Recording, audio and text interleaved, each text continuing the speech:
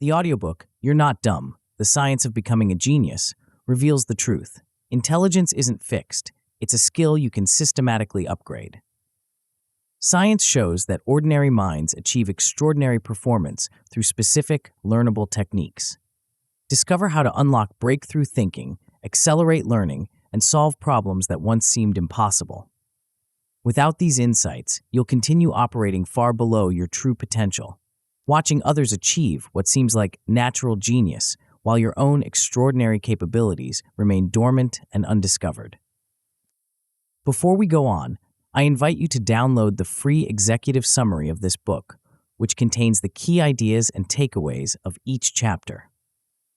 Studies show that engaging with content in multiple formats significantly enhances learning and retention. Click the first link in the description to claim your free executive summary and maximize your learning potential. It's free for now, but it won't be forever, so make sure to grab it while you can. Chapter 1, Growth Mindset. The young chess prodigy stared at the board, her confidence crumbling with each passing second. She had just lost her third consecutive tournament game, a crushing blow after months of intensive training. As tears welled in her eyes, her coach leaned forward and said something that would forever change her approach to learning. Your brain is like a muscle. Today it's sore because you pushed it to its limits. That's not failure, that's growth happening in real time. 5 years later, she became the youngest grandmaster in her country's history. This transformation wasn't magic or innate talent suddenly blossoming. It was the direct result of embracing what psychologists now recognize as perhaps the most foundational element of intellectual development, a growth mindset. The concept sounds deceptively simple, believing that your intelligence can be developed rather than viewing it as fixed from birth. Yet this single shift in perspective creates a cascade of neurological, psychological, and behavioral changes that literally rewire your brain for enhanced learning. It's the master key that unlocks every other cognitive strategy in this book. For decades, we've been trapped in a profoundly limiting narrative about human potential. Intelligence, we were told, is something you're born with, a fixed quantity measured early in life that predicts your ceiling. This belief system has been quietly devastating, causing millions to abandon challenging pursuits at the first sign of difficulty, convinced that struggle simply reveals the boundaries of their innate limitations. The science tells a radically different story. Groundbreaking research from Stanford University to MIT has systematically dismantled the fixed intelligence myth. These studies reveal that the brain remains remarkably plastic throughout life, constantly forming new neural connections in response to challenge and deliberate practice. What's more remarkable is that simply believing in this capacity for growth triggers the very neurobiological processes that make it possible. When you interpret struggle as valuable data rather than a judgment of your worth, your brain's reward prediction circuitry releases more dopamine. Error monitoring regions, particularly the anterior cingulate cortex, stay engaged longer during challenges, and prefrontal persistence networks remain active, initiating the very neuroplastic changes that accelerate learning. In other words, your beliefs about your brain change how your brain physically functions. The implications are profound. A nationwide study of over 11,000 ninth-grade students found that a simple 50-minute online module teaching growth mindset raised low achievers' GPAs by 0.10 points and doubled their enrollment in advanced courses the following year. In international surveys spanning 160,000 students, growth beliefs reduced the achievement gap linked to socioeconomic status by 1/3. A meta-analysis examining 273 independent samples confirmed that incremental beliefs about intelligence reliably predict higher achievement across domains, with the largest effects observed in students facing adversity. These aren't small statistical blips. They represent life trajectory alterations from a perspective shift that costs nothing to implement. But here's what makes growth mindset truly revolutionary. It's not just about academic performance. It fundamentally changes how you experience the learning process itself. Tasks that once felt threatening become intriguing. Criticism that once felt personal becomes instructive. Setbacks that once prompted surrender become data points guiding your next attempt. The question isn't whether you can become more intelligent. The science has definitively answered that with a resounding yes. The question is whether you're ready to embrace the perspective that makes it possible. Before we continue, make sure to subscribe to Grow to the Top and activate notifications to receive more self-improvement tips that will supercharge your growth. And make sure to give this video a thumbs up and share it with your friends. It really helps the channel grow. Thank you for your support. Immediate objectives: recognizing and rewiring your mindset. Before you can fully harness the power of a growth mindset, you need to recognize where fixed mindset thinking has infiltrated your self-concept. Most of us harbor a mix of both mindsets, often domain-specific, perhaps embracing growth in creative pursuits while maintaining fixed beliefs about mathematical ability. The first step is becoming aware of self-limiting language patterns. Listen carefully to your internal dialogue when facing challenges. Phrases like, "I'm terrible at math," "I don't have a musical ear," or "I'm just not a technology person" are telltale indicators of fixed mindset thinking. These statements frame abilities as inherent traits rather than developable skills. The language we use doesn't just reflect our beliefs, it reinforces and perpetuates them. Each time you verbalize a fixed mindset statement, you're strengthening neural pathways that make learning more difficult. Fortunately, this same mechanism works in reverse when you consciously reshape your language. Try implementing a simple but powerful linguistic shift. Add the word "yet" to the end of your limiting statements. "I don't understand calculus, yet. I can't code in Python, yet. I haven't mastered public speaking, yet." This tiny modification transforms a judgment into a journey, a permanent state into a temporary stage. To make this concrete, take 5 minutes right now to identify 3 self-limiting phrases you commonly use. Write them down, then reframe each with growth-oriented language. For example, fixed: I freeze up during presentations. Growth: I'm developing my presentation skills with each opportunity. Fixed: I can't understand statistical analysis. Growth: I'm in the early stages of building my statistical reasoning. Fixed: languages aren't my thing. Growth: I haven't found the right approach to language learning yet. Notice how these reframes acknowledge current reality while simultaneously opening pathways to improvement. They're not delusional positive thinking, they're accurate reflections of the brain's capacity for change. Beyond language, pay attention to emotional spikes when facing difficult tasks. That flush of anxiety when seeing a complex math problem, the urge to procrastinate on writing assignments, or the reflexive dismissal of feedback are all emotional signatures of fixed mindset activation. These responses aren't character flaws, they're protective mechanisms trying to shield you from the perceived threat of confirming intellectual limitations. When you notice these emotional flares, implement a 5-second pause before responding. This brief interval creates space to consciously choose a growth-oriented interpretation rather than defaulting to self-protective avoidance. During this pause, remind yourself, this discomfort is the feeling of my brain building new connections. To reinforce these shifts, establish a nightly journaling practice, documenting instances where you caught and reframed fixed mindset thinking. This reflection serves 2 purposes. It increases mindfulness of your thought patterns and creates a tangible record of your evolving relationship with challenge.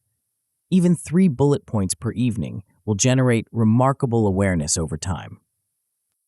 Long-range payoffs, the compounding returns of growth orientation.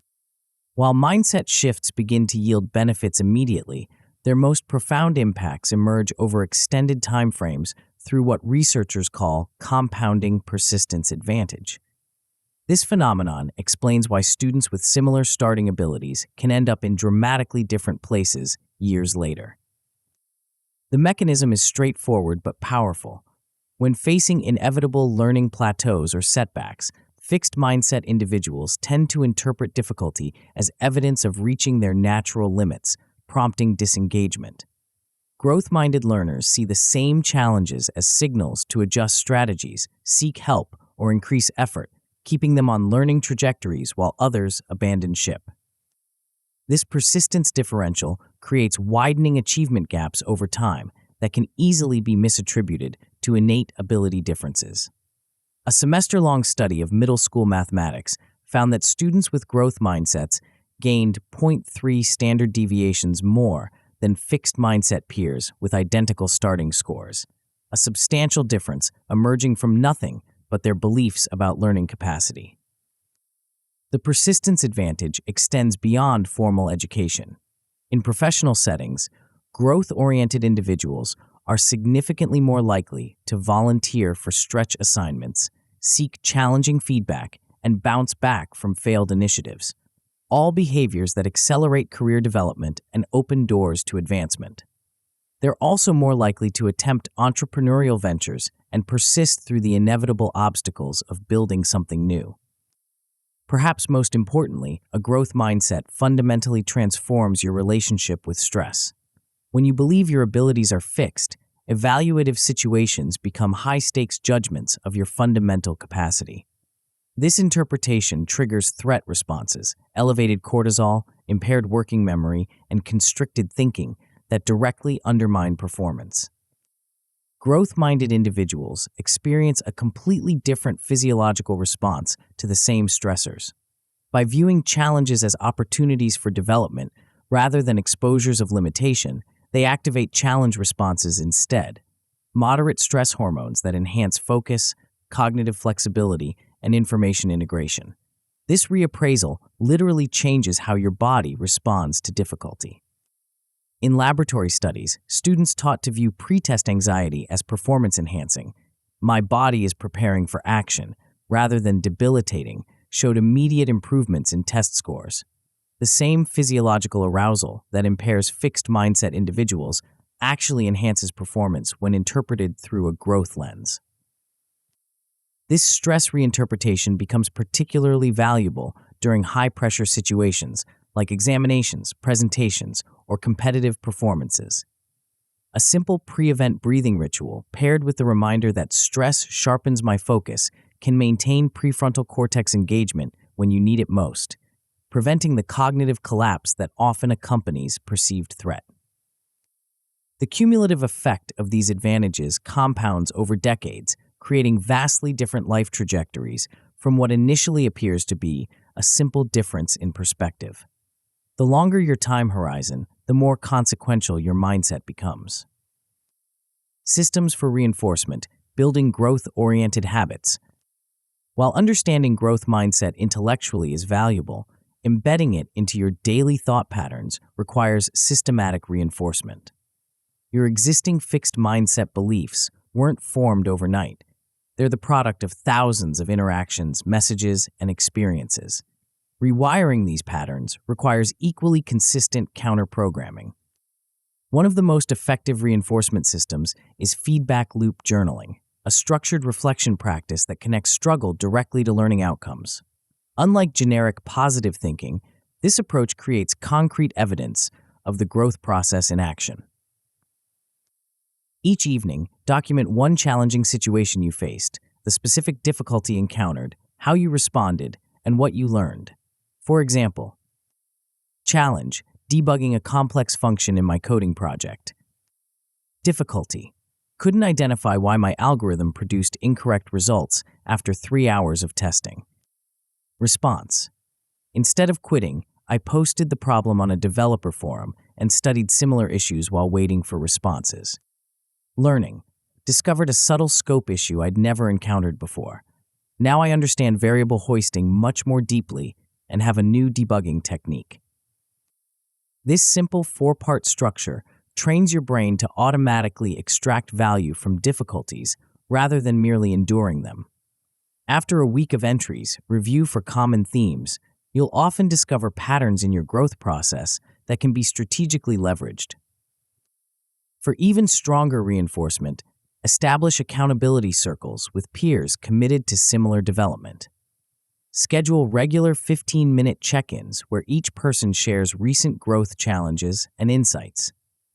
These conversations normalize struggle as part of the learning process while providing external perspective on your progress that might be difficult to see from within.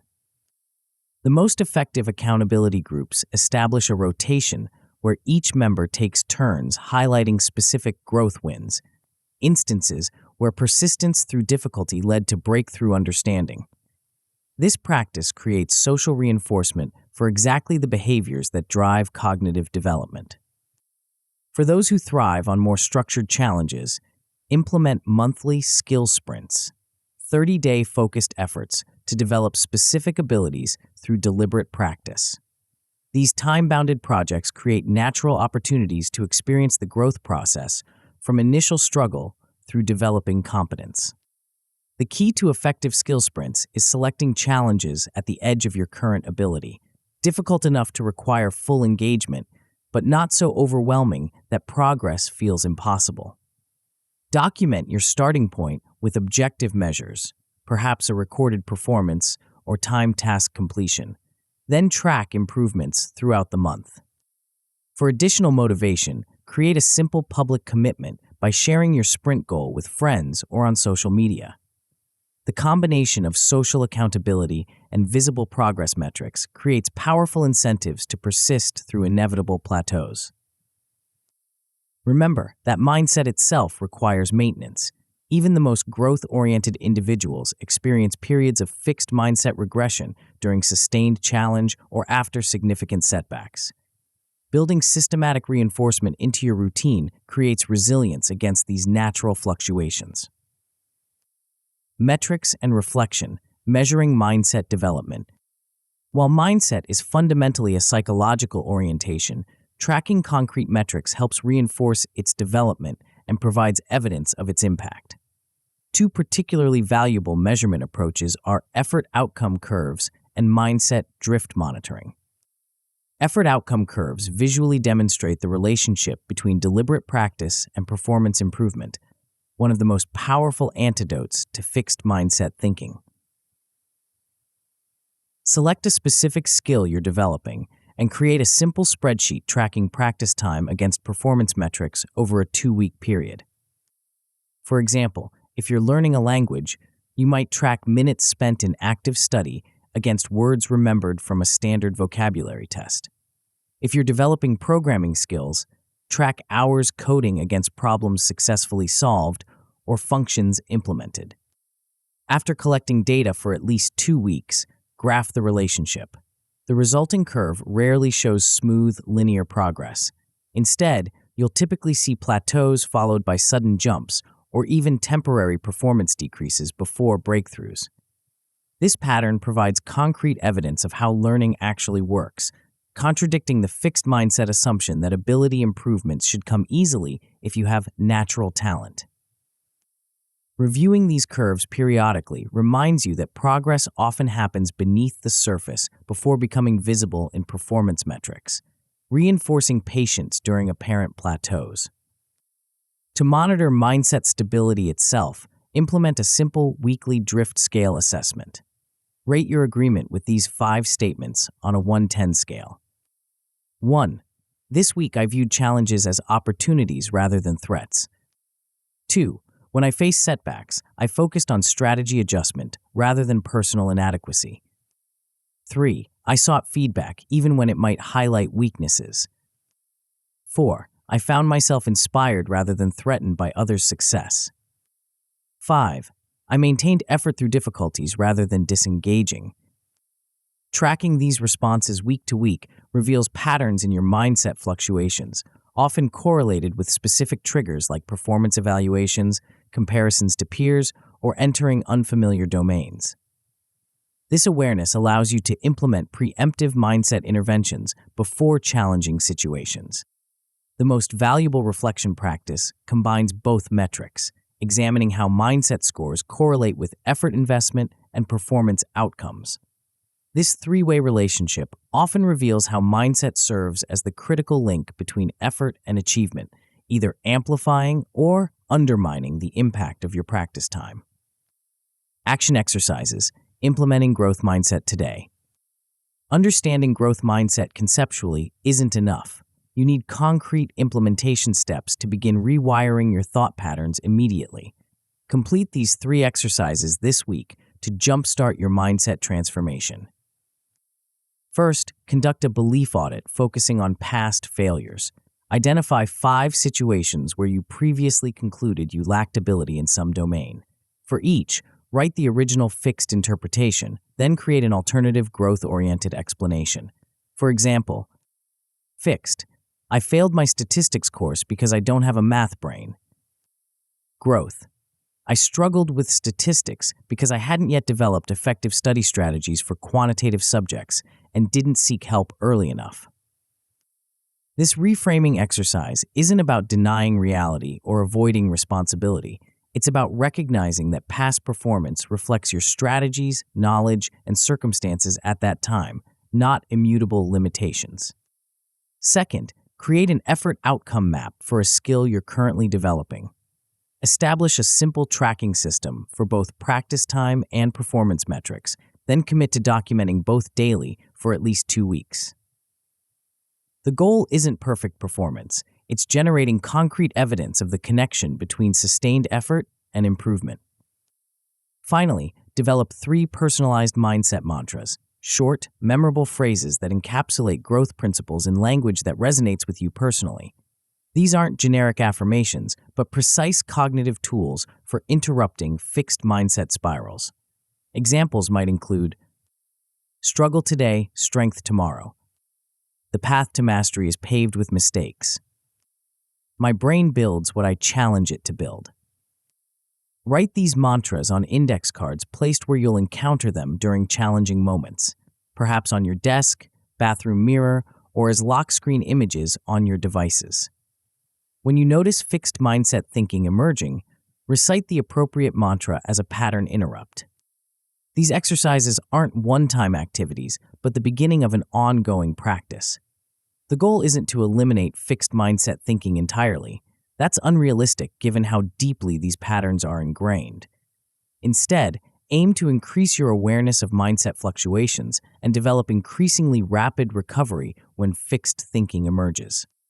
The journey toward a predominantly growth-oriented perspective is itself a perfect example of growth mindset in action. You'll experience setbacks, moments of doubt, and periods of regression. Each of these challenges provides an opportunity to apply the very principles you're developing, treating mindset itself as a skill to be cultivated rather than a trait you either have or lack. As you begin implementing these strategies, you'll likely notice subtle shifts in how you approach learning situations. Tasks that once seemed threatening begin to appear interesting. Feedback that once felt personal begins to feel instructive. Setbacks that once prompted surrender begin to spark curiosity about alternative approaches. These changes might seem small initially, but they create the psychological foundation necessary for every other learning strategy in this book. Without a growth mindset, even the most sophisticated study techniques or memory systems will yield limited results, because the fundamental belief that improvement is possible underpins the motivation to apply them consistently. With this foundation in place, you're ready to explore the remarkable plasticity of your brain, the neurobiological reality that makes growth mindset more than just positive thinking. In the next chapter, we'll examine the fascinating ways your brain physically rewires itself in response to challenge, and how you can accelerate this process through specific types of practice. The latest neuroscience reveals that your brain is far more adaptable than previously imagined, but only if you provide the right kinds of stimulation to trigger its remarkable self-modification capabilities. Chapter 2: Plastic Brain. The neurosurgeon stared at the MRI scans in disbelief. His patient, a 43-year-old woman, had arrived at the hospital with severe headaches. The scans revealed something extraordinary. Nearly half of her brain was missing. Where most people had a complete cerebral hemisphere, she had only fluid-filled space. Yet this woman had graduated college, held a professional job, and raised a family. She'd lived a completely normal life, with no one, including herself, having any idea that she possessed only half the neural tissue considered necessary for human functioning. How was this possible? The answer lies in one of neuroscience's most revolutionary discoveries. The adult brain possesses a remarkable ability to reorganize itself, to compensate, adapt, and grow in ways that were once thought impossible. This capacity, which scientists call neuroplasticity, shatters centuries of dogma about the fixed nature of our neural architecture. For most of modern medical history, the adult brain was considered essentially static, a complex but unchangeable organ whose structure was set by early adulthood. Any damage or deterioration was permanent, and the notion of growing new neural tissue or rewiring existing circuits was dismissed as biological fantasy. This pessimistic view has been systematically dismantled by decades of research, revealing that your brain remains remarkably malleable throughout your entire life. Far from being a static organ, it continuously remodels itself in response to experience, sprouting new connections, strengthening active circuits, pruning unused pathways, and even generating new neurons in specific regions. The implications are profound. Your brain's physical structure today reflects the cumulative impact of your past experiences, challenges, and learning. More importantly, its structure tomorrow will reflect the experiences you choose today. Every skill you practice, problem you solve, and novel situation you navigate triggers microscopic but meaningful changes in your neural architecture. This isn't metaphorical, it's literal physical transformation occurring at the cellular level. When you practice a new skill, you're not just learning in some abstract sense, you're physically altering your brain's structure. You're directing the growth of new dendritic branches, strengthening synaptic connections, and even triggering the production of myelin, the fatty insulation that speeds neural transmission. The most remarkable aspect of this process is that it continues throughout your lifespan. While certain periods of childhood feature heightened plasticity, the fundamental mechanisms remain active into your 70s, 80s, and beyond. Your brain never loses its capacity to change. It simply requires the right kinds of stimulation to activate its remodeling machinery. This chapter will reveal the science behind your brain's remarkable adaptability and provide concrete strategies to harness its plastic potential. You'll discover how specific types of practice trigger structural changes within days, how novelty and complexity accelerate neural remodeling, and how to design environments that continuously stimulate adaptive brain changes. Most importantly, you'll learn that neuroplasticity isn't automatic. It requires specific inputs and conditions. The brain doesn't change randomly, it changes in response to use.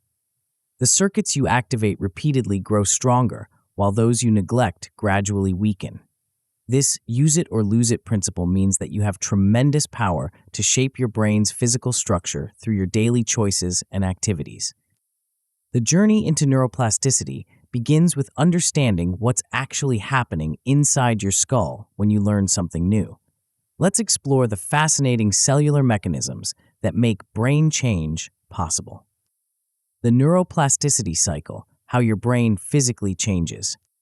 When you learn to play piano, master a new language, or solve complex problems, your brain undergoes a series of physical changes that transform temporary neural activity into lasting structural modifications.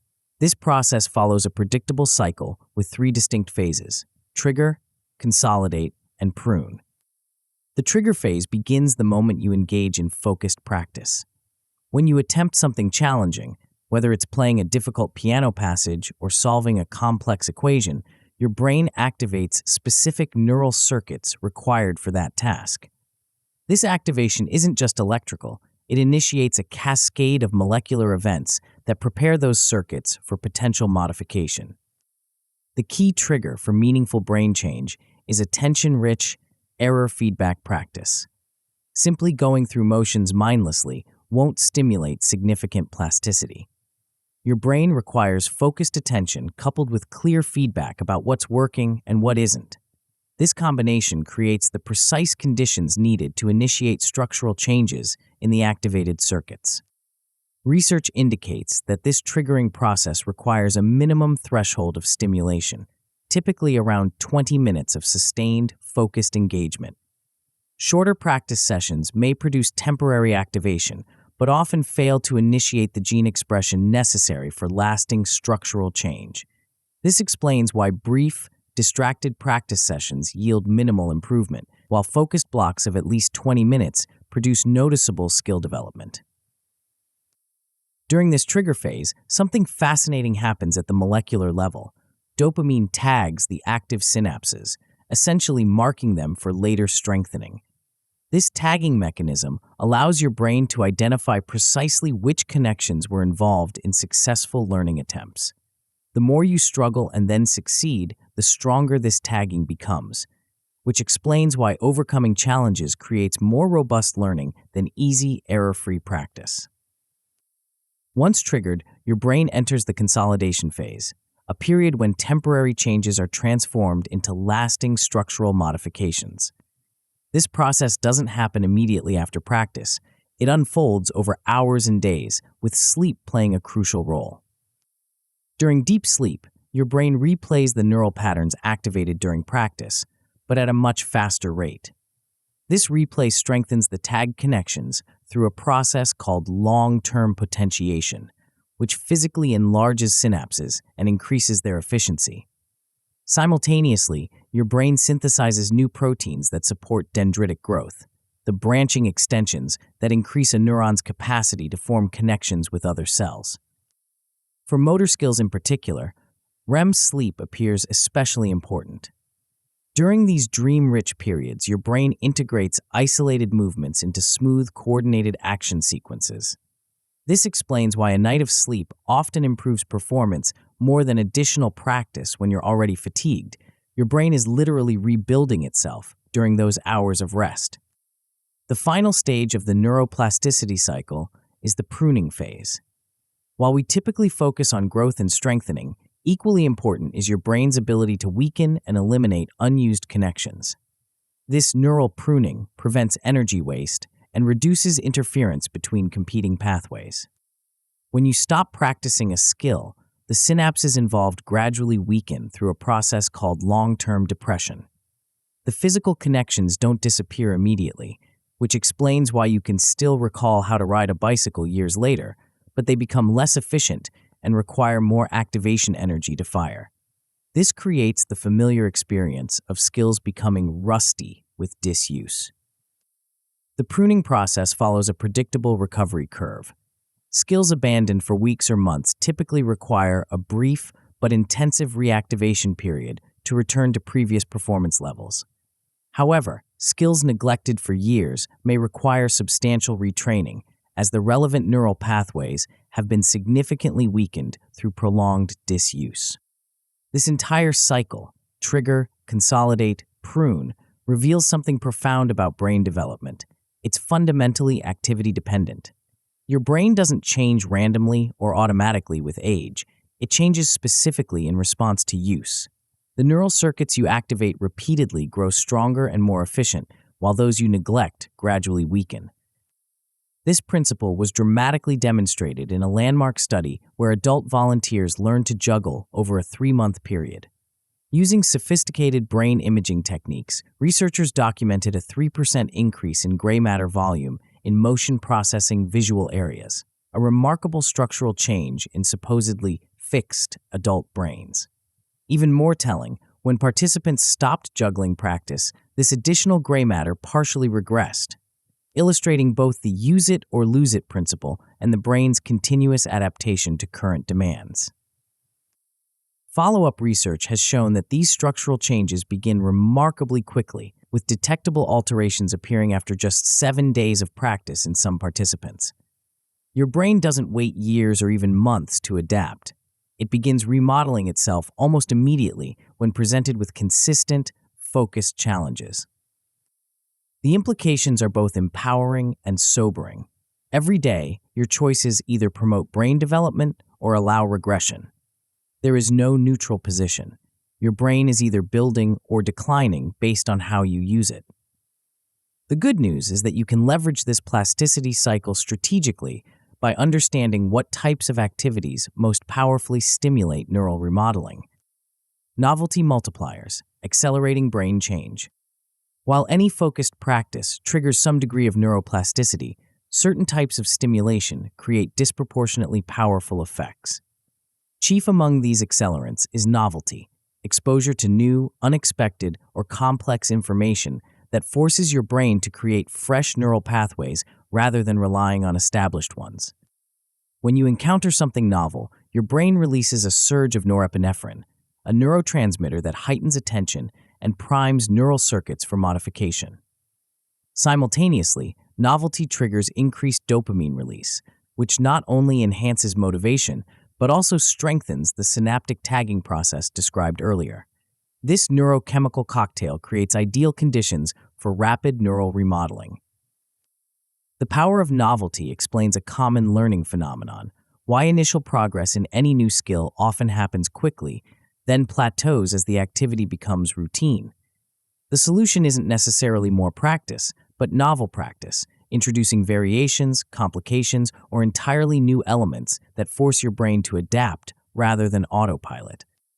One of the most effective novelty strategies is multisensory blending, combining inputs from different sensory channels during learning.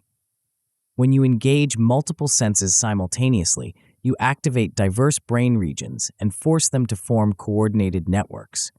This cross-modal integration creates more robust neural representations than single-channel processing. For example, musicians who practice with eyes closed while focusing intensely on sound quality develop more refined auditory processing circuits than those who rely primarily on visual cues. Similarly, language learners who combine verbal practice with physical gestures form stronger memory traces than those using audio alone.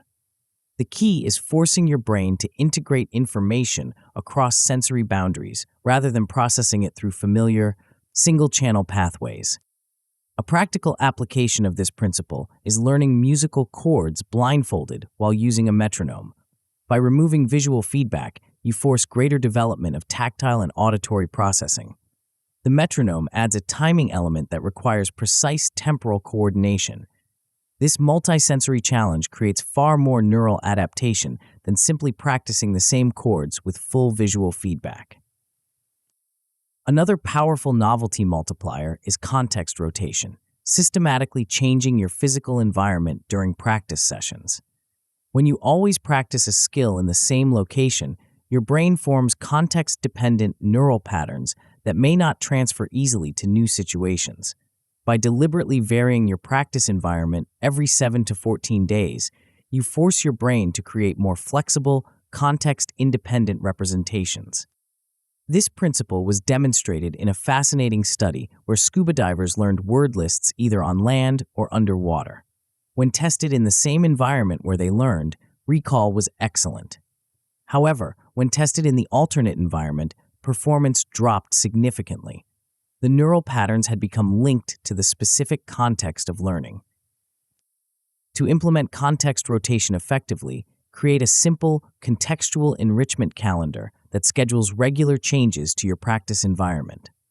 For language learning, this might mean alternating between studying at home, in a cafe, while walking, and in a library. For musical practice, it could involve different rooms, standing versus sitting, or varying times of day. The goal is preventing your brain from relying on contextual cues, forcing it to build more robust, transferable neural representations. The science behind these novelty multipliers was elegantly demonstrated in studies of enriched environments with laboratory animals. Adult rodents housed in cages containing varied objects, tunnels, wheels, and social opportunities developed significantly thicker cortices and performed better on learning tasks than those in standard, unchanging environments. Even more remarkably, these brain changes occurred in fully mature adult animals, contradicting the long-held belief that substantial brain development ended after critical early periods. The human equivalent of these enriched environments isn't limited to physical spaces. It includes varied intellectual challenges, diverse social interactions, and novel problem-solving opportunities. Your brain responds to environmental complexity by developing more complex neural architecture, regardless of your age. Designing brain-rich spaces, your environment shapes your mind. The spaces where you spend most of your time, your home, office, or study area, exert a powerful influence on your brain's development. These environments can either stimulate continuous neural adaptation or promote stagnation through sameness and predictability. Creating a brain-rich space doesn't require elaborate equipment or expensive renovations. It simply means intentionally introducing elements that provide varied sensory stimulation and opportunities for novel interaction. The goal is an environment that gently challenges your brain rather than allowing it to operate on autopilot. Start with what neuroscientists call sensory texture, the variety and complexity of stimuli available to your different sensory systems. Most modern environments are visually busy, but surprisingly impoverished in other sensory dimensions. Enhancing this texture creates continuous, subtle stimulation that promotes neural adaptation. Visual complexity involves more than just color, though that's important too. It includes patterns, contrasts, natural elements, and especially motion. Static environments provide predictable visual input that your brain quickly adapts to and then essentially ignores. Introducing elements with gentle movement, like a small tabletop fountain, kinetic desk sculpture, or even houseplants that respond to air currents, provides changing visual stimulation that maintains visual system engagement. A simple but effective strategy is implementing a weekly artwork rotation. Rather than keeping the same decorative elements in place for years, maintain a small collection that you cycle through regular positions. This prevents visual habituation and forces your brain to continuously process and adapt to changing environmental features. Auditory variety is equally important but often neglected. Many people work in either complete silence or with the same background music for hours. Both extremes limit auditory system stimulation. Instead, create deliberate variation in your sonic environment, alternating between silence, different music genres, natural sounds, and ambient noise. This varied auditory landscape prevents your brain from filtering out predictable sound patterns and maintains active processing of acoustic information. Beyond passive sensory elements, brain-rich environments should include opportunities for interactive engagement, objects that invite manipulation and exploration. These interactive elements provide brief mental refreshment while stimulating motor cortex development and hand-eye coordination. Keep small skill toys, such as a Rubik's Cube, wooden puzzle, or set of precision blocks, visible on your desk or work area. These objects invite brief manipulation during breaks, providing both cognitive refreshment and fine motor stimulation. The key is using these for short, focused engagement rather than mindless fidgeting. Aim for 3 2-minute manipulation bursts daily, with full attention on the tactile experience and movement patterns. The effectiveness of these environmental enrichments was demonstrated in a remarkable study comparing the brains of London taxi drivers who navigate complex city streets from memory with bus drivers who follow fixed routes. The taxi drivers developed significantly larger hippocampi, brain regions crucial for spatial memory, than their bus driving counterparts, despite similar overall driving hours. The difference wasn't total time spent driving, but the continuous novel navigation challenges taxi drivers faced. This principle extends beyond spatial navigation. Any environment that presents varied challenges rather than repetitive routines will stimulate more robust brain development. The question to ask about your primary environments is simple. Do they present novel problems to solve and new patterns to recognize, or do they allow complete autopilot functioning? Even small environmental modifications can yield significant neural benefits when implemented consistently. The brain responds not to occasional intense stimulation, but to regular, varied challenges that prevent habituation and force continuous adaptation. Micro-skill sprint protocol, strategic bursts of neural challenge. While environmental enrichment provides background stimulation for ongoing neural adaptation, targeted skill development requires a more structured approach. The micro-skill sprint protocol offers a framework for intensively developing specific neural circuits through concentrated, strategic practice. Unlike vague self-improvement goals, get better at math or learn Spanish, micro-skill sprints focus on highly specific capabilities that can be measurably improved within a defined time frame, typically 6 weeks. This narrow focus allows for concentrated neural adaptation in precisely targeted circuits rather than diffuse, unmeasurable improvement. The protocol begins with careful skill selection using a simple domain difficulty grid. First, identify whether you want to develop a fine motor skill, like playing an instrument, cognitive skill, like mental calculation, or creative skill, like improvisational speaking. Then rate potential micro skills on a difficulty scale from 1 to 10, with 7 to 8 being the ideal target range, challenging enough to stimulate significant adaptation, but not so difficult that progress feels impossible.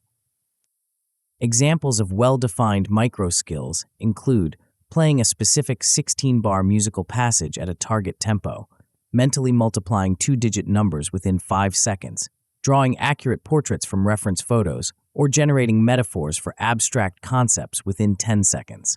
The key is specificity. Vague targets produce vague results and make progress difficult to measure. Once you've selected a micro skill, establish clear baseline measurements for 3 key metrics: speed, how quickly you can perform the skill; accuracy, how precisely you execute it; and subjective effort, how mentally taxing it feels on a 1 to 10 scale. These metrics provide concrete feedback about neural adaptation as you progress through the sprint. As neural circuits become more efficient through practice, you should observe increasing speed, improving accuracy, and perhaps most tellingly, decreasing subjective effort for the same performance level.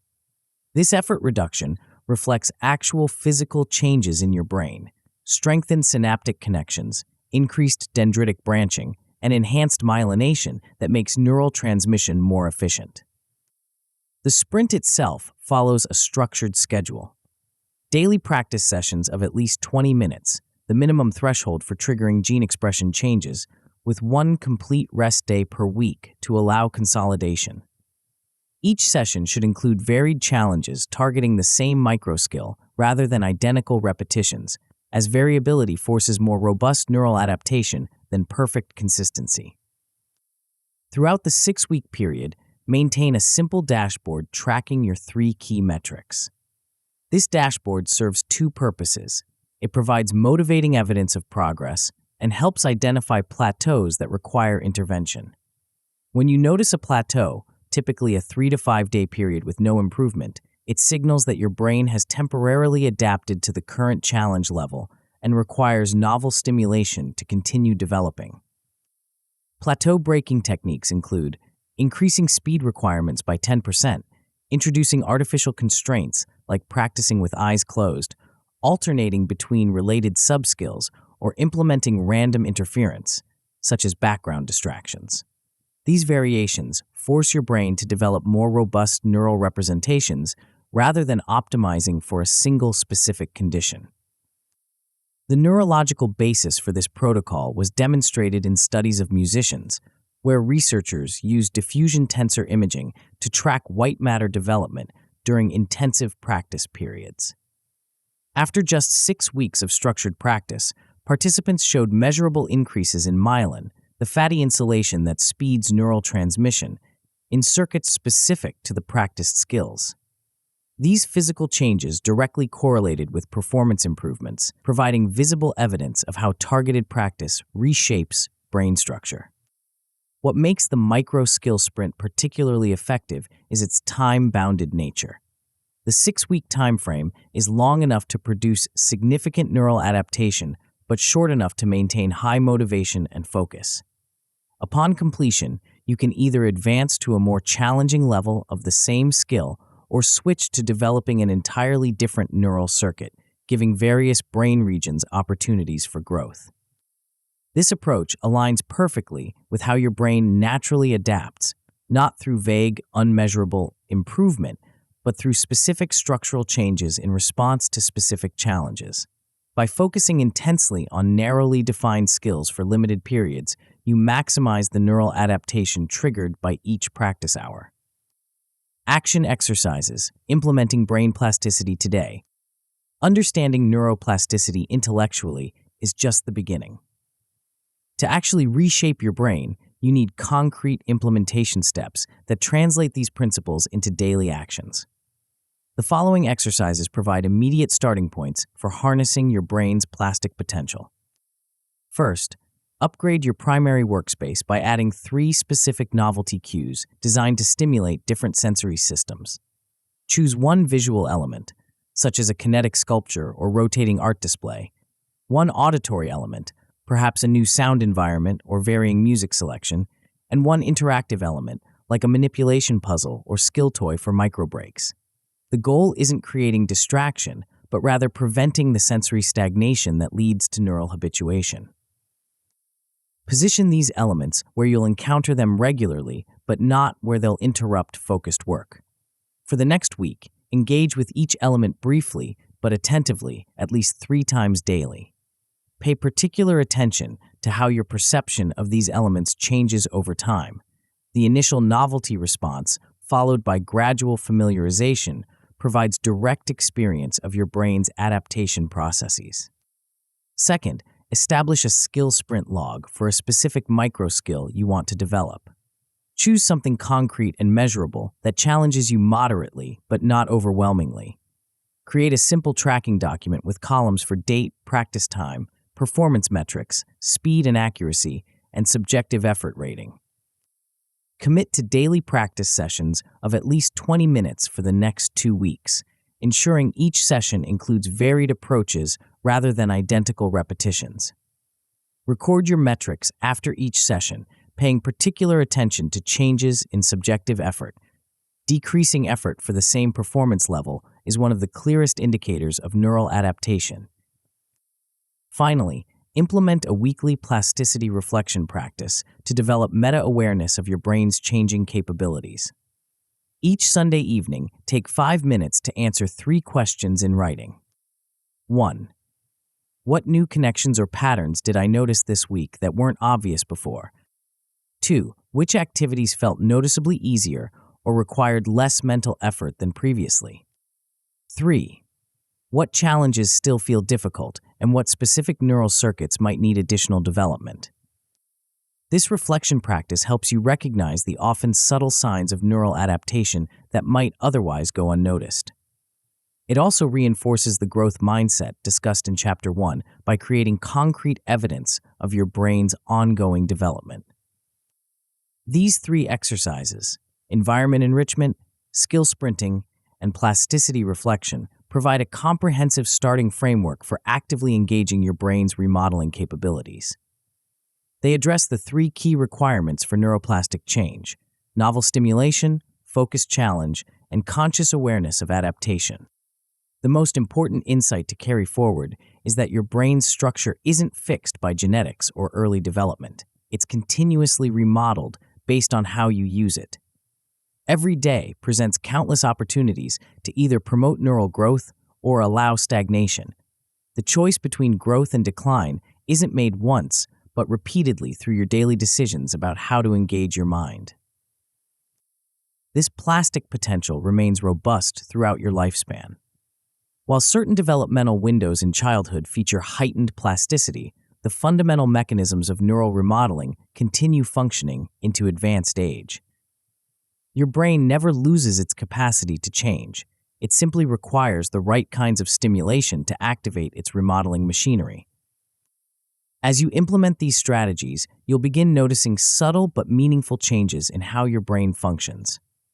Tasks that once required intense concentration gradually become more automatic. Connections between previously separate domains of knowledge emerge spontaneously. Your perception becomes more nuanced, recognizing patterns that once escaped your notice. These changes reflect actual physical transformations occurring at the cellular level: new dendritic branches forming, synaptic connections strengthening, and myelin sheath thickening around active neural pathways. You are literally rebuilding your brain through your choices and activities. With this understanding of your brain's remarkable plasticity, you're ready to explore how to optimize the actual process of acquiring new information. While this chapter focused on the physical mechanisms of brain change, the next chapter will reveal the precise learning blueprints that align perfectly with how your memory systems naturally function. You'll discover why traditional study methods often fail, and how to engineer learning experiences that leverage your brain's hidden encoding rules, rules that most educational systems completely ignore, but that can multiply your learning efficiency when properly applied. Chapter 3: Learning Blueprint. The university professor watched in amazement as his student, a young woman who had barely passed the entrance exam, explained a complex physics concept with remarkable clarity. 6 months earlier, she had struggled with basic principles. Now she was outperforming students with far stronger academic backgrounds.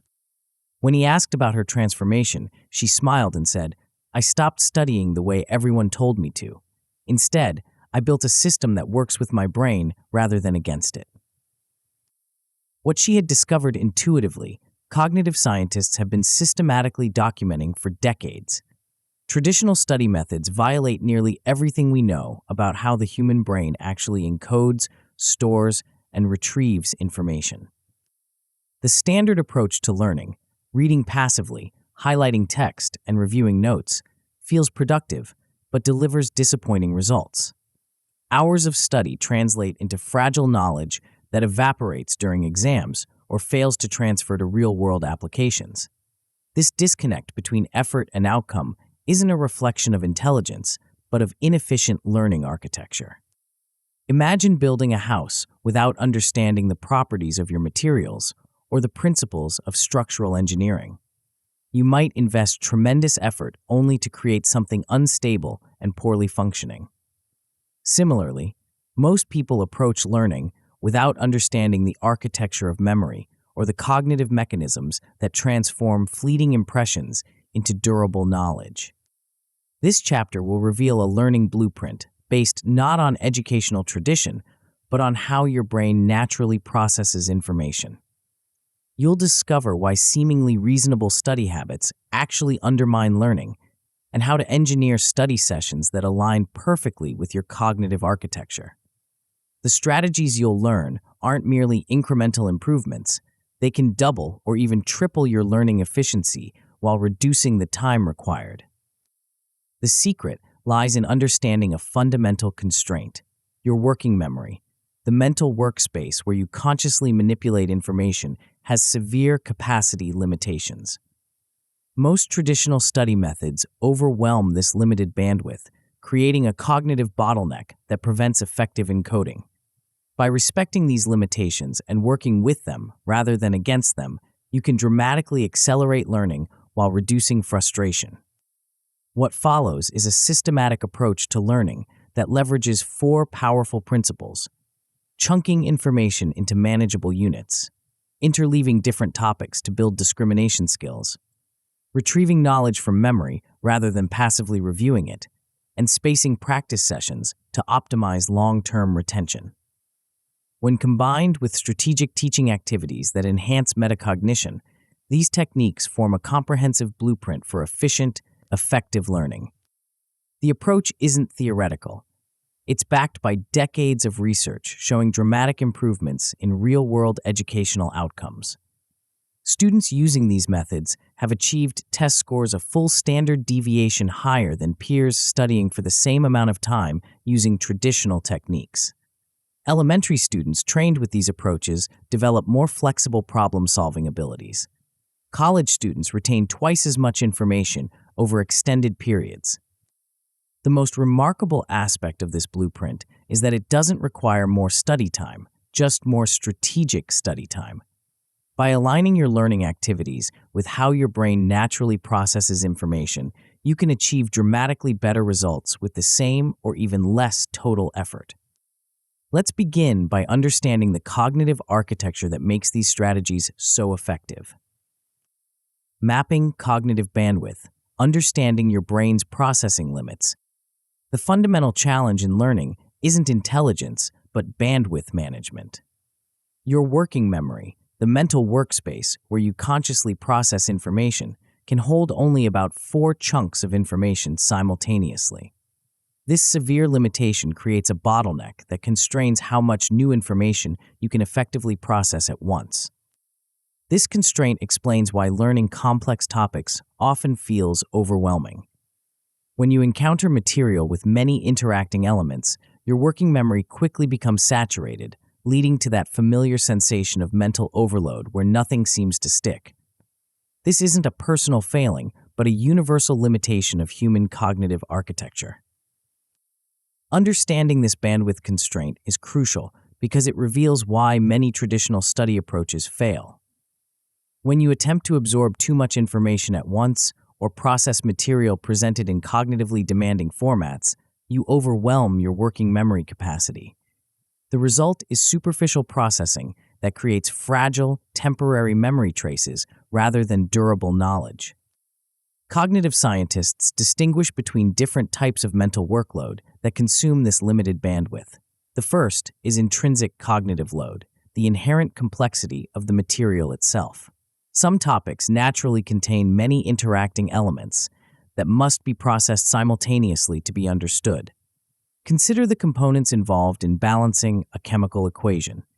You must simultaneously track multiple elements, their quantities, conservation rules, and mathematical relationships. This intrinsic complexity consumes substantial working memory resources, even under ideal learning conditions. The second type is extraneous cognitive load, mental work imposed by poor presentation or unnecessary distractions. This includes cluttered visuals, split attention between different information sources, or irrelevant details that consume cognitive resources without contributing to understanding. When a textbook places a diagram on one page and its explanation on another, forcing you to flip back and forth, it creates extraneous load that wastes precious working memory capacity. The key insight is that working memory resources consumed by extraneous load are unavailable for processing the intrinsic complexity of the material. By minimizing extraneous load, you free up cognitive resources for dealing with the inherent complexity of what you're learning. This explains why seemingly minor presentation issues can dramatically impact learning outcomes. In controlled studies, simply integrating text explanations directly into diagrams rather than presenting them separately increased learning efficiency by 35%. This wasn't because the integrated format contained better information, but because it reduced the cognitive overhead of coordinating separate information sources. The third type of mental workload, germane cognitive load, is the productive mental effort directly involved in constructing schemas. Schemas are organized knowledge structures that package multiple elements into single units, effectively expanding your working memory capacity. When you first learn to drive, each action, checking mirrors, signaling, braking, consumes separate working memory slots. With experience, these actions become compiled into higher-level schemas like changing lanes, allowing you to execute complex sequences while consuming just one working memory unit. Schema formation follows a predictable progression through 3 phases: encode, elaborate, and automate. During encoding, you form initial representations of new information, consuming substantial working memory resources. Elaboration connects these new elements to existing knowledge, creating meaningful associations that enhance retrieval.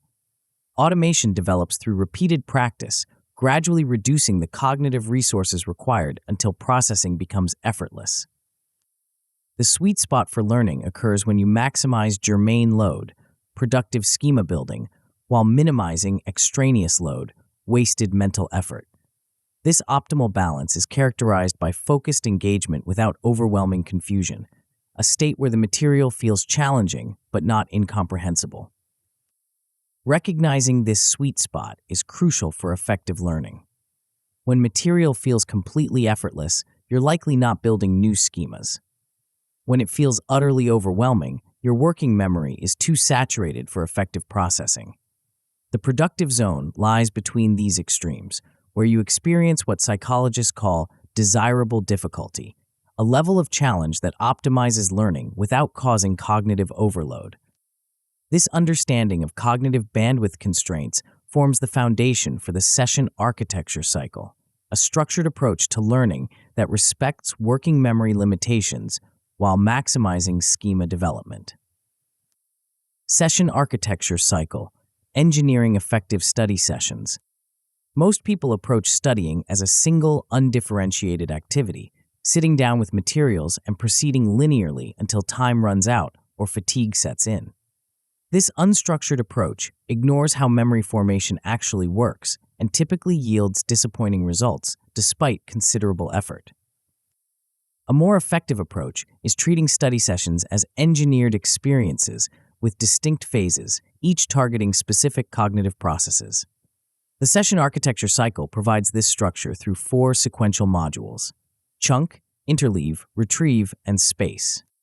The cycle begins with the chunk module, where you break complex material into manageable units that respect working memory constraints. Rather than attempting to process an entire chapter or lecture at once, focus on just 2 to 4 key concepts during each study block. This deliberate limitation prevents cognitive overload and allows deeper processing of each element. Effective chunking requires identifying the natural boundaries within material, places where one complete idea ends and another begins. In mathematics, this might mean focusing on a single theorem and its applications. In literature, it could involve analyzing one character's motivations or a specific thematic element. The goal is creating self-contained units that can be fully processed within working memory constraints. Color-coded note cards provide a simple but effective tool for implementing this approach. Assign each major concept a distinct color, then create cards containing key points, definitions, or examples related to that concept. This visual organization helps your brain perceive the natural structure within complex material, making it easier to process and remember. Once you've identified manageable chunks, the interleave module introduces strategic variation into your practice. Rather than studying one topic exhaustively before moving to the next, blocked practice, alternate between different topics or problem types every few items, interleaved practice. This approach feels more difficult in the moment, but dramatically improves long-term retention and transfer. When you practice one type of problem repeatedly, you can rely on short-term familiarity rather than developing true understanding. Interleaving forces your brain to continually retrieve and apply the appropriate procedures or concepts for each problem type, strengthening discrimination skills and creating more robust memory traces. The power of interleaving was demonstrated in a landmark study where students learning to calculate the volume of geometric solids practiced either in a blocked format, all spheres, then all cones, then all cylinders, or an interleaved format, mixed problem types. The interleaved group scored 63% on a delayed test, compared to just 20% for the blocked group, a 3-fold improvement from the same amount of practice time. To implement interleaving effectively, alternate topics every 3 to 5 problems rather than switching after each individual item. This provides enough consecutive practice to begin forming patterns while still requiring frequent discrimination between different concepts or procedures. Maintain an error-type log during these transitions, noting any mistakes that occur immediately after switching topics. These transition errors often reveal conceptual confusions that might otherwise remain hidden. The third component of the cycle is the retrieve module, perhaps the most powerful yet underutilized learning technique available. Instead of repeatedly reviewing information, rereading notes or texts, force yourself to actively recall it from memory without looking at the source material. This approach feels more challenging and less fluent than passive review, which explains why many students avoid it despite its proven superiority. Retrieval practice isn't merely a test of what you know, it actually changes your brain, strengthening neural pathways and creating additional retrieval routes to the information. Each successful retrieval makes subsequent retrievals easier and more reliable. Implement retrieval practice through brief, low-stakes recall drills lasting about 2 minutes each. After studying a concept, close your materials and write down everything you can remember about it. Then check your recall against the source material, noting any gaps or inaccuracies. This immediate feedback is crucial for correcting misconceptions before they become entrenched. After each retrieval attempt, rate your confidence in your recall on a simple 1 to 5 scale. This metacognitive assessment helps you distinguish between information you truly know and information that only feels familiar due to repeated exposure. Items rated low in confidence should be prioritized for additional practice, even if you recalled them correctly. The final component of the cycle is the space module, which strategically schedules future review sessions to optimize long-term retention. Rather than massing practice into a single study session, distribute it across time with increasing intervals between reviews. This spaced practice leverages a phenomenon called the spacing effect, one of the most robust findings in cognitive psychology. A meta-analysis of 184 studies found that spaced practice nearly doubled retention compared to massed practice across diverse learning materials and time intervals. The effect is so powerful that students using spaced practice can achieve the same retention with 50% less total study time than those using massed practice. The optimal spacing interval depends on how long you need to remember the information and how difficult the material is for you personally. A simple rule of thumb is scheduling the first review within 1 to 2 days of initial learning, then progressively increasing intervals for subsequent reviews, perhaps 3 to 4 days, then 1 week, then 2 weeks. For more systematic spacing, implement a Lightner box system that automatically schedules reviews based on your performance. Create 5 physical or digital compartments representing different review intervals: 1 day, 3 days, 7 days, 16 days, and 35 days. New material starts in the first compartment. Each time you successfully recall an item twice consecutively, move it to the next compartment with a longer review interval. If you fail to recall an item, move it back to the first compartment for more frequent review.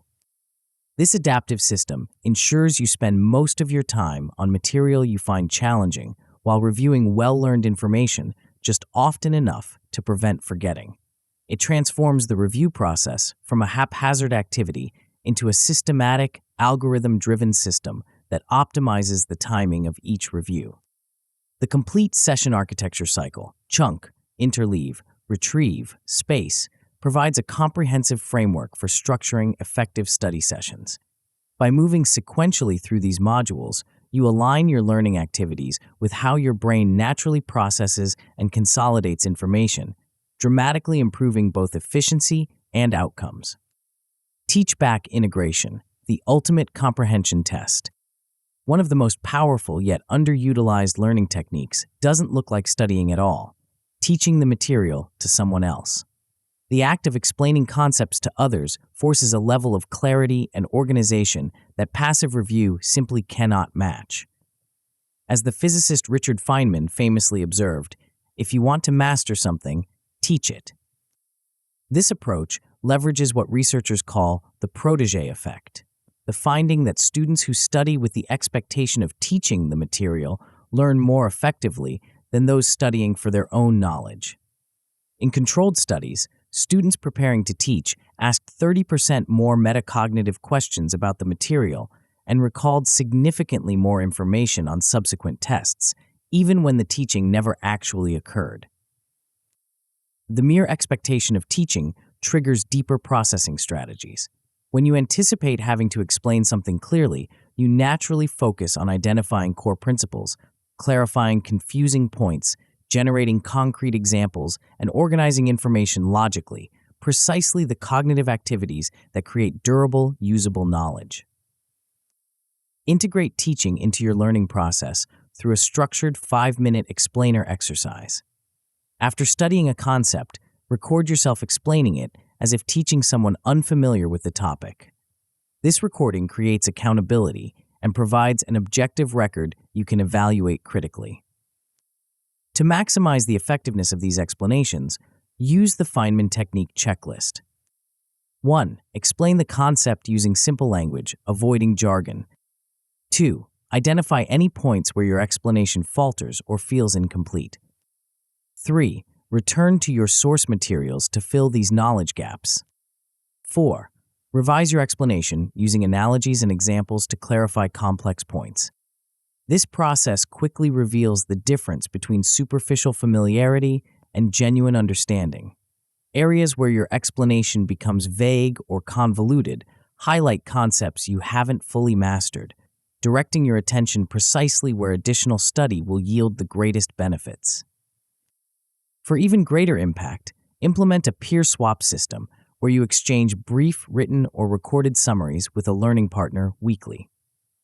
Evaluate each other's explanations using a simple feedback rubric addressing clarity, how easily the explanation is understood, depth, whether it covers fundamental principles or merely surface features, and analogies, whether it connects new concepts to familiar ones. This peer evaluation provides external perspective on your explanations and exposes you to alternative ways of conceptualizing the material. The process benefits both partners. The explainer gains clarity through articulation, while the evaluator encounters the material from a fresh perspective that often reveals new insights. The teaching approach is particularly effective for complex conceptual material where understanding relationships and principles matters more than memorizing isolated facts. By forcing yourself to reconstruct knowledge coherently for others, you develop the deep understanding necessary for applying information in novel contexts, the hallmark of true mastery. Tools and templates, implementing the blueprint. Translating these principles into consistent practice requires concrete tools and templates that structure your learning activities. Two particularly valuable implementations are the 3-layer note sheet and the Leitner flashbox system. The 3-layer note sheet transforms passive note-taking into an active learning process aligned with how memory works. Create a page divided into 3 columns: concept, example, and teach. In the concept column, write concise summaries of key ideas, limited to a maximum of 20 words each. This constraint forces you to distill information to its essence rather than transcribing verbatim. The process of condensing material requires deeper processing than simply copying it, creating stronger initial encoding. The example column pairs each concept with a concrete illustration, application, or instance. These examples create additional retrieval pathways by connecting abstract ideas to specific contexts. When concepts become difficult to recall directly, these examples often provide alternative routes to the information. The teach column is where transformation happens. For each concept, write a brief explanation as if addressing someone unfamiliar with the topic. Focus on clarity, connections to familiar ideas, and anticipating potential confusions. This teaching orientation activates the protege effect discussed earlier, triggering deeper processing strategies. The 3-layer format naturally implements several cognitive principles simultaneously. It chunks information into manageable units, creates multiple encoding pathways through different representation formats, and activates teaching-based processing. The resulting notes become not merely a record of information, but a structured learning tool that guides effective study. For systematic implementation of spaced repetition, the Leitner Flashbox provides a physical or digital system that automatically optimizes review timing. Create 5 tiers representing progressively longer intervals between reviews: 1 day, 3 days, 7 days, 16 days, and 35 days. New material starts in the first tier for daily review. The promotion rule is simple but powerful. After correctly recalling an item twice consecutively, move it to the next tier with a longer review interval. If you fail to recall an item at any point, demote it to the first tier for more frequent review. This algorithm ensures you review challenging material more frequently while spacing out practice for well-learned information. The beauty of this system is its efficiency. It automatically concentrates your study time on material you find difficult while preventing overlearning of material you've already mastered. The exponentially increasing intervals also align perfectly with how memory decay naturally occurs, providing reviews precisely when they're most effective for preventing forgetting. These tools transform abstract learning principles into concrete practices that can be implemented immediately. By incorporating them into your study routine, you create a structured system that consistently applies cognitive science findings rather than relying on intuition or tradition. Mastery metrics, measuring learning effectiveness.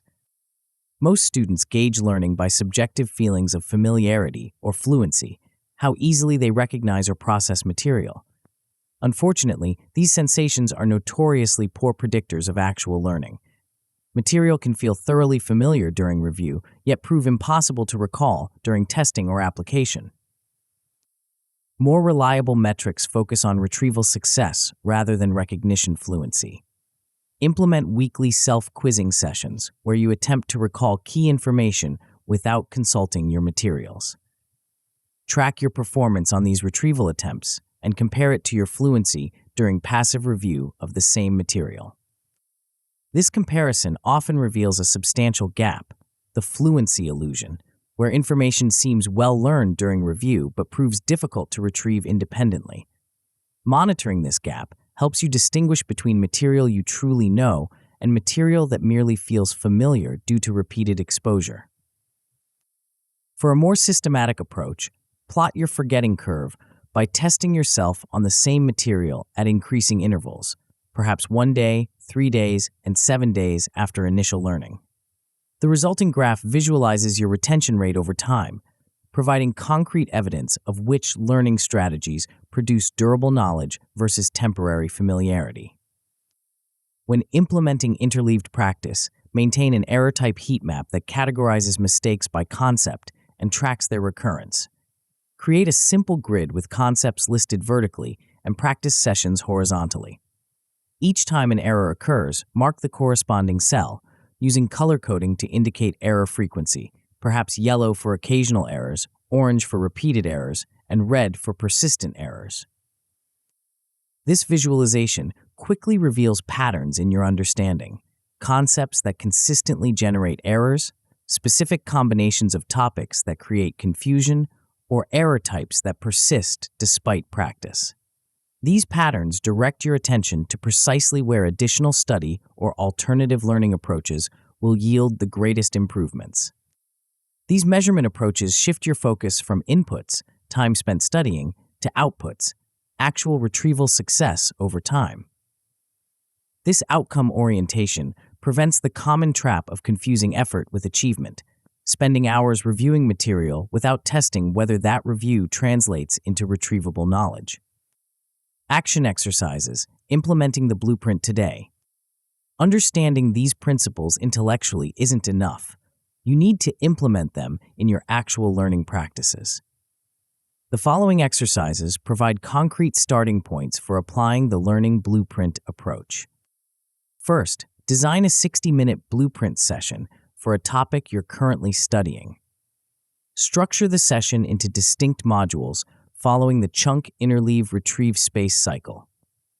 Allocate approximately 15 minutes to identifying and organizing key chunks, 20 minutes to interleaved practice with different problem types or concepts, 15 minutes to retrieval practice without consulting your materials, and 10 minutes to scheduling future review sessions using spaced intervals. Execute this session exactly as designed, noting any points where the structure feels uncomfortable or challenging. This discomfort often signals areas where your usual study habits conflict with effective learning principles, precisely the points where changing your approach will yield the greatest benefits. Second, build a Lightner deck for a new topic you want to master. Create at least 20 flashcards covering key concepts, procedures, or facts. Establish a physical or digital 5-tier system with clearly defined review intervals, and commit to following the promotion-demotion rules consistently for at least 3 weeks. This systematic approach to spaced repetition often feels strange initially, particularly the willingness to set aside well-learned material for extended periods. Trust the algorithm. It's designed to optimize review timing based on decades of research on how memory actually works. Finally, record and critique a teach-back video explaining a concept you believe you understand well. Speak for 3 to 5 minutes as if teaching someone unfamiliar with the topic without consulting notes or references. Then review the recording critically, noting any points where your explanation becomes vague, convoluted, or incomplete. This exercise typically reveals surprising gaps in understanding that weren't apparent during passive review. Use these identified weaknesses to guide further study, focusing specifically on areas where your explanation faltered. Then record a second explanation addressing these gaps, comparing it to your initial attempt to measure improvement. These exercises translate abstract principles into concrete practices that can be implemented immediately. By incorporating them into your regular study routine, you begin building a systematic approach to learning that aligns with how your brain naturally processes and retains information.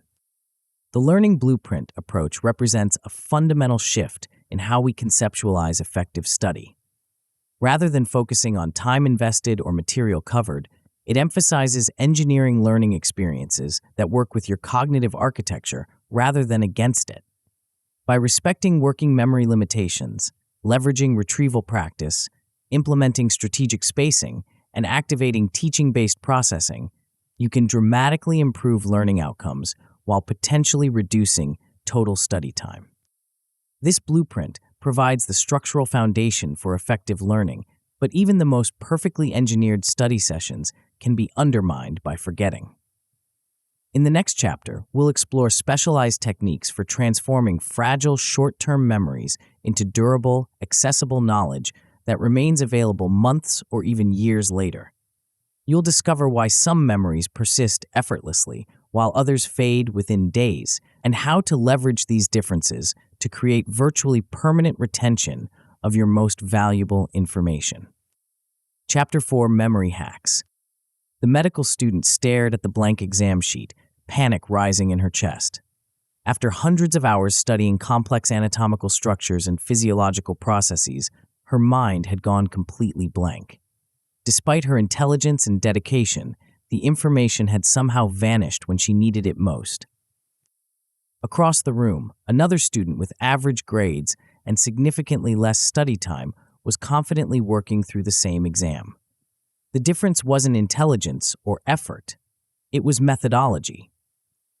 While the first student had relied on traditional study techniques, highlighting textbooks and rereading notes until exhaustion, the second had implemented a systematic approach to memory formation that worked with her brain's natural mechanisms rather than against them. What separates those who remember from those who forget isn't some innate memory gift. It's understanding the hidden rules that govern how memories form, strengthen, and persist, rules that most educational systems completely ignore. Think about it. Have you ever wondered why some information sticks effortlessly in your memory while other material evaporates despite hours of study? Why certain childhood experiences remain vivid decades later while important facts you studied last week have already disappeared? The answer lies not in the information itself, but in how, when, and how often it returns to your brain after initial exposure. Memory isn't a passive recording system that faithfully preserves everything you encounter. It's an active, dynamic process that constantly evaluates which information deserves precious neural real estate. Your brain is ruthlessly efficient, preserving what it believes will be useful while discarding the rest. The key to exceptional memory isn't trying to override this selectivity, but learning to work with it, to send the right signals that mark information as worth keeping.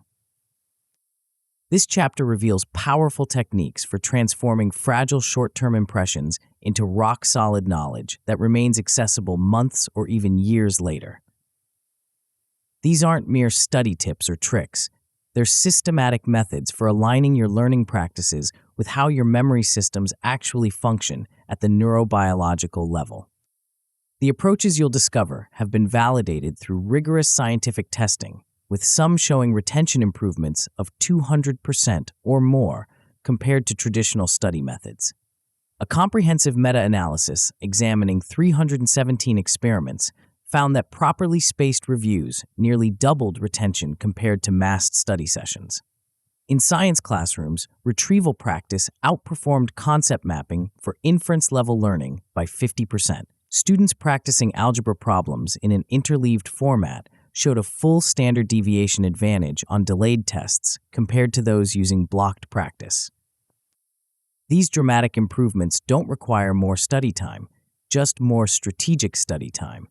By understanding and leveraging your memory's operating principles, you can achieve far better results with the same or even less total effort. Let's begin by exploring the fundamental engine that drives memory formation and how to optimize each phase of this process. Memory engine blueprint, the encode, retrieve, recode loop. Memory formation isn't a single event, but a multi-phase process that unfolds over time. Understanding this process reveals critical intervention points where specific techniques can dramatically enhance retention.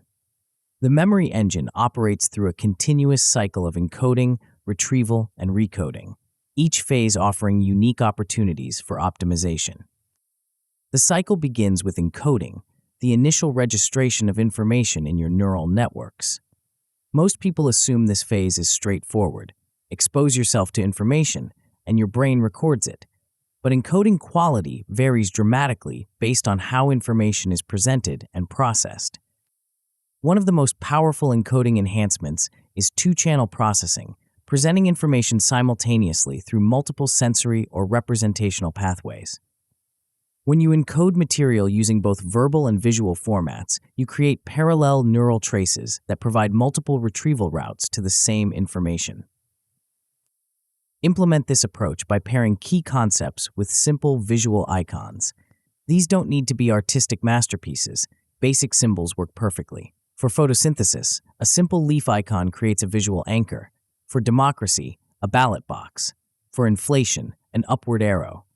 These visual tags create additional neural pathways to the information, significantly increasing the likelihood of successful retrieval. When creating visual presentations or study materials, resist the temptation to include numerous images on each slide or page. Cognitive research shows that visual processing capacity is surprisingly limited. 3 meaningful icons per concept is the practical maximum before diminishing returns set in. Beyond this threshold, additional visuals create cognitive overload that actually impairs rather than enhances encoding. The most crucial yet overlooked phase of the memory cycle occurs immediately after initial exposure, immediate generative recall. Within minutes of encountering new information, pause for 60 seconds and attempt to reproduce what you've just learned without looking at the source material. This brief retrieval attempt fundamentally changes how your brain processes the information. During these recall pauses, don't simply repeat what you've seen verbatim. Instead, rephrase concepts in your own words, connect them to what you already know, or explain why they matter. This generative approach forces deeper processing than mere repetition, creating stronger initial memory traces. After attempting recall, check your reproduction against the original material, underlining any gaps or inaccuracies in red.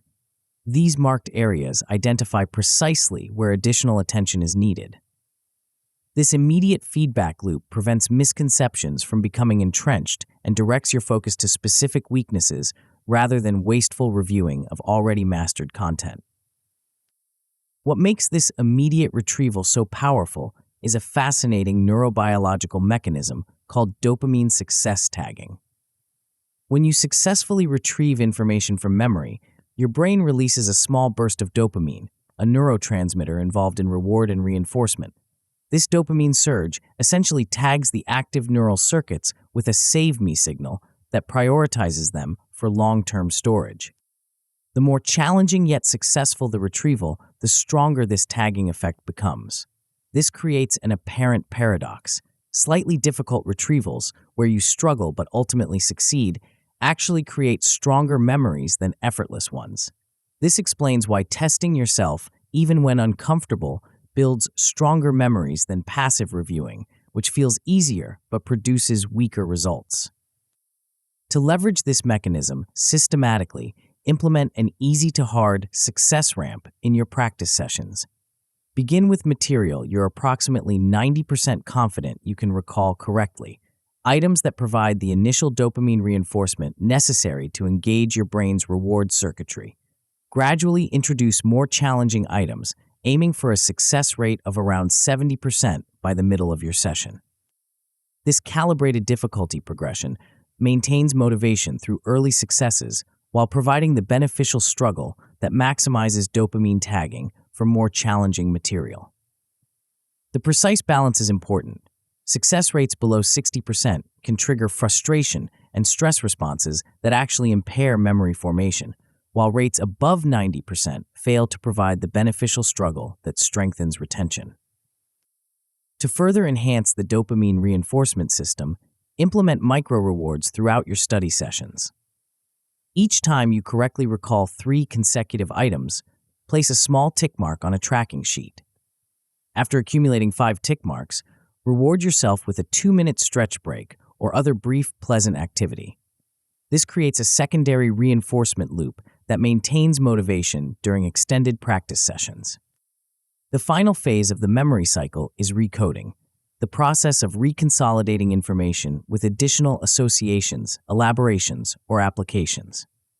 Each time you retrieve and work with information, you have an opportunity to strengthen and enrich its representation in your memory networks.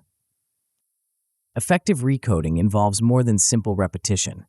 After successfully retrieving information, add a new example, application, or connection before returning it to storage. This progressive enrichment transforms isolated facts into integrated knowledge networks that are both more durable and more useful. This encode-retrieve-recode loop forms the core engine of effective memory formation. By optimizing each phase, dual-channel encoding, immediate generative recall, dopamine success tagging, and progressive recoding, you create ideal conditions for transforming fleeting impressions into lasting knowledge. But the timing of these processes matters just as much as their implementation. Spacing architecture, when matters more than how. One of the most counterintuitive findings in memory research is that when you study often matters more than how you study. The timing of your review sessions has such a powerful impact on retention that properly spaced practice with mediocre techniques typically outperforms excellently executed massed practice. Cramming. This timing effect, known as the spacing effect, has been called one of the most remarkable phenomena to emerge from laboratory research on learning by memory researcher Robert Bjork. A comprehensive meta-analysis examining 317 experiments found that properly spaced reviews nearly doubled retention compared to massed study, with benefits observed across timescales ranging from minutes to months. The power of spacing stems from how memory consolidation works at the cellular level. When you review information after partial forgetting has occurred, the reactivation triggers stronger Krebs-mediated consolidation processes than continuous study without forgetting. In simpler terms, allowing some forgetting between review sessions actually strengthens the resulting memory, provided you successfully retrieve the information during review. The optimal spacing interval follows what researchers call an expanding schedule, progressively longer gaps between each review session.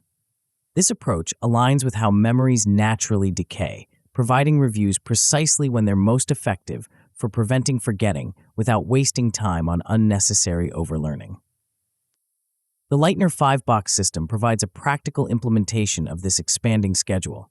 Create 5 physical or digital compartments representing different review intervals: 1 day, 3 days, 7 days, 16 days, and 35 days. New material starts in the first box for daily review. After correctly recalling an item twice consecutively, promote it to the next box with a longer review interval. If you ever fail to recall an item, demote it immediately to the first box for more frequent review. This system automatically concentrates your study time on challenging material while spacing out practice for well-learned information. The exponential increase in intervals, roughly doubling each time, matches the natural forgetting curve, providing reviews just as items are approaching the forgetting threshold, the optimal moment for strengthening retention. The promotion requirement of 2 consecutive correct recalls is critical. It ensures that promotion isn't based on lucky guesses, but on stable memory formation.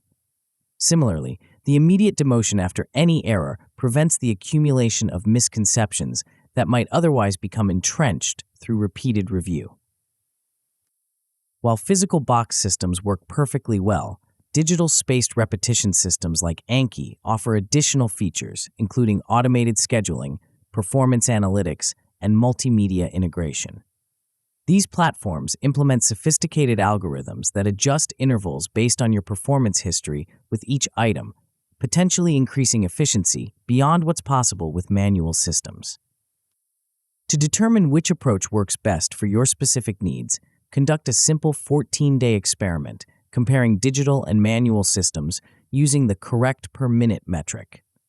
The number of items successfully recalled divided by the total time invested. This efficiency measure captures both accuracy and time costs, providing a clear picture of which system delivers better results for your particular learning style and material. Regardless of which implementation you choose, the fundamental principle remains the same. Spacing your reviews according to an expanding schedule dramatically enhances retention compared to massed practice, even when the total study time remains identical. This single change in study timing can double retention without requiring any additional effort, perhaps the closest thing to a free lunch in the science of learning. Retrieval dominance, testing as a learning tool. Perhaps the most powerful yet underutilized memory technique is retrieval practice, forcing yourself to recall information from memory rather than passively reviewing it. Most students spend 90% of their study time rereading notes or texts, highlighting passages, and reviewing information. Yet research consistently shows that testing yourself on material produces substantially better retention than any form of passive review.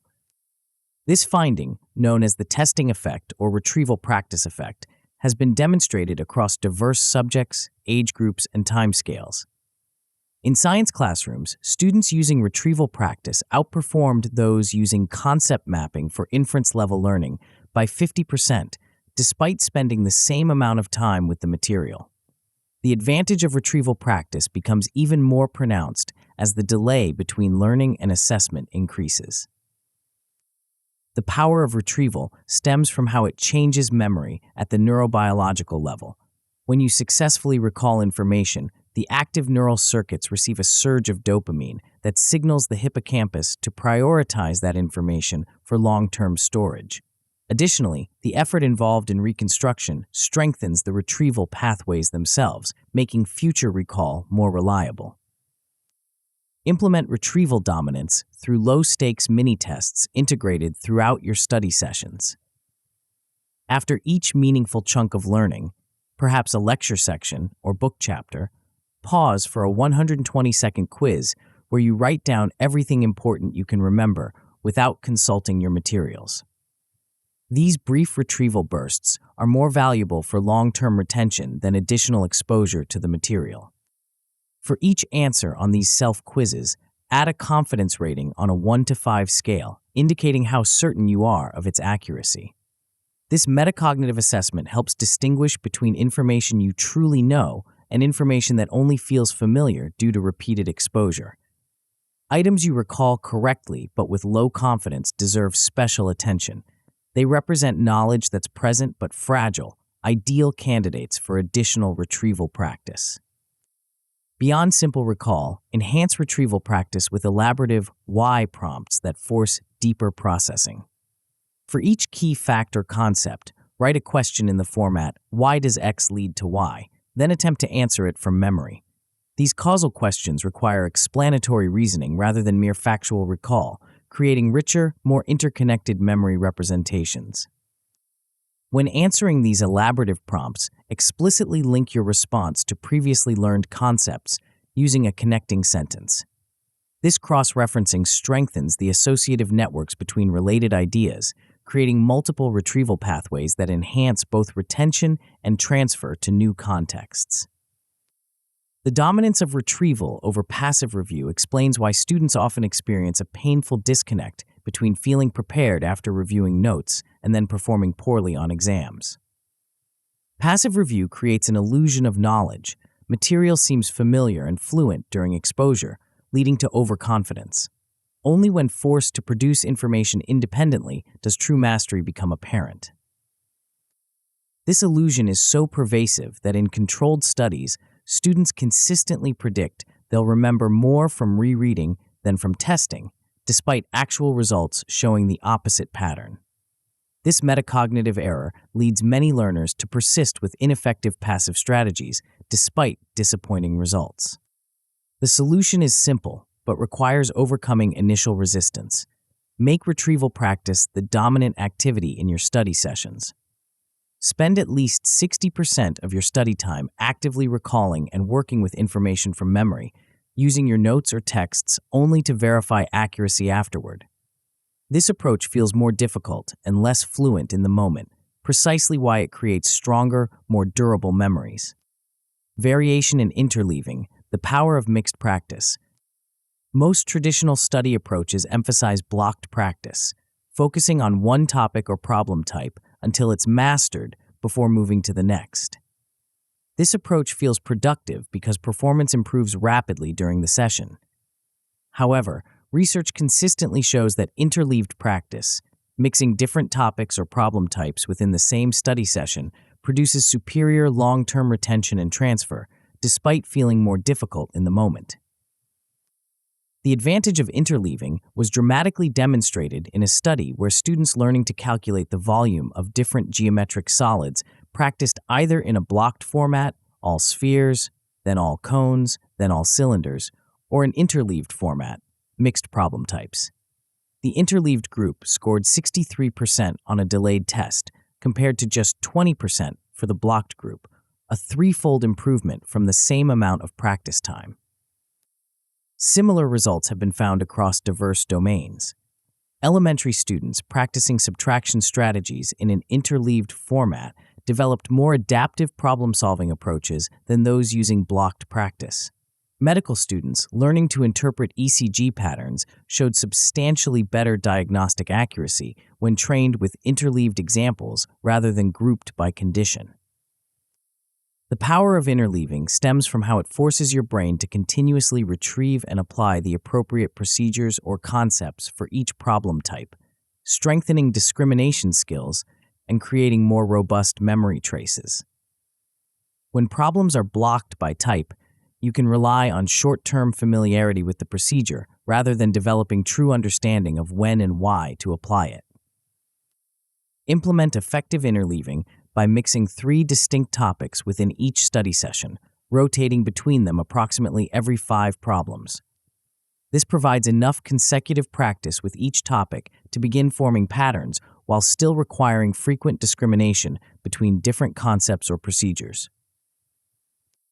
Maintain a color-coded error log during these interleaved sessions, noting any mistakes that occur and categorizing them by topic.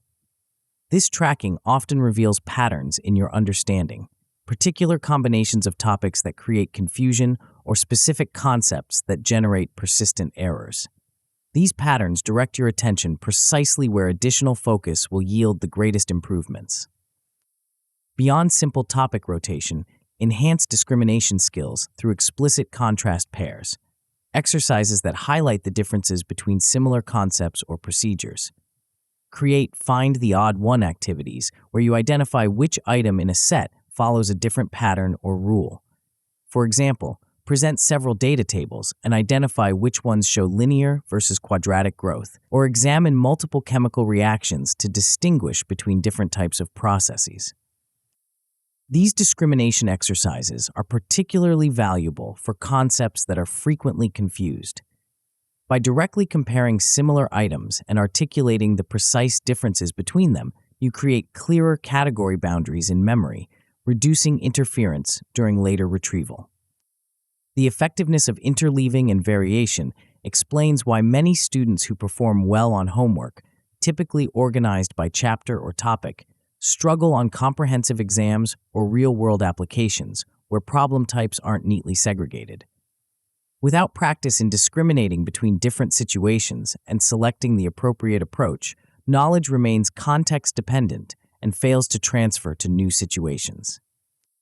While interleaving feels more challenging and may temporarily depress performance during practice, this desirable difficulty creates precisely the conditions needed for robust, transferable learning.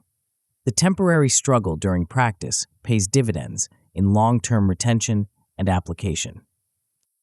Metrics and dashboards, measuring memory formation. Most learners gauge their progress through subjective impressions, how familiar material feels, or how fluently they can process it during review. Unfortunately, these sensations are notoriously poor predictors of actual retention.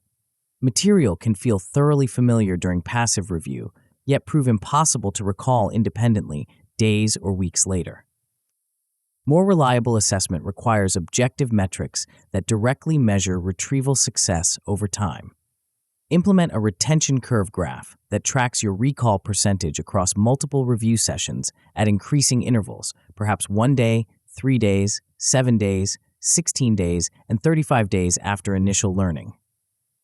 This visualization reveals your actual forgetting rate rather than your impression of knowledge during review. The shape of this curve provides valuable diagnostic information. A steep initial drop, followed by relative stability, suggests strong initial encoding but insufficient retrieval practice. A gradual continuous decline indicates weak initial encoding that requires more elaborate processing during initial exposure. A curve that remains high across all intervals indicates successful implementation of the memory techniques discussed in this chapter. Beyond simple accuracy tracking, implement a more nuanced retrieval fluency index that captures both correctness and retrieval speed. Calculate this index by dividing your correct answer time, in seconds, by the card's difficulty rank, a 1 to 5 scale you assign based on perceived difficulty. This metric reveals not just whether you can recall information, but how efficiently you can access it, a critical distinction for practical application of knowledge. Monitor this index over time for each item in your review system. Items that show decreasing fluency, taking progressively longer to recall, are at risk of forgetting and deserve additional practice. Conversely, items with consistently high fluency across multiple reviews have likely been consolidated into stable long-term memory and can be reviewed less frequently. These measurement approaches shift your focus from inputs, time spent studying, to outputs, actual retrieval success over time. This outcome orientation prevents the common trap of confusing effort with achievement, spending hours reviewing material without testing whether that review translates into retrievable knowledge. Action exercises, implementing memory hacks today. Understanding these principles intellectually isn't enough. You need to implement them in your actual learning practices. The following exercises provide concrete starting points for applying these memory techniques. First, build a 20-card Leitner deck today for a topic you're currently learning. Create physical cards or use a digital system, ensuring each card contains a clear question on one side and a concise answer on the other. Implement the 5-tier system with defined review intervals, 1, 3, 7, 16, and 35 days, and commit to following the promotion-demotion rules consistently for at least 3 weeks. This systematic approach to spaced repetition often feels strange initially, particularly the willingness to set aside well-learned material for extended periods. Trust the algorithm. It's designed to optimize review timing based on decades of research on how memory actually works. Second, schedule 3 90-second retrieval sprints per hour during your next study session. Set a timer to remind you to pause regularly, close your materials, and write down everything important you can remember from the preceding segment. Check your recall against the source material, noting any gaps or inaccuracies for targeted review. These brief but frequent retrieval attempts transform passive exposure into active memory formation with minimal additional time investment. The slight interruption to continuous reading actually enhances overall retention by preventing the illusion of knowledge that comes from uninterrupted exposure without verification. Finally, create an interleaved quiz for weekend review covering 3 distinct topics you're currently studying. Instead of organizing questions by topic, the standard approach, deliberately mix different question types throughout the quiz. After completing it, analyze your error patterns. Do mistakes cluster around specific topics or occur primarily during transitions between different question types? This interleaved self-assessment provides more accurate insight into your true understanding than topic-blocked quizzes. It reveals not just whether you know individual concepts, but whether you can correctly identify which concepts apply to different situations, a critical skill for real-world application. These exercises translate abstract memory principles into concrete practices that can be implemented immediately. By incorporating them into your regular study routine, you begin building a systematic approach to memory formation that aligns with how your brain naturally encodes, stores, and retrieves information. The techniques in this chapter represent a fundamental shift in how we approach learning and memory. Rather than viewing forgetting as a failure of intelligence or effort, we recognize it as the natural consequence of using study methods that conflict with how memory actually works. By aligning your practices with the brain's operating principles through strategic spacing, retrieval dominance, interleaving, and systematic measurement, you can achieve dramatic improvements in retention with the same or even less total study time. These memory hacks provide the foundation for efficient knowledge acquisition, but knowledge alone isn't enough for exceptional performance. In the next chapter, we'll explore how to transform basic competence into true mastery through the science of deliberate practice. You'll discover why some forms of practice yield exponential improvements, while others lead to stagnation, and how to design training protocols that systematically eliminate your weaknesses while building rare, valuable skills that set you apart from others. Chapter 5, Deep Practice. The concert hall fell silent as the young violinist stepped onto the stage. At just 19, she was about to perform one of the most technically demanding concertos in the classical repertoire. The audience, filled with experienced musicians and critics, watched with a mixture of skepticism and curiosity. What happened next astonished everyone. Her performance wasn't merely technically proficient, it was transcendent. The complexity that caused seasoned professionals to stumble seemed effortless in her hands. The music flowed with an emotional depth that belied her youth. Backstage afterward, an interviewer asked the question everyone wanted answered. How did you develop such extraordinary skill at such a young age? Her response was unexpected. I don't practice more than others, she said. I practice differently. This distinction between quantity and quality of practice lies at the heart of exceptional performance across every domain of human achievement. What separates the truly extraordinary from the merely competent isn't how long they practice, but how they practice. It's a qualitative difference that produces quantitative results. For decades, the public narrative around exceptional performance has focused almost exclusively on the 10,000-hour rule, the notion that expertise requires a specific volume of practice time. This emphasis on quantity, while not entirely wrong, misses the more crucial insight. Not all practice hours are created equal. Some forms of practice yield exponential improvements, while others lead to stagnation despite countless hours of effort. The science of skill acquisition reveals that the quality of your practice, its structure, focus, and feedback mechanisms often matters more than its duration. High-quality practice sessions can produce more progress in minutes than low-quality sessions achieve in hours. This qualitative difference explains why some people make remarkable progress despite limited practice time, while others plateau despite years of dedicated effort. This chapter explores the science of deep practice, a specialized form of training that transforms ordinary effort into extraordinary skill development. You'll discover why certain practice approaches trigger accelerated neural adaptation while others yield diminishing returns, and how to design training protocols that systematically eliminate weaknesses while building rare, valuable capabilities. The principles you'll learn aren't theoretical abstractions, but practical frameworks derived from decades of research across diverse performance domains. Studies of elite violinists show they accumulate approximately 10,000 hours of solitary, goal-focused practice by age 20, roughly double the hours logged by merely good performers. A comprehensive meta-analysis across domains found that deliberate practice explains approximately 25% of performance variance among skilled individuals, a substantial effect considering the countless factors influencing achievement. More importantly, you'll discover that the core elements of deep practice can be implemented immediately, regardless of your current skill level or domain. Whether you're learning a musical instrument, mastering a professional skill, or developing athletic capabilities, the same fundamental principles apply. By restructuring how you practice, you can achieve breakthrough improvements without necessarily increasing practice time. Let's begin by exploring the fundamental cycle that drives accelerated skill development and how to implement it in your own training.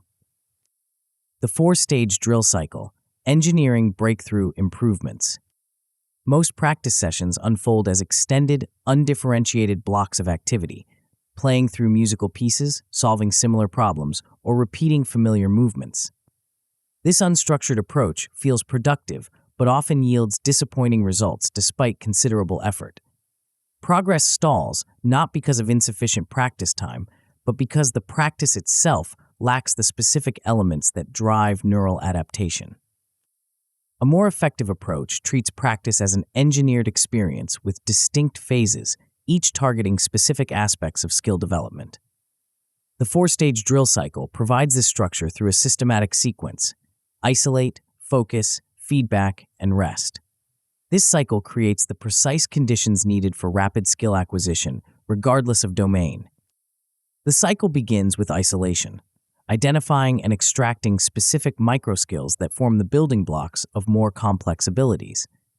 Rather than practicing entire sequences or complete performances, deep practice focuses on isolating the smallest meaningful units of proficiency that can be practiced independently. This microskill isolation requires defining precisely what you're targeting with measurable endpoints.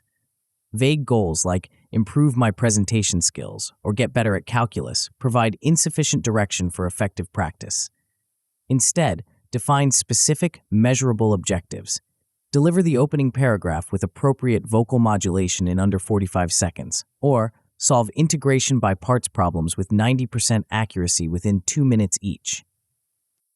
The power of isolation comes from how it directs your attention to specific weaknesses rather than repeatedly practicing what you already do well.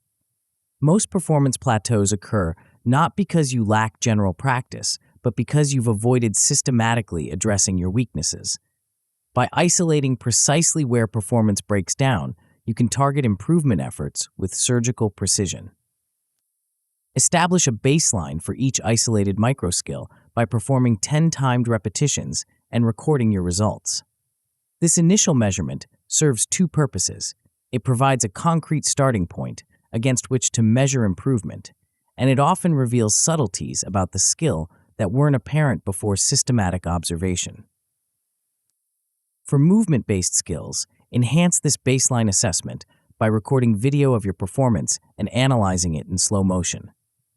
Color code different sub-movements to identify precisely where execution falters. This visual breakdown often reveals coordination issues or timing problems that aren't apparent at full speed. Once you've isolated a specific microskill and established your baseline, the second stage of the cycle begins: deep focus bursts. These are concentrated periods of deliberate practice on the isolated skill, structured to maintain maximum attention and effort quality. The optimal structure for these focus bursts is a 25-minute Pomodoro-style session with your phone and other distractions placed outside the room. This time frame balances sustained attention with the reality of cognitive limits, long enough for meaningful progress, but short enough to maintain peak concentration throughout. Before each repetition within this focus period, implement a 2-breath centering routine to reset your attention and prepare for quality execution. This brief pause prevents practice from becoming mindless repetition and ensures each attempt receives full attentional resources. During these centering breaths, visualize successful execution for approximately 5 seconds, mentally rehearsing the correct form or outcome. This visualization component is more than mental preparation. It activates the same neural circuits involved in physical execution, creating a complementary learning pathway. Research in motor learning shows that this combined mental and physical practice produces better results than physical practice alone, particularly for skills requiring precise coordination or timing. The third stage of the cycle, immediate feedback, transforms practice from mere repetition into guided improvement. Without specific, timely feedback, repetition often reinforces existing patterns rather than improving them.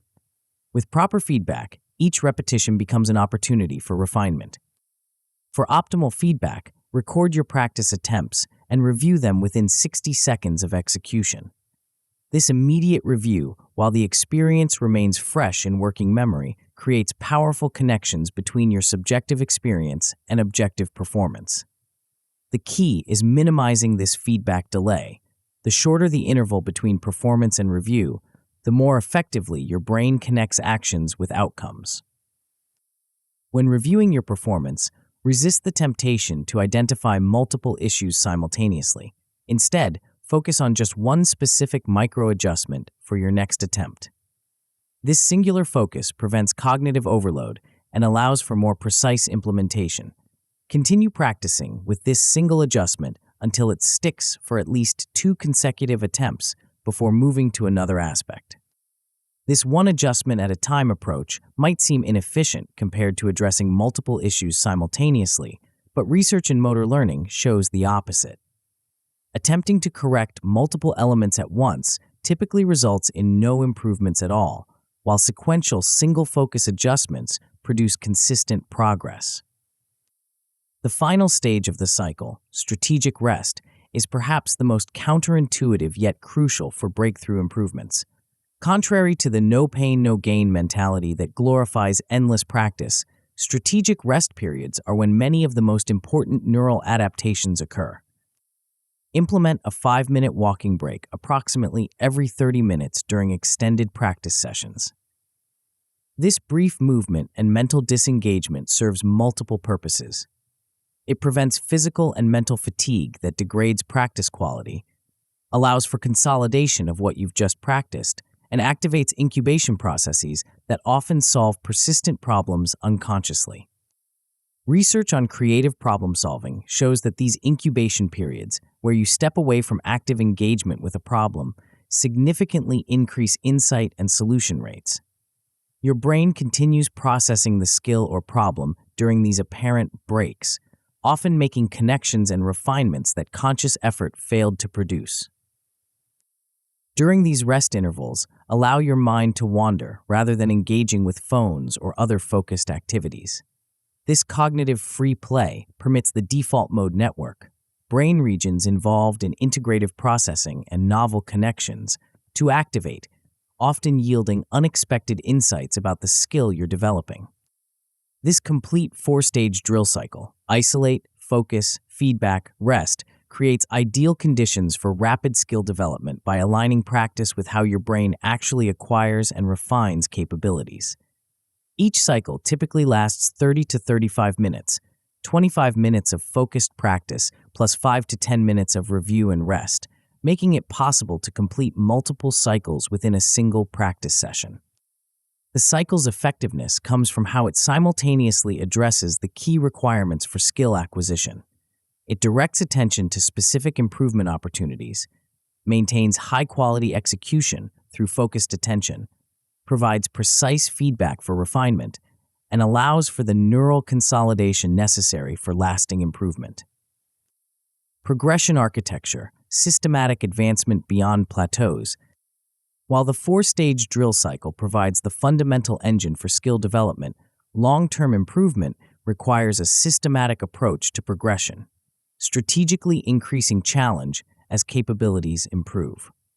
Without this structured advancement, practice often leads to comfortable plateaus where you repeatedly execute what you've already mastered rather than developing new capabilities. The key to effective progression is what we might call Goldilocks scaling, adjusting challenge levels to maintain an optimal difficulty where you're succeeding approximately 80% of the time.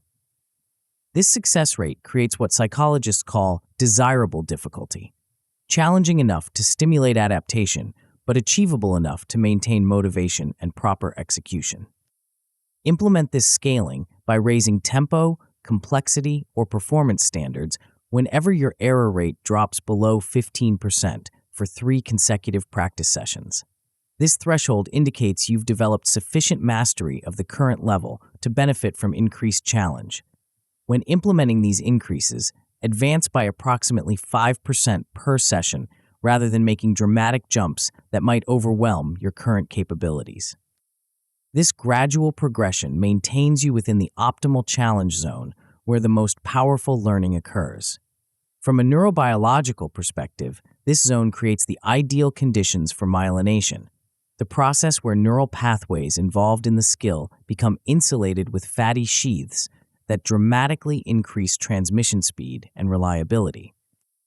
Research shows that skill practice in this sweet spot of challenge, where prediction errors hover around 20%, triggers increased production of myelin around the relevant neural circuits. This myelination physically changes your brain's wiring, allowing signals to travel up to 100 times faster along frequently used pathways. The result is not just improved performance, but qualitatively different performance, movements and cognitive processes that become faster, more precise, and more reliable under pressure. Despite proper progression architecture, you'll inevitably encounter plateaus, periods where improvement stalls despite continued practice.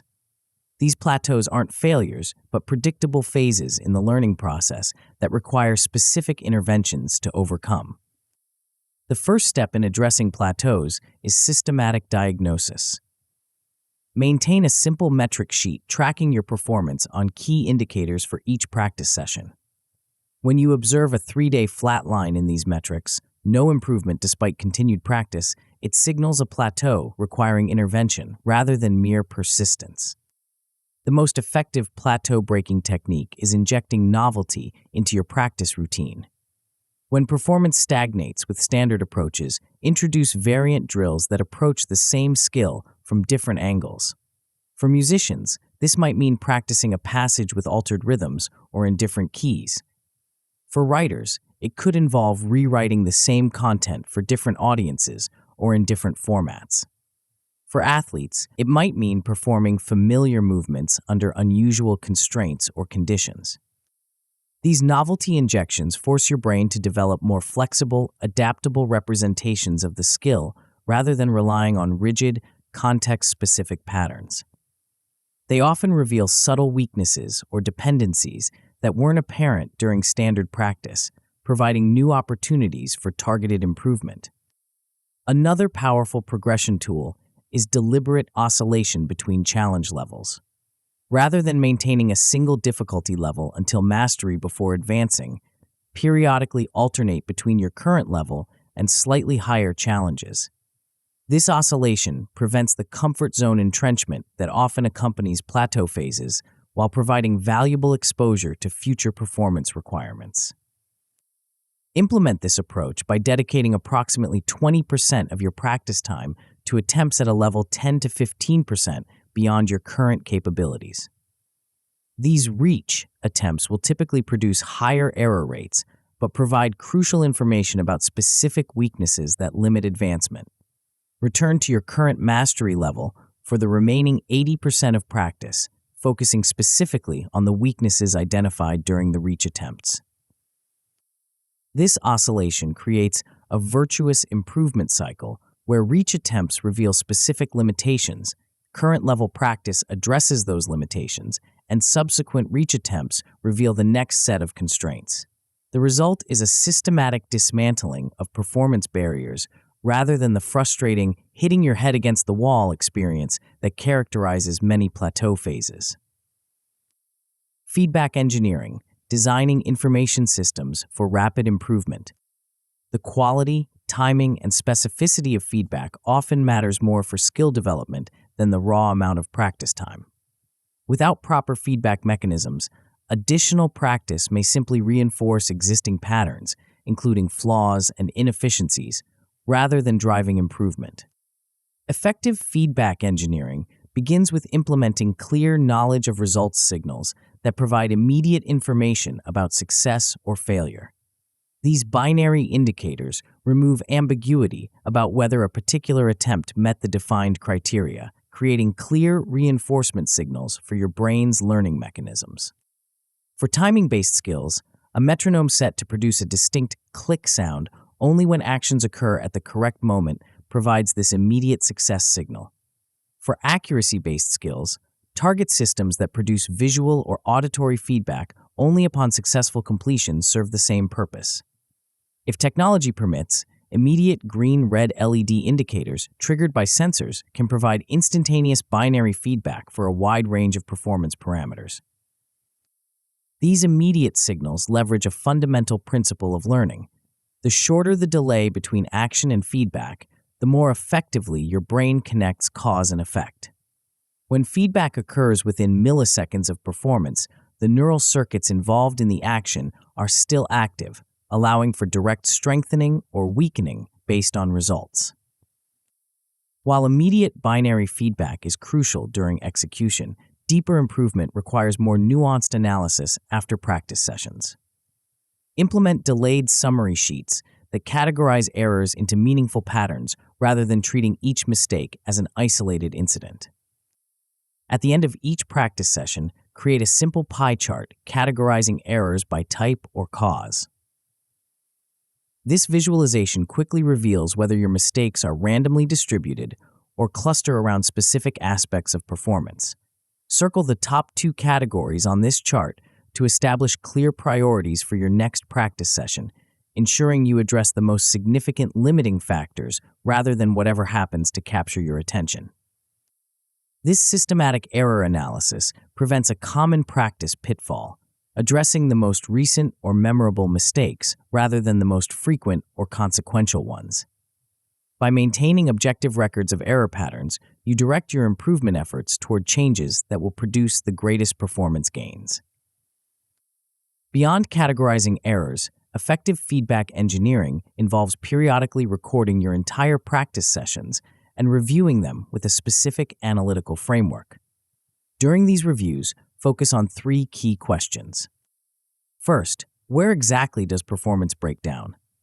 Identify the precise moment where execution deviates from the ideal, noting specific movements, decisions, or transitions that precede the error. Second, what happens immediately before these breakdown points? Look for consistent setup patterns or preceding conditions that might contribute to subsequent errors. Often, the visible mistake is merely the end result of an earlier, more subtle issue in the performance sequence. Third, what specific adjustment would address the root cause rather than just the symptom? Develop a concrete, implementable change to your execution that targets the underlying issue rather than merely attempting to avoid the visible error. This analytical approach transforms vague awareness of problems. I keep missing that note into specific, actionable adjustments. I'm positioning my hand too far forward before that transition, which limits finger extension. The specificity of these insights determines how effectively you can implement improvements in subsequent practice. For complex skills where self-assessment has limitations, periodically seek external feedback from coaches or experts who can identify issues invisible from your perspective. Schedule these expert feedback sessions strategically, not so frequently that you lack time to implement changes between assessments, but regularly enough to prevent extended practice of flawed techniques. When receiving this expert feedback, resist the temptation to explain or justify your current approach. Instead, focus completely on understanding the observer's perspective, asking clarifying questions to ensure you grasp the precise nature of their observations and recommendations. This receptive stance maximizes the value of external viewpoints that might contradict your subjective experience of your own performance. Metrics and dashboards, measuring what matters. Most practitioners track only the most obvious performance metrics: overall speed, total errors, or final outcomes. While these gross measurements provide some insight, more sophisticated tracking systems reveal patterns and improvement opportunities that remain invisible with simplistic metrics. Implement a repetition quality score, RQS, that assesses each practice repetition on a 1 to 5 scale based on form fidelity rather than just outcome. This nuanced evaluation captures the qualitative aspects of performance that often predict future advancement better than binary success measures. A repetition might produce the desired outcome, hitting the target, solving the problem, while still containing form flaws that will limit long-term development or break down under pressure. By tracking quality independently from outcomes, you maintain focus on developing robust, sustainable technique rather than temporary results achieved through compensatory mechanisms. Create a simple spreadsheet that automatically averages these quality scores across every 10 repetitions, providing a rolling measure of execution quality throughout your practice sessions. This averaging prevents overreacting to individual attempts while still providing timely feedback about practice quality trends. Watch particularly for declining RQS averages within sessions, which often indicate fatigue or attention depletion before these factors become subjectively apparent. When you observe quality scores dropping for 3 consecutive 10-rep blocks, it typically signals the need for an extended rest period rather than pushing through with increasingly flawed practice. Beyond immediate quality metrics, maintain a cumulative hours log that tracks your deliberate practice time against long-term development trajectories. While the 10,000-hour rule oversimplifies the relationship between practice time and expertise, tracking cumulative investment remains valuable for maintaining perspective and commitment during inevitable plateaus. Create a weekly bar graph displaying your practice hours alongside a reference line showing the trajectory needed to reach significant milestones in your domain. This visualization helps maintain consistent effort by making progress visible and contextualizing short-term fluctuations within your longer development journey. Set automatic alerts for any weekly practice total that falls more than 10% below your established target, treating these dips as signals for schedule adjustment rather than motivation failures. Often, consistent practice requires structural changes to your environment or commitments rather than merely trying harder within existing constraints. For a more sophisticated analysis of your development, periodically create skill profiles that assess multiple performance dimensions rather than tracking only a single metric. These profiles typically include 5 to 7 key components of your overall skill, each rated on a consistent scale.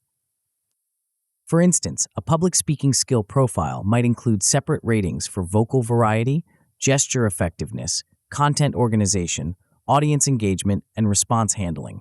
A programming skill profile could track algorithm efficiency, code readability, debugging speed, documentation quality, and implementation time. These multidimensional assessments reveal whether your development is balanced or skewed toward particular aspects of performance. They often highlight neglected dimensions that create bottlenecks for overall advancement, capabilities that require focused attention despite being less naturally interesting or rewarding to practice.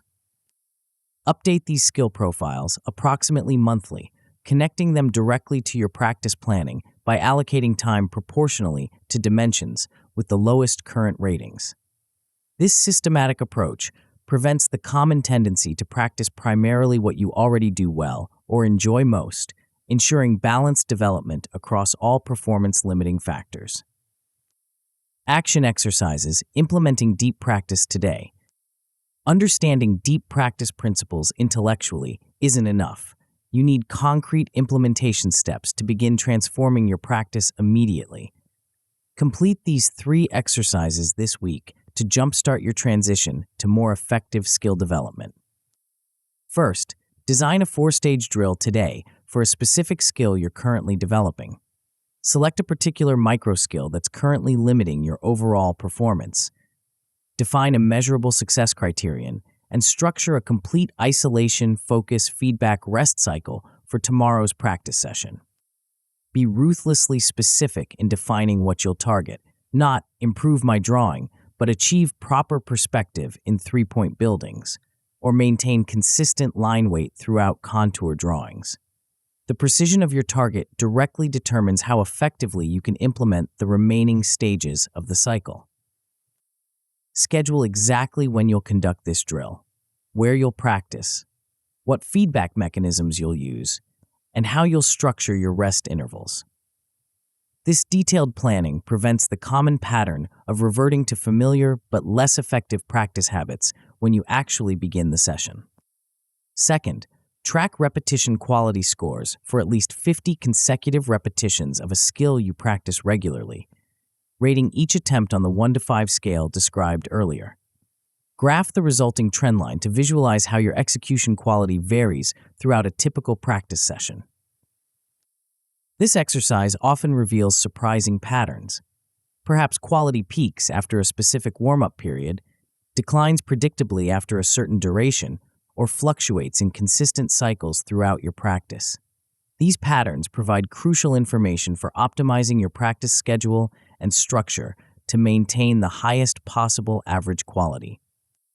Pay particular attention to any correlation between your subjective experience of practice quality and the objective measurements. Many practitioners discover significant disconnects, periods that feel productive but produce declining quality scores, or uncomfortable sessions that actually generate superior execution. These insights help calibrate your internal feedback mechanisms to more accurately reflect actual performance. Finally, schedule a 30-day deliberate practice sprint focused on a specific skill dimension you want to develop. Create a concrete, measurable target for improvement, design a progression architecture with appropriate Goldilocks scaling, and establish clear feedback mechanisms and measurement protocols. Commit to daily practice during this sprint, even if some sessions must be abbreviated due to other commitments. Consistency matters more than duration for this initial implementation. Establishing the habit of structured, deliberate practice provides the foundation for all subsequent skill development. Throughout this 30-day sprint, maintain detailed records of both practice activities and performance metrics. At the conclusion, conduct a thorough review, analyzing which elements of your practice protocol produce the greatest improvements and which require refinement for future development cycles.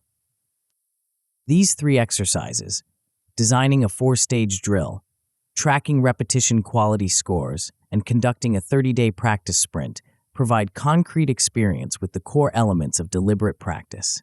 They transform abstract principles into practical skills you can apply across any domain where you seek exceptional performance. The deep practice approach represents a fundamental shift in how we conceptualize skill development. Rather than viewing practice as an undifferentiated activity where more is always better, it recognizes that the structure, focus, and feedback characteristics of your practice determine its effectiveness far more than its duration. By implementing the 4-stage drill cycle, establishing proper progression architecture, engineering effective feedback systems, and measuring what truly matters, you create the conditions for extraordinary skill development regardless of your starting point or natural aptitudes. The principles in this chapter apply universally across domains, from music to mathematics, athletics to art, professional skills to personal hobbies. The specific implementations will vary, but the fundamental mechanisms that drive neural adaptation and skill acquisition remain consistent across all human learning. While deep practice provides the framework for exceptional skill development, even the most perfectly structured practice sessions can be undermined by attention failures. In the next chapter, we'll explore the science of focus, how to strengthen your attentional control and working memory capacity to maintain peak concentration during your most important work. You'll discover why some people can sustain laser-like focus for extended periods while others constantly battle distraction, and the surprising neural exercise that might be the closest thing to a genuine brain upgrade science has discovered. Laser focus. The programmer stared at his screen, fingers hovering motionless above the keyboard. For the 3rd time in 5 minutes, he had lost his train of thought. The complex algorithm he was developing required holding multiple variables and logic paths in mind simultaneously, but his attention kept fragmenting. Each time his focus broke, he needed several minutes to rebuild his mental model of the problem. Across town, a medical student prepared for her licensing exam. Despite having studied the material for months, she struggled to maintain concentration for more than 20 minutes before her mind began wandering to unrelated thoughts. Each distraction created small gaps in her understanding that accumulated into significant knowledge deficits. Meanwhile, a chess grandmaster analyzed a critical position, mentally simulating potential move sequences 7 steps ahead while evaluating each resulting position. His attention remained locked on the analysis for over an hour, considering dozens of variations without external distraction or internal drift. What separates these experiences isn't intelligence or motivation, but attentional control, the ability to direct and sustain mental focus precisely where you intend it to go. This capacity, which neuroscientists sometimes call executive attention, functions as the gatekeeper for virtually every cognitive process, from learning to problem-solving, creativity to decision-making. Think of your attention as a spotlight illuminating a darkened stage. Where this spotlight points determines what enters your conscious awareness and receives processing resources. The strength, stability, and precision of this attentional spotlight varies dramatically between individuals, and even within the same person at different times or in different contexts. Most people assume attentional capacity is fixed. You either have good concentration or you don't. But emerging research reveals something far more empowering. Attention is trainable. Like a muscle that strengthens with proper exercise, your capacity for sustained, focused attention can be systematically developed through specific practices.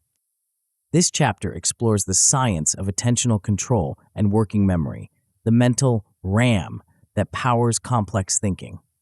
You'll discover evidence-based approaches for expanding your focus capacity, creating distraction-resistant environments, and maintaining peak concentration during your most cognitively demanding tasks. The techniques you'll learn aren't merely productivity hacks or time management strategies. They're systematic methods for strengthening the neural circuits that govern attention itself, producing lasting improvements in your fundamental cognitive capabilities. Some of these approaches may initially seem unusual or even counterintuitive, but they're grounded in rigorous research on how attention actually works at the neurobiological level. The potential benefits extend far beyond simply getting more done. Enhanced attentional control correlates with improvements in fluid intelligence, learning efficiency, emotional regulation, and even life satisfaction. By strengthening this foundational cognitive capacity, you enhance virtually every aspect of mental performance. Let's begin by exploring the neural mechanisms that govern attention and how specific training approaches can strengthen these systems. Focus capacity builders, strengthening attention's neural foundations. Your capacity for sustained attention isn't determined by willpower alone, but by the physical structure and function of specific brain networks.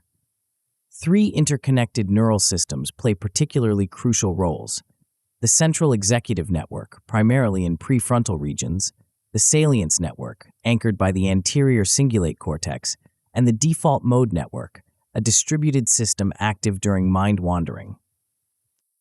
The central executive network functions as your brain's command center, maintaining goal-relevant information and suppressing distractions. The salience network monitors for significant stimuli and helps direct attentional resources appropriately. The default mode network activates during internally directed thought, including mind wandering and self-reflection. Optimal focus occurs when the executive and salience networks maintain strong activation while the default mode network remains appropriately suppressed. Mind wandering and distraction happen when this balance shifts, typically when the default mode network activates inappropriately during tasks requiring external focus. The good news is that specific training approaches can strengthen these attentional networks, particularly the executive control system centered in the prefrontal cortex. One of the most powerful yet underutilized methods is the adaptive dual end-back task, a cognitive training exercise specifically designed to expand working memory capacity and attentional control. The dual end-back presents a challenging but straightforward task. You observe a sequence of stimuli, typically visual squares on a grid and auditory letters, and indicate when the current stimulus matches what appeared N positions back in the sequence. The dual aspect means you're tracking both visual and auditory sequences simultaneously, while the N represents how far back in the sequence you need to remember. What makes this task particularly effective is its adaptive difficulty. As your performance improves, the challenge automatically increases by extending how far back you need to remember, from 1 back to 2 back to 3 back and beyond. This ensures you're always working at the edge of your capabilities, the zone where optimal cognitive development occurs. The research supporting this approach is compelling. In a landmark study, participants who trained on the dual N-back for 25 minutes daily over 4 weeks showed significant improvements in fluid intelligence measures, the ability to solve novel problems and identify patterns, with gains of approximately 0.25 standard deviations. These improvements transferred beyond the training task itself, enhancing performance on unrelated cognitive assessments. Implement this training through daily 20-minute sessions using one of several available applications. Search for Dual N-back in your device's app store. The key to effective training is consistency and appropriate difficulty calibration. Advance to the next level only when you achieve at least 80% accuracy at your current level for 3 consecutive sessions. This ensures you're building solid capabilities rather than progressing prematurely. To track transfer effects beyond the training itself, conduct weekly checkpoint assessments using matrix reasoning problems similar to those found on IQ tests. These assessments help determine whether your improvements in the training task are translating to broader cognitive enhancement. If you notice plateauing scores despite continued N-back improvement, consider adjusting your training protocol or supplementing with additional approaches. While the dual N-back directly targets working memory capacity, mindfulness practices strengthen a complementary aspect of attention, the ability to notice and disengage from distractions. Mindfulness training particularly affects the anterior cingulate cortex, ACC, a brain region crucial for detecting conflicts between your intended focus and competing mental activities. Research shows that even brief mindfulness training produces measurable changes in attentional control. A study of integrative meditation found that just 5 hours of practice increased white matter integrity in the ACC, enhancing communication efficiency in this critical attention regulation region. Participants showed significant improvements in conflict monitoring and distraction resistance following this relatively modest training investment. Rather than lengthy meditation sessions, implement mindfulness microbursts throughout your day, brief but frequent attention resets that interrupt the accumulation of mental drift.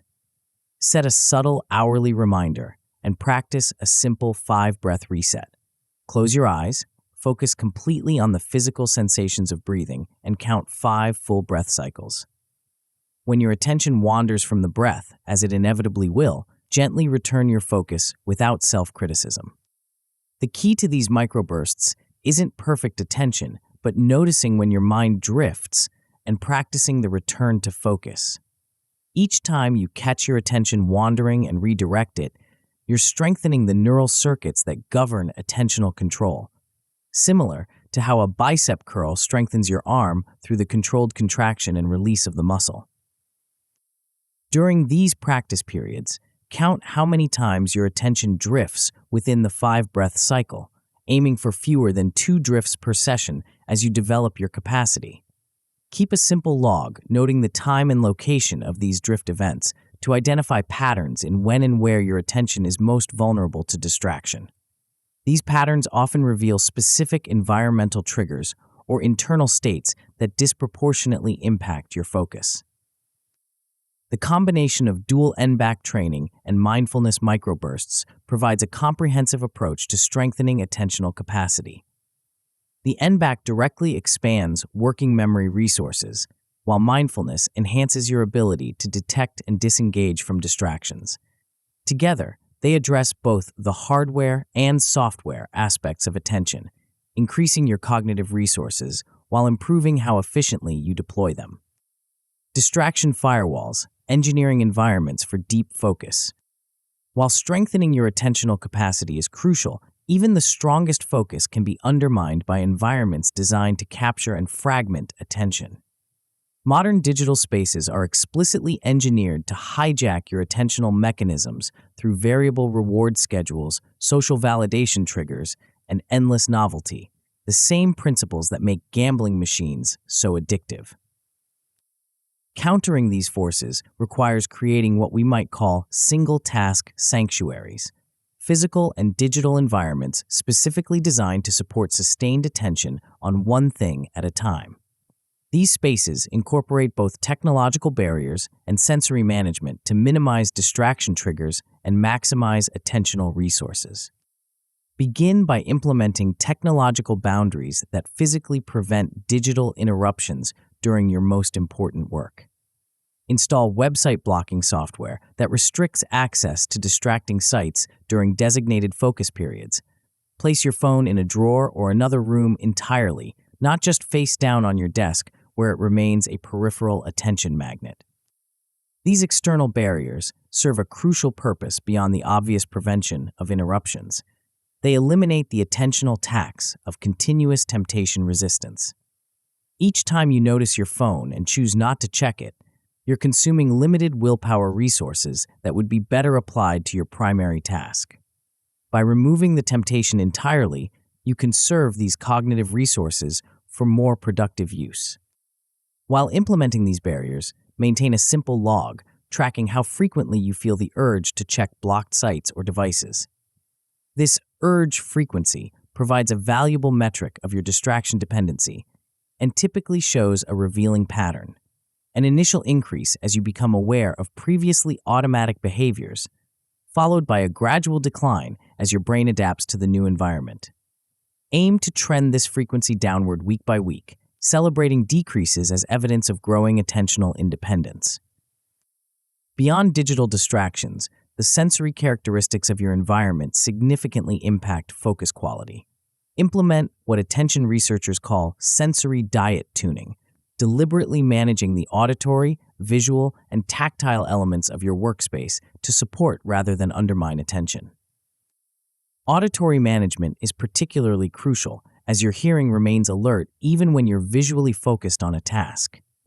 Keep ambient noise below 50 decibels, approximately the level of a quiet conversation, or use specialized audio masking like brown noise, which contains lower frequencies than white noise and more effectively blocks speech range distractions. Conduct systematic testing to determine your optimal sound environment by working in 30-minute blocks with different audio conditions, complete silence, brown noise, instrumental music, coffee shop ambiance, while tracking both productivity and subjective focus quality. Many people discover that their preferred environment isn't optimal for their actual performance. What feels most comfortable may not produce the best results. Visual simplicity similarly conserves attentional resources. Each object in your visual field represents a potential distraction that your prefrontal cortex must continuously inhibit.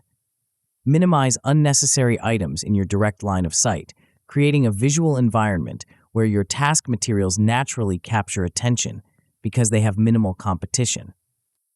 These environmental modifications aren't merely about removing obvious distractions, but about creating conditions where deep focus becomes the path of least resistance. When your surroundings are engineered to support attention rather than fragment it, maintaining concentration requires significantly less effort, allowing you to direct more cognitive resources toward your actual work. Cognitive warm-ups, priming attention for peak performance. Just as athletes warm up their bodies before demanding physical performance, you can systematically prepare your attentional systems for optimal cognitive function. Brief but targeted exercises immediately before demanding mental work can activate key neural networks, increase blood flow to relevant brain regions, and prime attentional mechanisms for sustained deployment. One particularly effective warm-up technique is the Rapid Serial Visual Presentation, RSVP, digit burst. This exercise targets the attentional blink, a brief blind spot that occurs when your brain processes one target and temporarily misses subsequent targets. By training to reduce this attentional blink, you enhance your brain's ability to process information continuously without gaps. Implement this warm-up using applications that flash rapid sequences of numbers with occasional targets you must identify. Search for attentional blink training, or RSVP training. Start with 10-second streams where digits appear every 100 milliseconds, attempting to identify specific target numbers within the sequence. Aim for at least 8/10 correct identifications within 3 attempts before increasing difficulty by reducing the display time by 10 milliseconds. This exercise activates the frontoparietal attention network, a system crucial for maintaining vigilance and filtering relevant information from noise. A brief 3 to 5 minute session immediately before demanding cognitive work primes this network for sustained deployment, similar to how a specific muscle group becomes more responsive after targeted warm-up exercises. Another valuable attention primer is the breath counting challenge, a deceptively simple exercise that combines focused attention with metacognitive monitoring. The task is straightforward. Count your breaths from 1 to 10 repeatedly, but restart at 1 whenever you notice your mind has wandered or you've lost track of the count. The goal is reaching 30 consecutive breaths without losing count, a target that sounds simple but proves surprisingly challenging for most people. Record the number where you typically lose count, tracking this metric over time as an indicator of your developing attentional stability. Most practitioners initially lose track around breath 4 to 6, gradually extending their stable attention span with consistent practice. What makes this exercise particularly valuable is how it develops metacognitive awareness, your ability to monitor your own attentional state in real time. This awareness is crucial for productive work, because attention typically declines gradually rather than failing suddenly. By strengthening your ability to notice subtle attentional drift, you can implement interventions before focus deteriorates completely.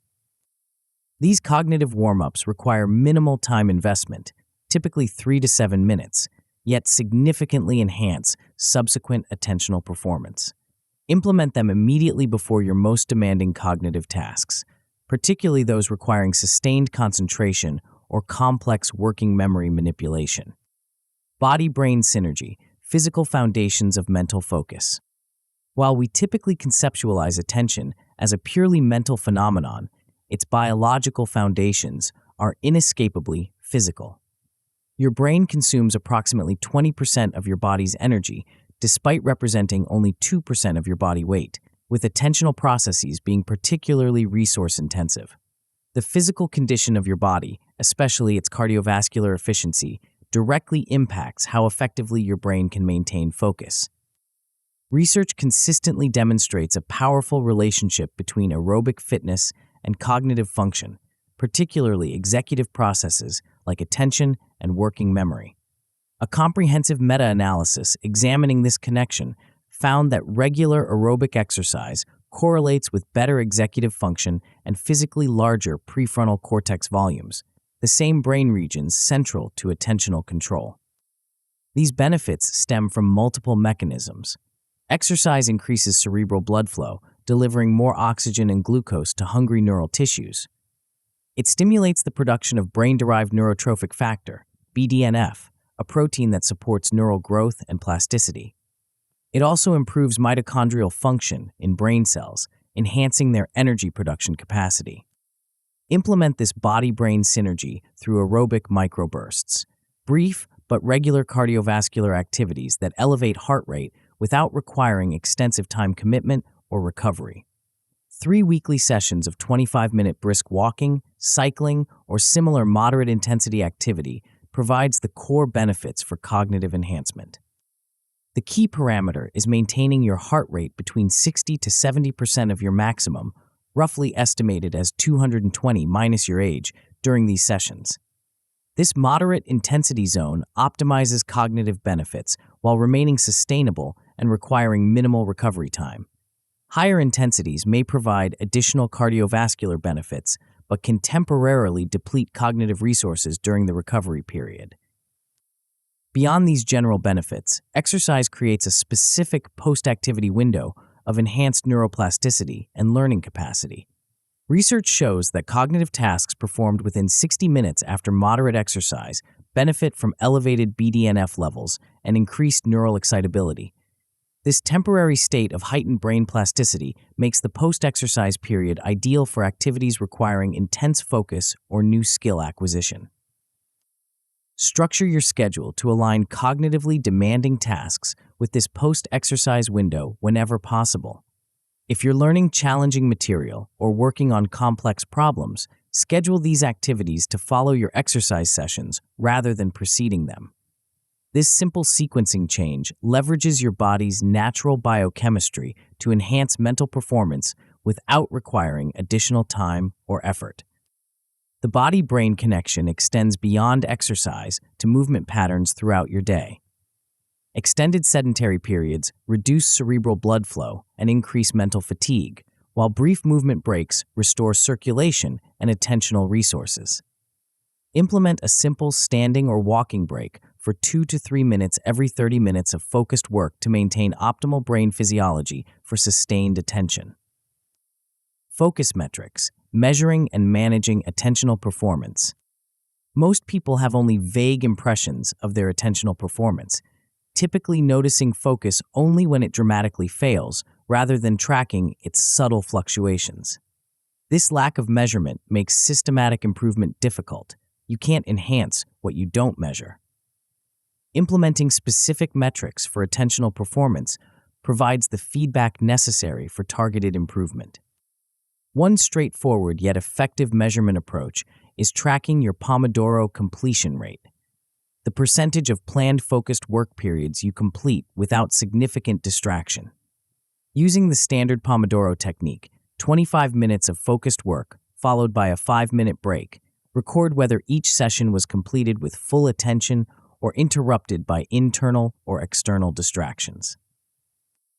This binary success-failure metric provides clear feedback about your attentional consistency while avoiding the complexity that might discourage regular tracking.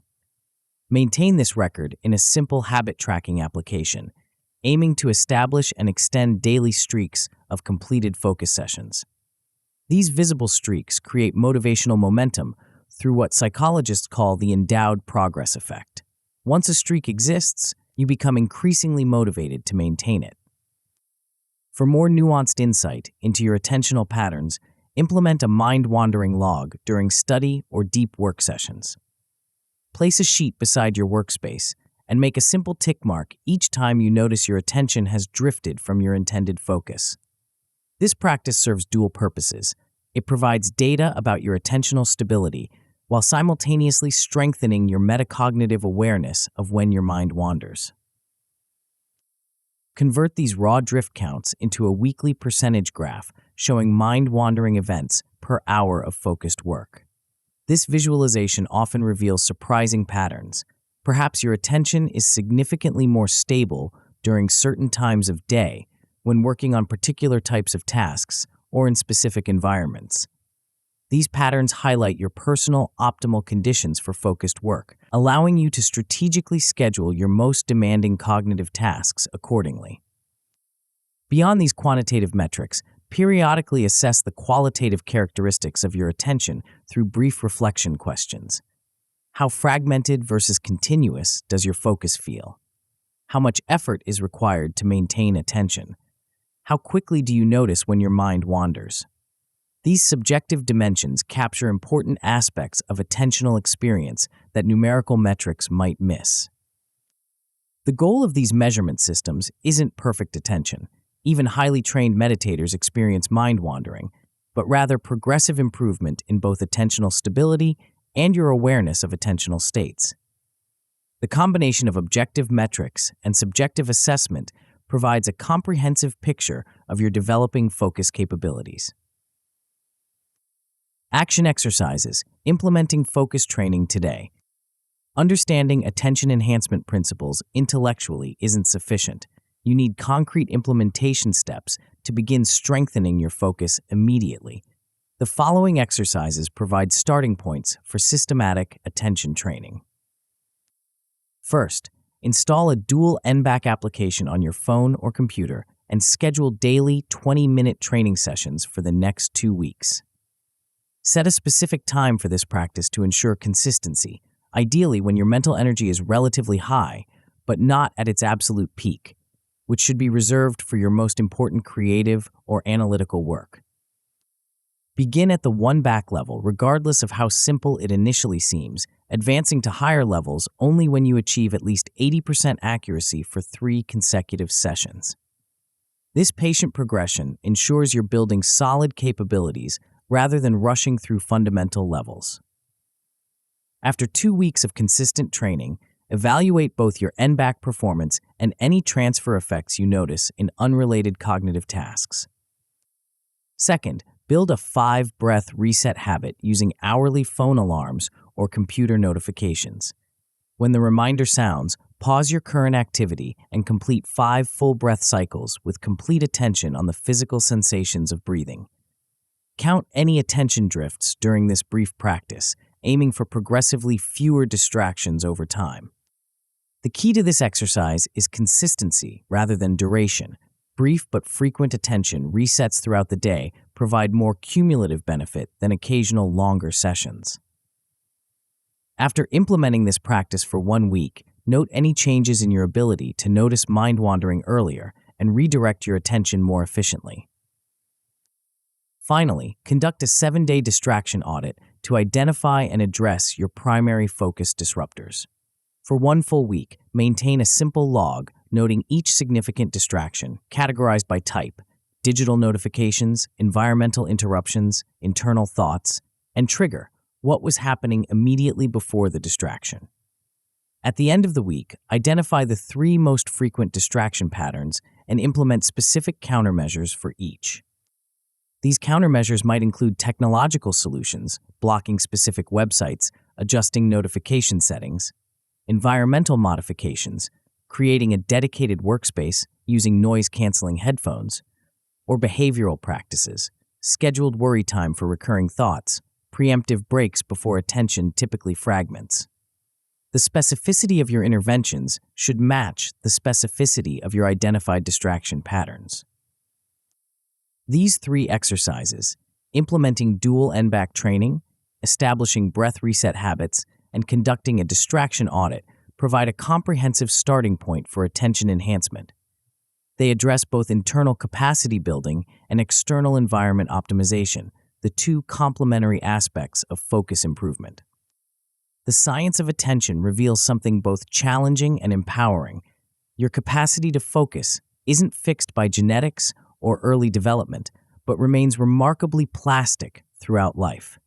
The neural circuits governing attention respond to targeted training just as muscles respond to exercise, with progressive strengthening when subjected to appropriate challenges. This plasticity means that regardless of your current attentional capabilities, systematic training can produce meaningful improvements. Whether you currently struggle to maintain focus for even brief periods or already possess relatively strong concentration, the approaches in this chapter can further enhance your cognitive performance. The benefits of strengthened attention extend far beyond productivity. Enhanced attentional control correlates with greater emotional regulation, reduced stress, improved learning outcomes, and even increased subjective well-being. By developing this foundational cognitive capacity, you enhance virtually every aspect of mental performance and experience. While the techniques in this chapter provide powerful tools for optimizing your brain's performance during waking hours, they address only half of the cognitive enhancement equation. In the next chapter, we'll explore the mysterious state that occupies nearly a third of your life, yet receives minimal strategic attention from most people seeking cognitive improvement. You'll discover how this altered consciousness state might be the most underutilized cognitive enhancer available, one that requires no special equipment, costs nothing, and can dramatically amplify every mental capability we've discussed so far. Chapter 7, Body Boosts. The brilliant mathematician had been struggling with the same theorem for weeks. Every approach led to dead ends. Every promising path collapsed into contradiction. Then one night, after finally giving up and going to bed, the solution appeared in his dreams, complete, elegant, and undeniable. He woke immediately, scribbled the proof, and by morning had solved what colleagues had deemed impossible. This phenomenon, breakthrough insights emerging during or immediately after sleep, appears repeatedly throughout the history of innovation. Dmitri Mendeleev conceived the periodic table in a dream. August Kekulé visualized the ring structure of benzene while dozing. Paul McCartney woke with the melody for Yesterday fully formed in his mind. Are these merely romantic anecdotes, or do they reveal something fundamental about how our brains solve complex problems? The answer lies in understanding a profound truth. Your cognitive performance depends not just on what happens inside your skull, but on whole body systems that most people completely overlook. While previous chapters focused on mental strategies for enhancing intelligence, we now turn to something more fundamental: the physical substrates that make all cognitive functions possible. Two biological processes in particular exert extraordinary influence over your mental capabilities: sleep and movement. These aren't merely supportive factors that help your brain work better. They're active mechanisms that directly transform neural function, restructure memory networks, and enable forms of cognition impossible in their absence. What makes these processes especially valuable is their accessibility. Unlike genetic factors or early developmental influences that lie beyond your control, sleep architecture and movement patterns can be strategically modified starting tonight. They require no special equipment, cost nothing to implement, and produce measurable cognitive enhancements within days rather than months or years. This chapter reveals how to leverage these biological processes for dramatic cognitive enhancement without changing your diet. You'll discover how specific sleep stages transform fragile memories into permanent knowledge, how movement patterns influence executive function, and how combining these approaches creates synergistic effects greater than either alone. The strategies you'll learn aren't marginal optimizations, but fundamental amplifiers that can double learning rates, significantly enhance creative problem-solving, and measurably improve cognitive performance across virtually every domain. Let's begin by exploring the hidden architecture of sleep and how it rebuilds your brain each night. Sleep architecture fundamentals: your brain's nightly transformation. Each night, as you lose consciousness, your brain doesn't simply switch off. It enters a precisely orchestrated sequence of distinct states, each serving specific cognitive functions.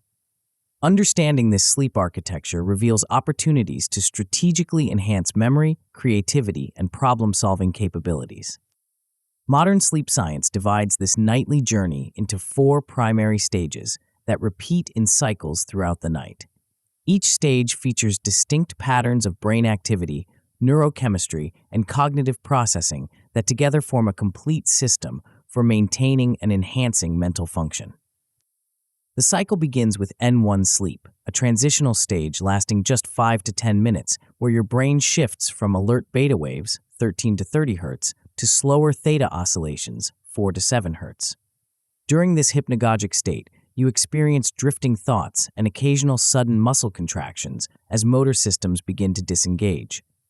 While often dismissed as merely falling asleep, N1 serves a crucial function as a processing buffer, allowing your brain to begin organizing information from your waking hours.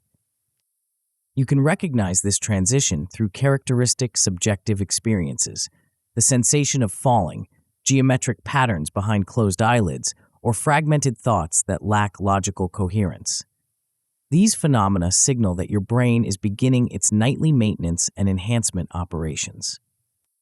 As theta waves become more prominent, you descend into N2 sleep, characterized by distinctive brain events called sleep spindles, brief bursts of 12 to 14 Hz activity lasting 0.5 to 1.5 seconds, and K-complexes, which are sharp, high-amplitude waves followed by slower oscillations. These aren't random neural noise, but precisely timed mechanisms for memory processing. Sleep spindles, in particular, play a crucial role in skill learning and procedural memory.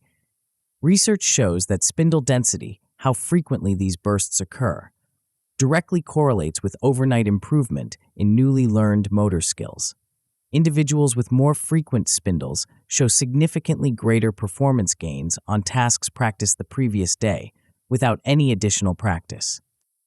After approximately 30 to 60 minutes in these lighter stages, your brain transitions to N3 or slow-wave sleep, the deepest non-REM phase characterized by high-amplitude delta waves, 0.5 to 4 Hz, that sweep across the cortex in organized patterns.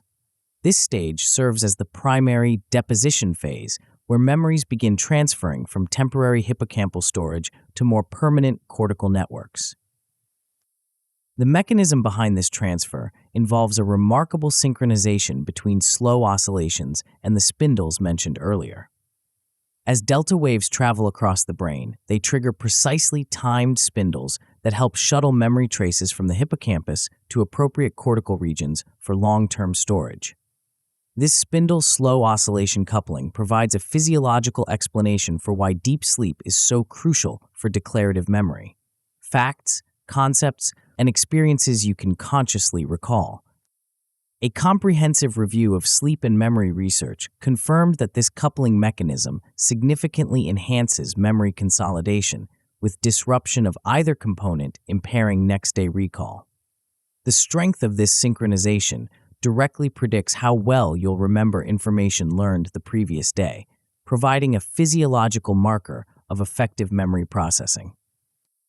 After approximately 90 minutes of cycling through these non-REM stages, your brain undergoes a dramatic shift into REM, rapid eye movement sleep, a paradoxical state where your brain becomes highly active while your body remains paralyzed. Brain oxygen consumption during REM often exceeds waking levels, with particular activation in emotional and associative networks. During REM, your brain generates distinctive ponto-geniculo-occipital PGO waves that originate in the brainstem and propagate to visual processing regions. These waves coincide with the characteristic rapid eye movements that give this stage its name and appear to facilitate the integration of emotional experiences with existing memory networks. What makes REM particularly fascinating is its role in creative problem-solving and insight generation. During this stage, your brain forms associations between seemingly unrelated concepts, integrates disparate memory fragments, and generates novel connections that weren't apparent during conscious analysis. This explains why solutions to complex problems often appear during dreams or immediately upon waking. A groundbreaking study demonstrated this effect experimentally by training participants on remote association problems, then testing them after either quiet rest or REM-rich sleep. The REM sleep group solved 35% more previously unsolved problems than controls, demonstrating that something during this sleep stage specifically enhanced creative association abilities. These 4 stages, N1, N2, N3, and REM, repeat in cycles averaging 90 minutes throughout the night, with approximately 4 to 5 complete cycles during a typical sleep period.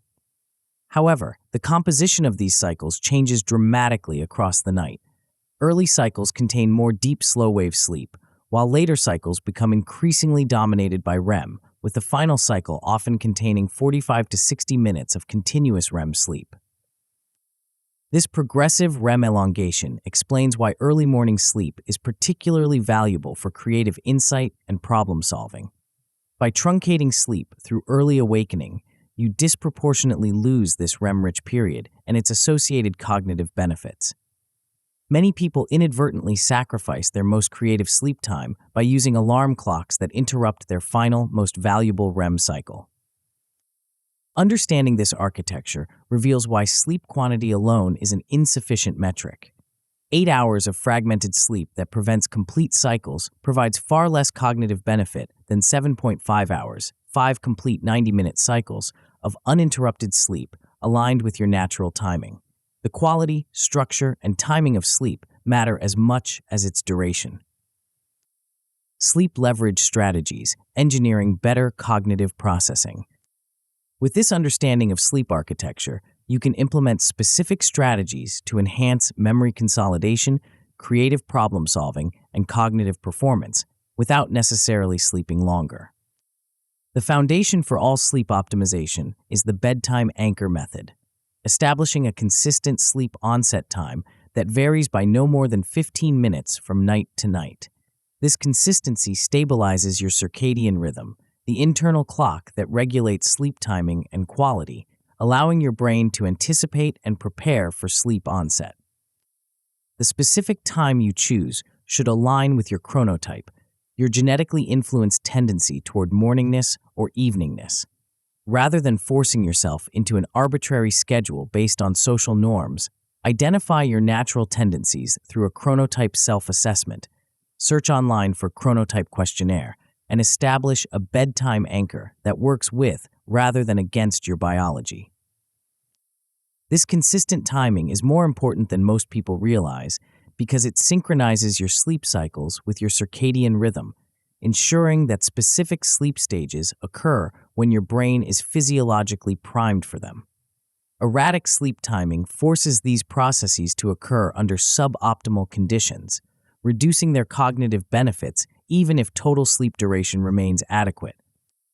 Beyond general sleep consistency, you can strategically leverage specific sleep stages for enhanced cognitive performance. The REM before exam nap provides a powerful example of this targeted approach.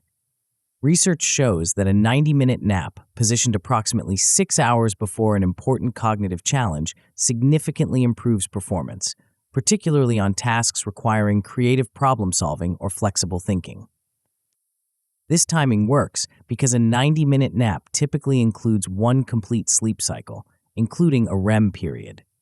The 6-hour pre-test window allows you to gain REM benefits while avoiding sleep inertia, the temporary cognitive impairment that often follows awakening during the actual performance situation. Set your alarm for 100 minutes after lying down to account for approximately 10 minutes of initial falling asleep time.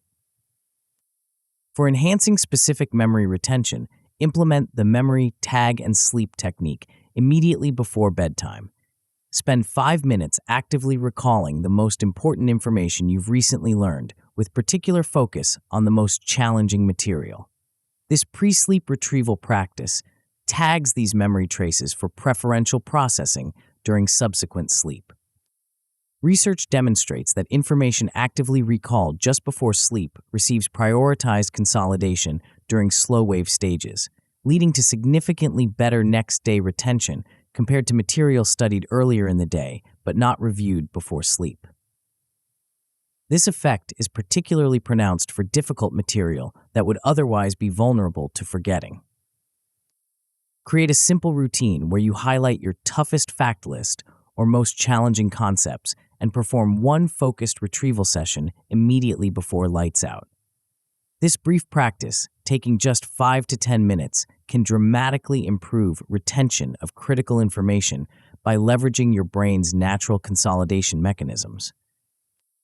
These strategies don't require sleeping longer, just sleeping smarter by aligning your learning activities with your brain's natural processing rhythms. By understanding when and how memory consolidation occurs during sleep, you can significantly enhance learning efficiency without additional study time. Exercise brain synergy, movement as cognitive enhancement. While sleep rebuilds neural networks during unconsciousness, physical movement provides complementary benefits during waking hours. Exercise isn't merely good for your heart and muscles. It directly enhances brain function through multiple mechanisms that improve learning, attention, and cognitive performance. Disclaimer: the exercise information provided in this chapter is for informational purposes only and does not constitute medical advice. Before beginning any new exercise program, including those described here, it is essential to consult with a qualified healthcare professional or physician to ensure it is appropriate for your individual health status and physical condition. The most immediate cognitive benefit comes from what researchers call the BDNF spike window, a period of enhanced neuroplasticity following aerobic exercise. Brain-derived neurotrophic factor, BDNF, often described as fertilizer for the brain, increases significantly during and after moderate physical activity, peaking approximately 10 to 60 minutes post-exercise. This protein plays crucial roles in forming new synaptic connections, strengthening existing ones, and supporting neuronal health. Higher BDNF levels create ideal conditions for learning new information or skills by temporarily increasing your brain's capacity for structural change. Studies show that material learned during this post-exercise window is retained better than the same material studied without prior exercise. Leverage this mechanism by scheduling your most challenging learning activities within this 10 to 60-minute post-exercise window. This doesn't require restructuring your entire day. Simply position a moderate activity break before study sessions where you'll tackle the most difficult or important material. The resulting BDNF elevation will enhance encoding and retention without requiring additional study time. Beyond these acute effects, regular exercise produces structural brain changes that enhance cognitive function. A meta-analysis by Kramer, 2013, found that consistent aerobic activity improved executive function tasks by 0.3 to 0.5 standard deviations in healthy adults, a substantial effect comparable to many pharmaceutical cognitive enhancers, but without side effects. These improvements stem partly from increased prefrontal cortex volume observed in physically active individuals. Regular exercise stimulates the growth of new neurons, neurogenesis, in the hippocampus, and increases connectivity between brain regions involved in attention and executive control.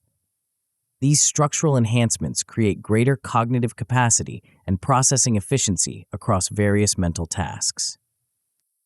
To capture these benefits, implement a cardio dose grid based on research-optimized parameters: moderate intensity, approximately 65% of maximum heart rate, 25-minute duration, 3 times weekly. This prescription represents the minimum effective dose for cognitive enhancement while remaining accessible even to individuals with limited time or baseline fitness. Your maximum heart rate can be roughly estimated as 220 minus your age, making your target zone approximately 130 to 140 beats per minute for a 40-year-old. This moderate intensity maximizes cognitive benefits while minimizing recovery requirements and making the activity sustainable long-term. Perhaps most surprisingly, where you exercise significantly impacts cognitive benefits. Research comparing identical walking protocols conducted indoors versus in natural environments found that outdoor activity in green spaces produced significantly greater cognitive improvements than the same physical exertion on treadmills or indoor tracks. In a revealing study, outdoor walking raised P300 amplitude, a brainwave associated with attention and cognitive processing, while identical indoor walking produced no such enhancement. This environment-exercise synergy suggests that natural settings provide additional neural stimulation that amplifies the cognitive benefits of physical movement. Test this effect yourself by alternating between indoor and outdoor exercise sessions of matched intensity and duration, then performing the same cognitive task afterward. Most people discover measurable performance differences favoring the outdoor activity, particularly for tasks requiring sustained attention or creative thinking. The mechanism behind this synergy likely involves the combination of exercise-induced BDNF elevation with the attention restoration effects of natural environments. Urban settings deplete directed attention through constant stimulation requiring evaluation and filtering, while natural environments permit attention systems to recover through what researchers call soft fascination, engaging but undemanding sensory experiences. This outdoor bonus effect is so significant that a 25-minute walk in a park or natural area often produces greater cognitive enhancement than a longer, more intense indoor workout. When time constraints make optimal exercise challenging, prioritize even brief outdoor activity over longer indoor sessions if cognitive enhancement is your primary goal. Combo protocol, synergistic sleep movement systems. While sleep and exercise each provide substantial cognitive benefits independently, their combination creates synergistic effects greater than either alone. Implementing integrated protocols that leverage both mechanisms simultaneously can produce remarkable enhancements in learning efficiency and problem-solving capacity. The Cardio Then Cram Stack provides a powerful example of this integration for accelerated learning. This protocol combines a 25-minute moderate-intensity aerobic session with 45 minutes of spaced retrieval practice immediately afterward, positioned during the BDNF spike window when neuroplasticity is maximized. This combination works because the exercise-induced BDNF elevation creates ideal conditions for forming strong memory traces, while retrieval practice rather than passive review, leverages this enhanced plasticity most effectively. The spacing component further strengthens retention by requiring multiple successful retrievals during this heightened plasticity state. Implement this protocol by first establishing a baseline measure of learning efficiency.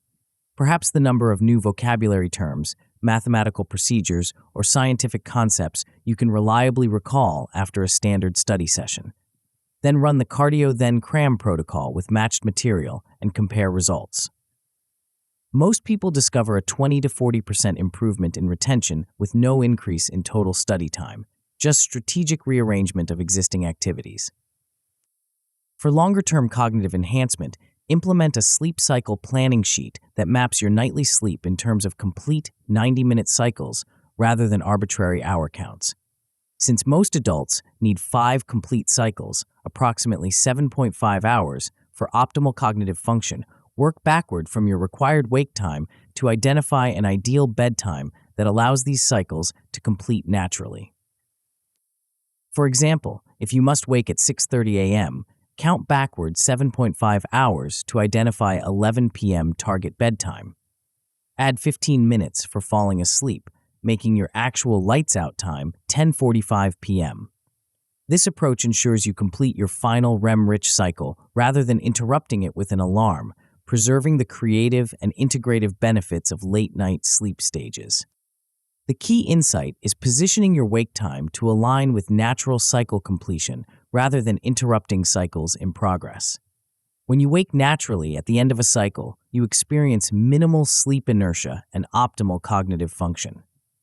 When an alarm interrupts a cycle, particularly during deep sleep or REM, you experience greater grogginess and reduced cognitive performance that can persist for hours. For addressing specific cognitive challenges, combine these approaches into targeted protocols. Before major creative projects or complex problem-solving tasks, implement a REM loading strategy. Maintain consistent sleep timing for several nights. Then allow yourself to sleep without an alarm on the critical morning, permitting an extended final REM period when creative associations are most likely to form. For intensive learning periods like exam preparation, alternate cardio then cram sessions with adequate recovery sleep, positioning the most challenging material during post-exercise plasticity windows, and conducting brief retrieval sessions immediately before sleep to tag critical information for preferential consolidation. These integrated protocols leverage multiple biological mechanisms simultaneously, creating conditions for cognitive performance that far exceed what most people experience through standard approaches to learning and problem-solving. Metrics and dashboards measuring physical cognitive integration.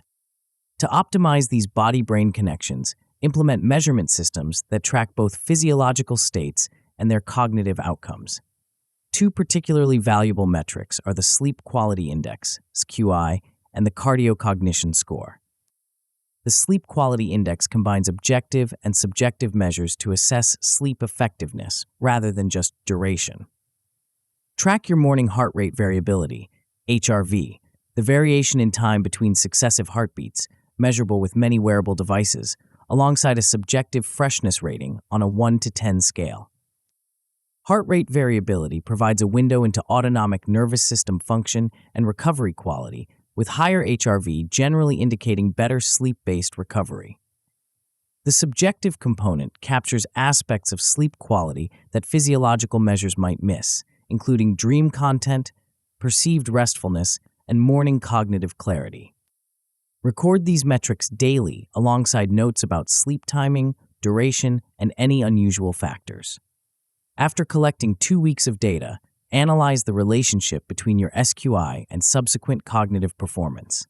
Most people discover specific sleep patterns that reliably predict their best and worst cognitive days, allowing for strategic scheduling of demanding mental activities. The Cardio Cognition Score provides a simple but effective measure of how physical activity influences your mental performance. Calculate this score by dividing your time to complete a trail-making test, connecting numbered and lettered dots in sequence, easily found online, by your resting heart rate. This ratio captures both cognitive processing speed and cardiovascular efficiency in a single metric. Track this score under different conditions, after outdoor versus indoor exercise, at different times of day, following various exercise intensities, to identify your personal optimal movement patterns for cognitive enhancement. The resulting data often reveals surprising individual differences in how specific exercise parameters influence mental performance. These measurement systems transform vague impressions about sleep and exercise into precise, actionable data that allows for continuous optimization. Rather than following generic recommendations, you develop personalized protocols based on your unique physiological responses and cognitive patterns. Action exercises implementing body boosts today. Understanding these principles intellectually isn't sufficient. You need concrete implementation steps to begin harnessing your body's cognitive enhancement potential immediately. Complete these 3 exercises this week to jumpstart your body-brain integration. First, draft a 5-cycle sleep schedule tonight based on your required wake time. Count backwards 7.5 hours, 5 90-minute cycles from when you must wake, then add 15 minutes for falling asleep to identify your ideal lights-out time. Commit to maintaining this schedule within plus 15 minutes for the next 7 days, even on weekends, to stabilize your circadian rhythm and sleep architecture. During this week, pay particular attention to how you feel upon awakening. If you consistently experience grogginess despite adequate duration, your wake time may be interrupting a sleep cycle rather than aligning with its natural completion. Adjust in 15-minute increments until you identify timing that allows you to wake feeling clear-headed and alert. Second, run the cardio then cram protocol twice this week, selecting material you need to learn thoroughly. Conduct a 25-minute moderate-intensity exercise session followed immediately by 45 minutes of spaced retrieval practice on the target material. Test your recall the following day and compare it to retention from your standard study approaches. Be precise about timing. Begin your study session within 10 minutes of completing exercise to capture the peak BDNF window. Use active retrieval methods rather than passive review, forcing yourself to recall information from memory rather than simply rereading it. This combination maximizes the neuroplasticity benefits of the post-exercise state. Finally, log your sleep quality index and cardiocognition score daily for 14 days to establish your personal baselines and identify patterns. This consistent measurement creates awareness of how physiological states influence your cognitive performance and provides the data necessary for personalized optimization. After collecting this initial dataset, implement systematic experiments, perhaps testing different exercise timing, sleep durations, or environmental contexts while continuing to track these metrics. The resulting patterns will reveal your unique optimal conditions for peak cognitive performance. These 3 exercises, drafting a cycle-based sleep schedule, implementing the cardio then cram protocol, and tracking integrated body-brain metrics, provide a comprehensive starting point for leveraging physical systems to enhance cognitive function. They address both the structural foundations of brain performance and the acute interventions that can boost specific cognitive tasks. The body-brain connection represents one of the most underutilized approaches to cognitive enhancement.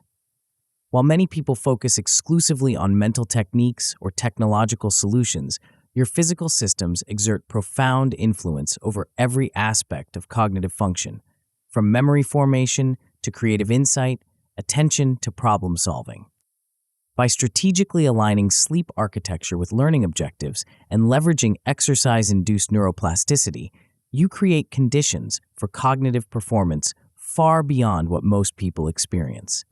These approaches don't require more time or effort than standard practices, just more strategic timing and integration of activities you're likely already doing.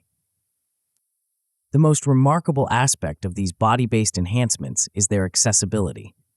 Unlike genetic factors or early developmental influences that lie beyond your control, sleep patterns and movement habits can be modified starting tonight. They require no special equipment, cost nothing to implement, and produce measurable cognitive benefits within days rather than months or years. As you implement these strategies, you'll likely notice improvements extending beyond specific cognitive tasks to your overall mental clarity, emotional regulation, and subjective well-being. The body-brain connection influences not just how effectively you think, but how you experience thinking itself, the subjective quality of your mental life. While optimizing your individual cognitive performance through sleep and movement creates substantial benefits, human intelligence reaches its full potential through another dimension entirely. In the next chapter, we'll explore how certain types of social connections function as cognitive amplifiers, creating intellectual capabilities that simply cannot exist in isolation, no matter how optimized the individual brain might be. Chapter 8: Social Sparks. The neuroscientist was puzzled by the brain scan results. Her research team had been studying cognitive decline patterns in aging populations when they discovered something unexpected. A 79-year-old participant showed significant Alzheimer's pathology, protein plaques and tangles that should have produced severe dementia, yet performed on cognitive tests like someone decades younger with no apparent symptoms.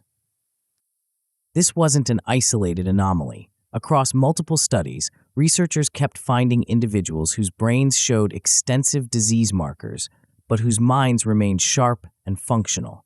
What protected these people from the cognitive consequences that devastated others with identical pathology?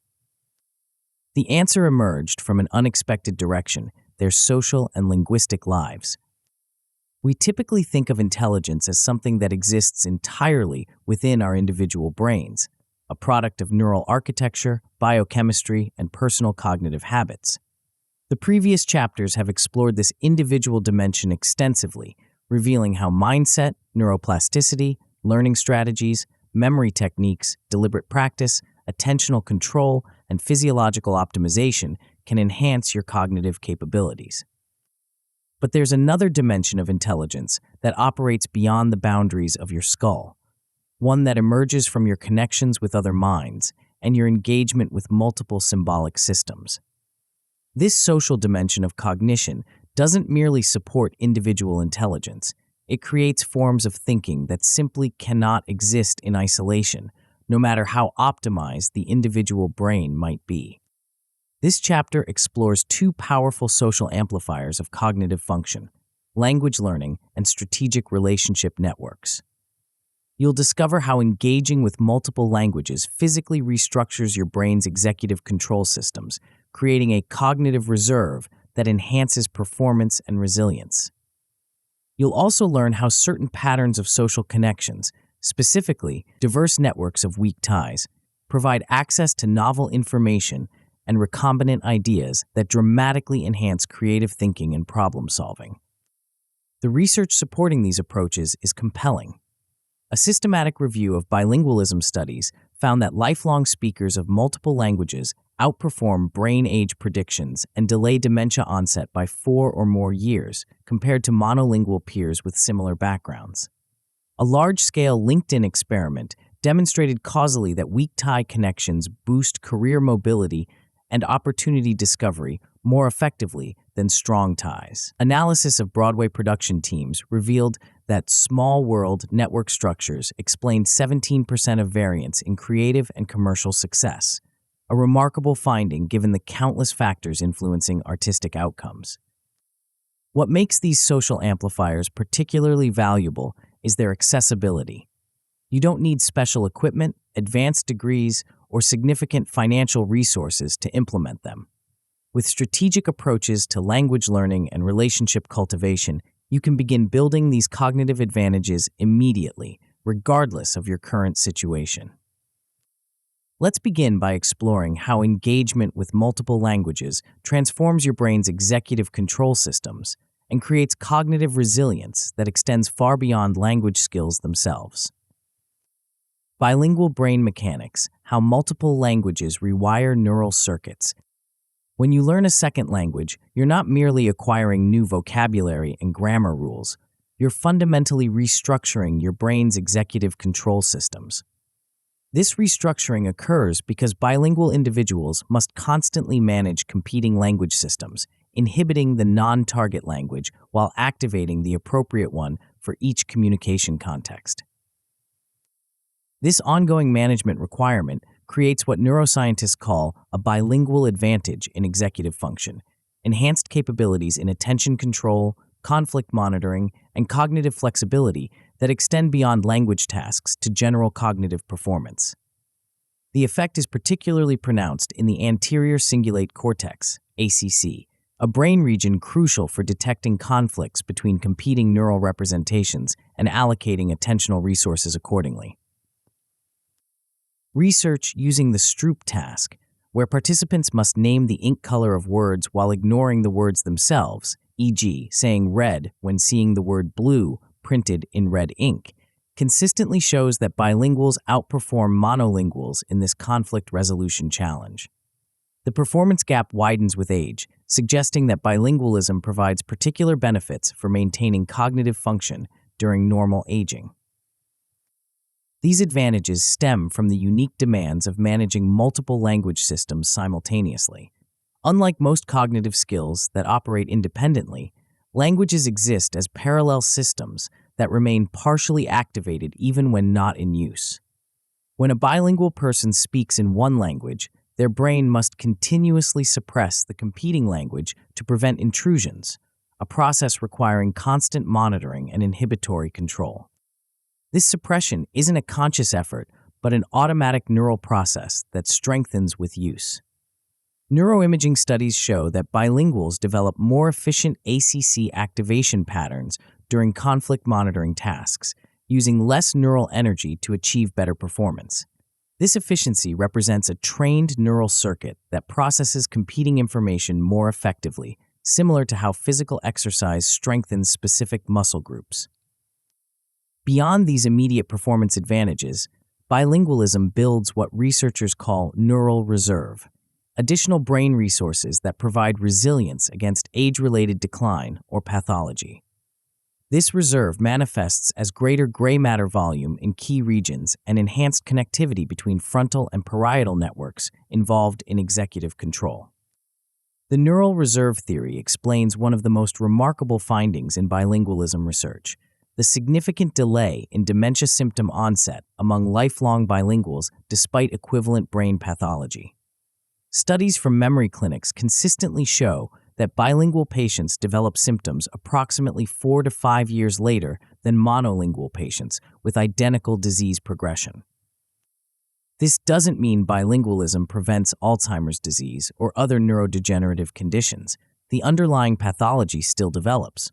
Rather, it creates a buffer between pathology and symptoms, allowing the brain to function normally despite accumulating damage. The strengthened executive networks essentially provide alternate pathways that compensate for affected regions, maintaining cognitive function longer. What's particularly encouraging about these findings is that they appear across diverse populations and language combinations. The cognitive benefits emerge regardless of which specific languages you learn, though greater linguistic distance between languages, e.g., English and Mandarin versus English and Spanish, may produce stronger effects due to the increased control demands of managing more different systems.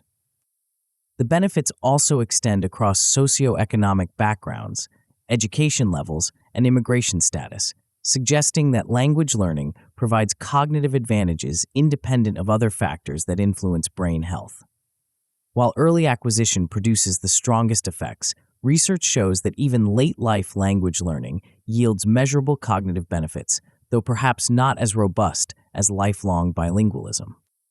This neural restructuring represents one of the most accessible forms of cognitive enhancement available, requiring no special equipment, minimal financial investment, and producing benefits that extend far beyond the practical value of knowing another language. The question isn't whether to pursue this advantage, but how to do so most effectively. Language Acquisition Protocol: Strategic Learning for Cognitive Benefits. Most language education fails to produce fluency despite years of study because it emphasizes explicit grammar rules and vocabulary memorization over the immersive, meaning-focused exposure that drives natural acquisition. A more effective approach leverages how your brain naturally processes language while creating the consistent exposure necessary for neural restructuring.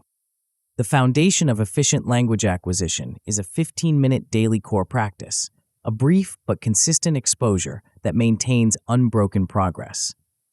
This short duration overcomes the primary obstacle to language learning, the perception that it requires large time blocks that rarely materialize in busy schedules.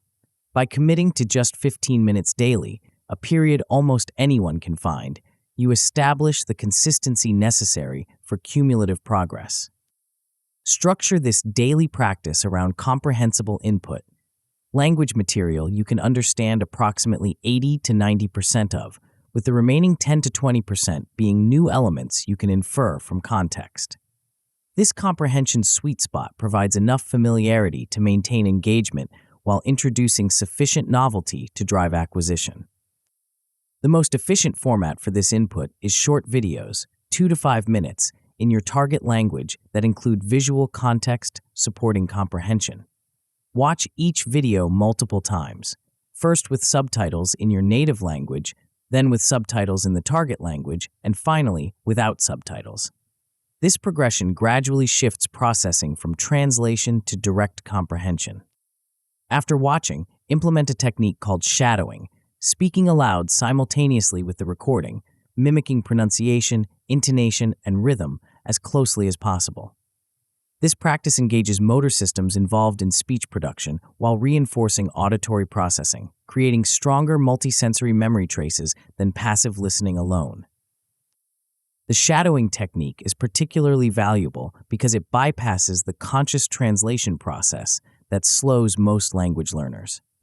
Rather than mentally converting between languages, you develop direct connections between concepts and their target language expressions, similar to how native speakers process language. While this daily core practice builds foundational skills, language acquisition accelerates dramatically when combined with social interaction. Implement a social speaking spiral where you regularly practice with conversation partners through language exchange applications. Search for language exchange apps to find current options. The key to effective exchange practice is alternating partners rather than working with the same person consistently. Each new partner brings different vocabulary, speech patterns, and communication styles, forcing your brain to develop more robust, generalized language representations rather than adapting to a single person's idiosyncrasies. To maximize both accountability and integration, schedule a weekly Teach Your Town mini-talk where you explain something about your local area, work, or interests in the target language. This 2 to 3 minute presentation, which you can record and share with exchange partners for feedback, creates a concrete goal that motivates more focused practice during the week. This combined protocol, daily comprehensible input with shadowing, plus regular social exchange with varying partners, creates the conditions for efficient language acquisition while simultaneously developing the executive control advantages that make bilingualism so cognitively valuable. The approach works because it aligns with how your brain naturally processes language while providing the consistent practice necessary for neural restructuring. The cognitive benefits begin emerging well before you achieve fluency. Research shows enhanced executive function after just 6 to 8 months of consistent practice, even at intermediate proficiency levels. These improvements manifest as enhanced attention control, better task switching abilities, and improved conflict resolution, capabilities that enhance performance across virtually all cognitive domains. Weak tie advantage, the power of loose connections. While language learning restructures internal neural networks, strategic social connections provide external cognitive resources that dramatically enhance creative thinking and problem solving. The pattern of these connections matters more than you might expect, with certain network structures consistently outperforming others for innovation and opportunity discovery. The most valuable social structure for cognitive enhancement is what network scientists call a weak tie network, a diverse set of loose connections to people from different social circles, professional domains, and cultural backgrounds. These weak ties, acquaintances rather than close friends, provide access to information, perspectives, and opportunities that simply aren't available within your immediate social circle. The power of weak ties stems from a fundamental network principle: information redundancy versus novelty. Your closest connections, strong ties, typically share substantial overlap in knowledge, perspectives, and social contacts. While these relationships provide important emotional support, they offer limited cognitive diversity. You generally know what they know, believe what they believe, and have access to the same information sources. Weak ties, by contrast, connect you to entirely different social clusters with minimal overlap with your existing knowledge base. These loose connections serve as bridges between otherwise separate networks, allowing novel information, unusual perspectives, and unexpected opportunities to flow across boundaries that would otherwise remain closed. This principle was dramatically demonstrated in a large-scale LinkedIn experiment, examining how different connection types influence job mobility and opportunity discovery. The researchers found that weak ties boosted career advancement significantly more than strong ties, with the most casual connections providing the greatest benefit. This wasn't merely correlation. The experimental design established causality, proving that weak tie connections directly created these advantages. The cognitive value of weak ties extends beyond career opportunities to creative thinking and problem solving. Novel combinations of ideas, the essence of creativity, emerge more readily when you're exposed to diverse knowledge domains that can be recombined in unexpected ways. Weak tie networks provide precisely this exposure, connecting you to information and perspectives that wouldn't otherwise enter your cognitive ecosystem. A fascinating study of Broadway musical production teams illustrated this principle in action. Researchers analyzed the social network structures of creative teams behind 321 Broadway productions over a 45-year period, mapping how team members were connected to each other and to the broader theater community.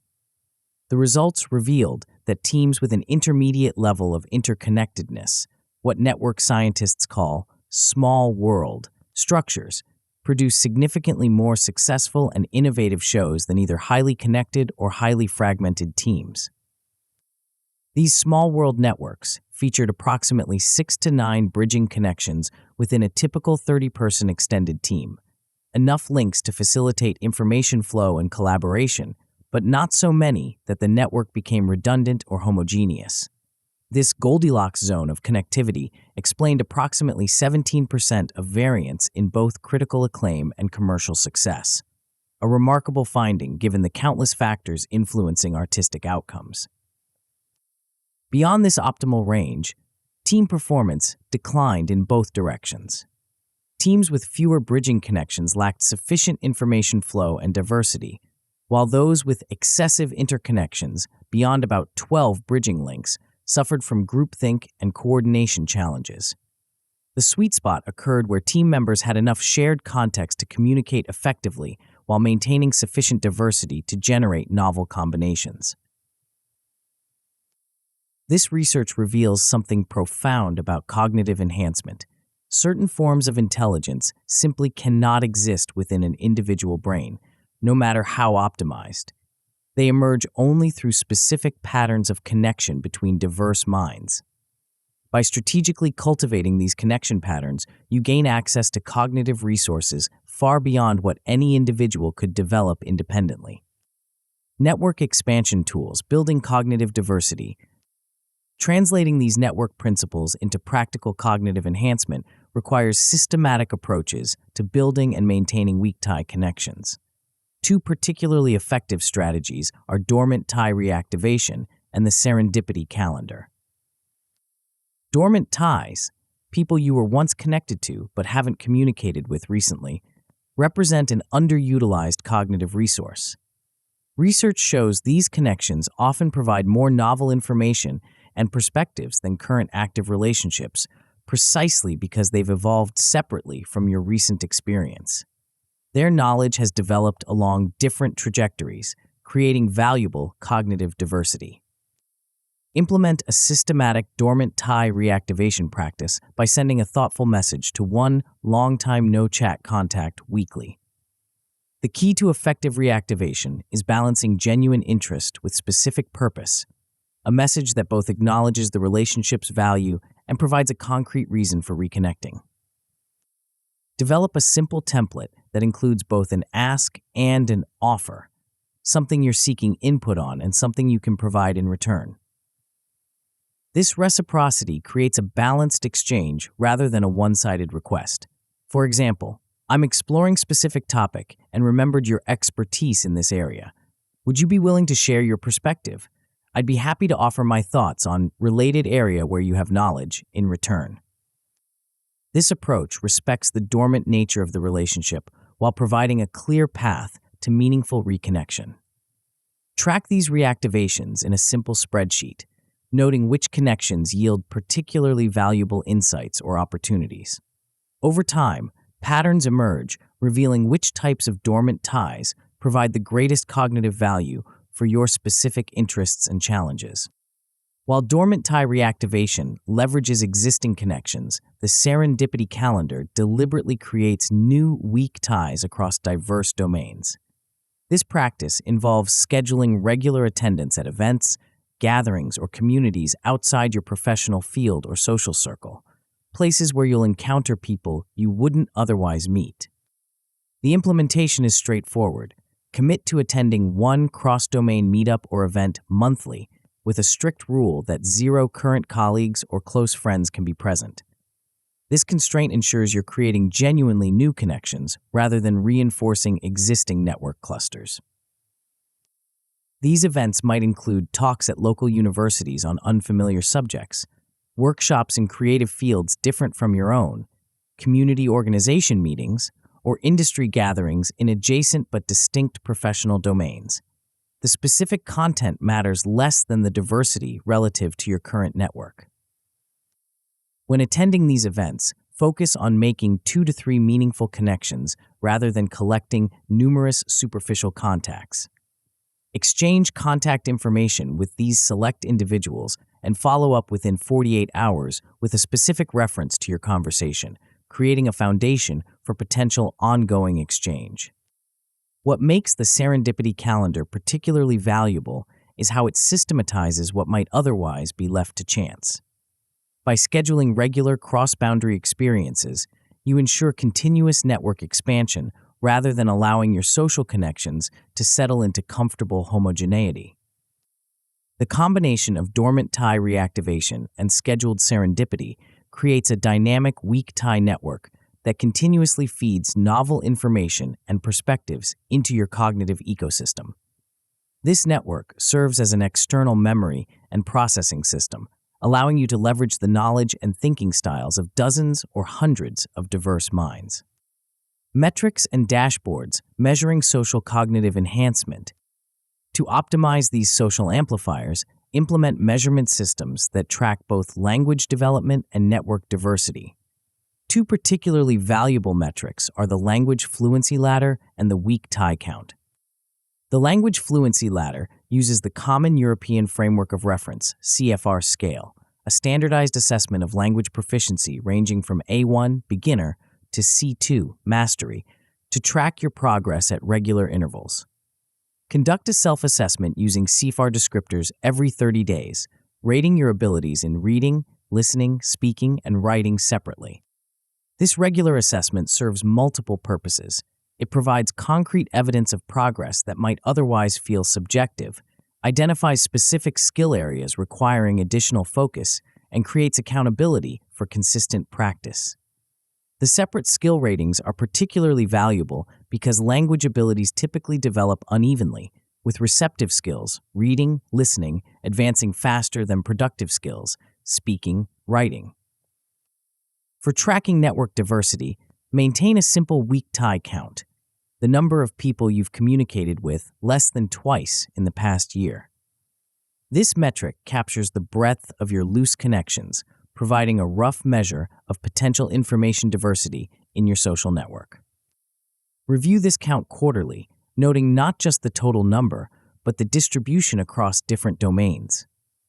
A high count concentrated in a single field provides less cognitive diversity than a smaller number spread across multiple domains. The goal isn't maximizing raw numbers, but ensuring sufficient diversity to access varied knowledge and perspectives. For more sophisticated network analysis, create a simple visualization mapping your connections by domain and relationship strength. Divide a page into sectors representing different fields or communities, then plot your connections as points within each sector, with distance from center indicating relationship strength, closer, stronger. This map reveals clusters, gaps, and potential bridge opportunities in your network structure. These measurement systems transform vague social goals into concrete, trackable metrics that allow for systematic optimization. Rather than hoping for cognitive diversity, you create specific targets and regular feedback mechanisms to ensure you're building the network structures most conducive to enhanced thinking. Action exercises. Implementing social amplifiers today. Understanding these principles intellectually isn't sufficient. You need concrete implementation steps to begin building social cognitive enhancement immediately. The following exercises provide starting points for both language learning and network expansion. First, schedule a daily 15-minute language learning slot at a specific time, ideally attached to an existing habit for easier implementation. Select a language that genuinely interests you rather than one that merely seems practical. Intrinsic motivation significantly impacts consistency and ultimately determines success more than the specific language chosen. Identify 3 to 5 short videos, 2 to 3 minutes each, in your target language that include visual context supporting comprehension.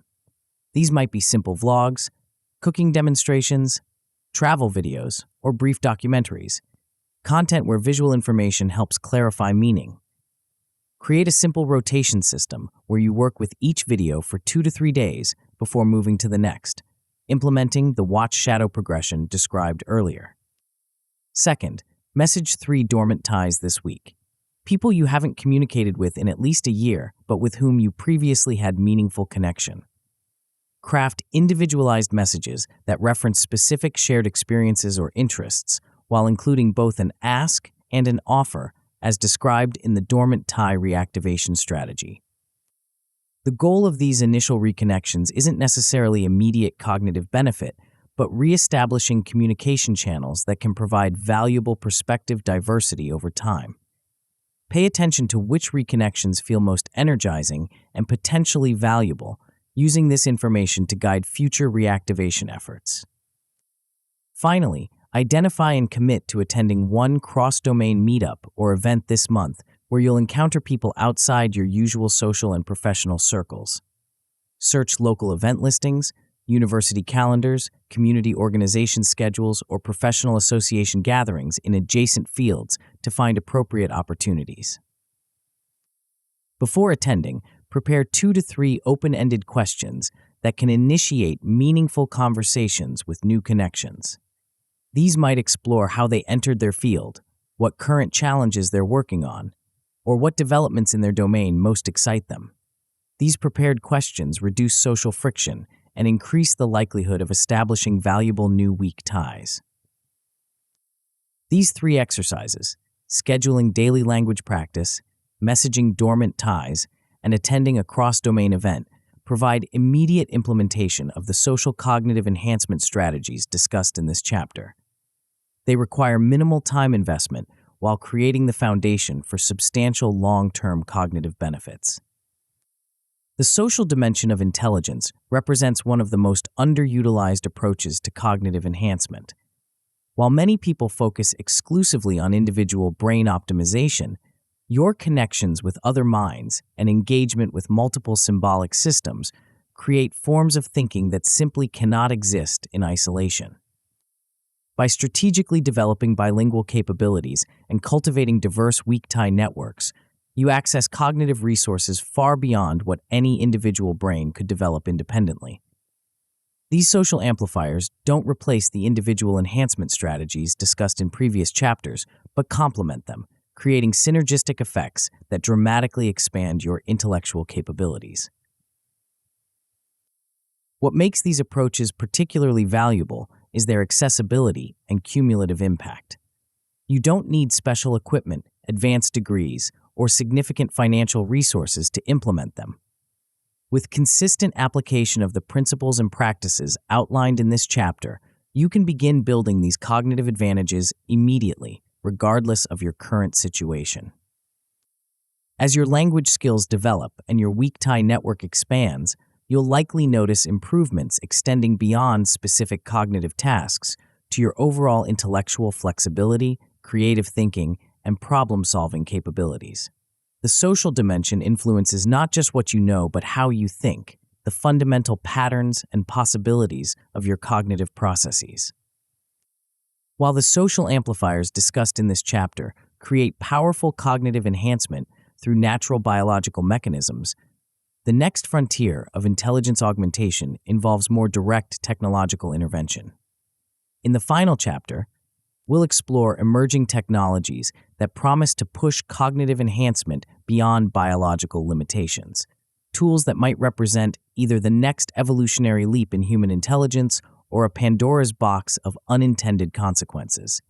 The question isn't whether these technologies will transform cognition, but how to navigate their potential wisely. Chapter 9: Next Horizons. The university research lab hummed with quiet anticipation. A doctoral student sat motionless, electrodes positioned precisely on her scalp, while researchers monitored real-time brain activity displays. She was attempting to solve complex mathematical problems that had stumped her for weeks. 20 minutes later, after receiving carefully calibrated electrical stimulation to her prefrontal cortex, she began working through solutions with unusual clarity, describing insights that had previously eluded her. Across town, a software developer swallowed a small white pill, a prescription medication being used for non-prescribed purposes. Within an hour, he entered a state of intense, sustained focus that allowed him to untangle a particularly challenging programming problem. The code he wrote during this 12-hour session was later described by colleagues as unusually elegant and creative. Meanwhile, in a corporate research facility, a team of neuroscientists fine-tuned an experimental ultrasound device designed to temporarily enhance specific brain networks without invasive procedures or pharmaceuticals. Early results suggested targeted cognitive improvements with minimal side effects. Welcome to the frontier of cognitive enhancement, where emerging technologies and compounds offer tantalizing possibilities for pushing human intelligence beyond its natural limitations.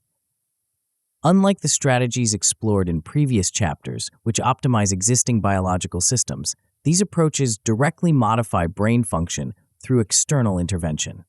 They represent either the next evolutionary leap in human cognitive capability or a Pandora's box of unintended consequences, perhaps both simultaneously. This chapter explores these cutting-edge enhancers with both optimism and caution. You'll discover how transcranial direct current stimulation, TDCS, can temporarily boost specific cognitive functions, how certain pharmaceuticals might enhance executive processing and creative problem-solving, and how to evaluate the complex risk-benefit equations these interventions present. The science behind these approaches is still emerging, with significant questions about long-term effects, individual variability, and optimal protocols. Yet the research to date shows intriguing possibilities. A comprehensive review of TDCS studies found that 1 milliamp anodal stimulation over the left dorsolateral prefrontal cortex improved working memory accuracy by 5 to 10% across multiple studies. Meta-analyses of modafinil research showed small to moderate gains in executive function and complex planning, particularly under conditions of fatigue, though with negligible effects on simpler attentional tasks. These potential benefits come with important caveats. A survey of 250 researchers revealed ethical concerns about enhancement applications of brain stimulation that were 55% higher than concerns about clinical applications for treating disorders. A 2024 stakeholder panel highlighted rising public unease about access disparities and potential coercive use in competitive environments. This chapter aims to provide neither breathless advocacy nor fearful dismissal of these technologies, but rather a balanced framework for understanding and potentially incorporating them into your cognitive enhancement toolkit. The goal is informed decision-making based on current evidence, personal values, and a clear-eyed assessment of both potential benefits and risks. Let's begin by exploring the fundamental mechanisms of non-invasive brain stimulation and how they temporarily modify neural function. Neurostimulation fundamentals: how external electricity changes brain function. Transcranial direct current stimulation, TDCS, represents one of the most accessible forms of non-invasive brain stimulation. Unlike more complex technologies requiring specialized medical equipment, TDCS uses simple direct current delivered through electrodes placed on the scalp to modulate neural activity in targeted brain regions. The basic mechanism is surprisingly straightforward. Applying weak electrical current across neurons alters their resting membrane potential, the baseline electrical state that determines how easily they fire. This creates subtle but meaningful changes in cortical excitability that can enhance or inhibit activity in specific brain networks. The direction of these effects depends on electrode polarity. Anodal stimulation, positive electrode, generally increases neuronal excitability by slightly depolarizing resting membrane potentials, making neurons more likely to fire.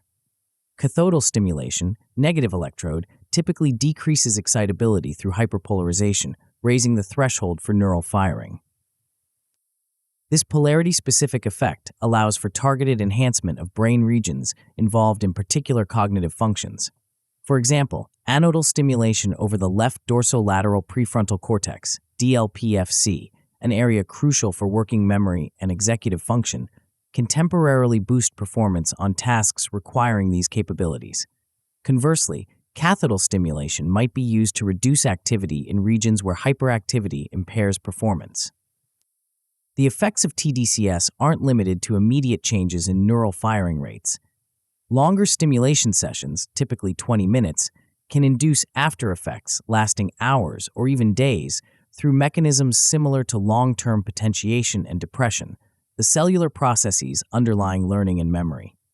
These sustained changes involve alterations in neurotransmitter systems, receptor sensitivity, and even gene expression patterns that temporarily reconfigure network function. What makes TDCS particularly intriguing is its task-specific nature. The stimulation doesn't simply excite or inhibit neurons indiscriminately, but preferentially modulates neurons that are already active during task performance. This means the effects depend not just on where the electrodes are placed, but on what your brain is doing during stimulation. The same montage, electrode arrangement, might enhance performance on one cognitive task while having no effect or even impairing performance on another. This interaction between stimulation and ongoing brain activity explains why TDCS typically produces larger effects when applied during learning or practice rather than before or after. The stimulation essentially amplifies the brain's natural task-related activity patterns, potentially accelerating skill acquisition or enhancing problem-solving capabilities. Perhaps the most important principle in neurostimulation is the inverted U dose-response curve that characterizes its effects. Rather than showing linear improvement with increasing stimulation intensity, cognitive performance typically peaks at moderate levels, around 1 milliamps, and then declines at higher intensities. Studies frequently find that 2 milliamp stimulation produces smaller benefits or even null effects compared to 1 milliamps, despite intuitions that more must be better. This nonlinear relationship reflects fundamental properties of neural systems, which function optimally within specific excitability ranges. Too little stimulation fails to meaningfully affect neural function, while too much can disrupt the delicate balance of excitation and inhibition necessary for efficient information processing. Finding the sweet spot for stimulation parameters represents one of the central challenges in effective neuroenhancement. Safety considerations impose additional constraints on stimulation protocols. Current density, the amount of current per unit area of electrode, should never exceed 0.5 milliamp per cent in square meters to prevent tissue damage or excessive skin irritation. This typically means limiting total current to 1 to 2 mA with standard electrode sizes, though specific limits depend on electrode dimensions and materials.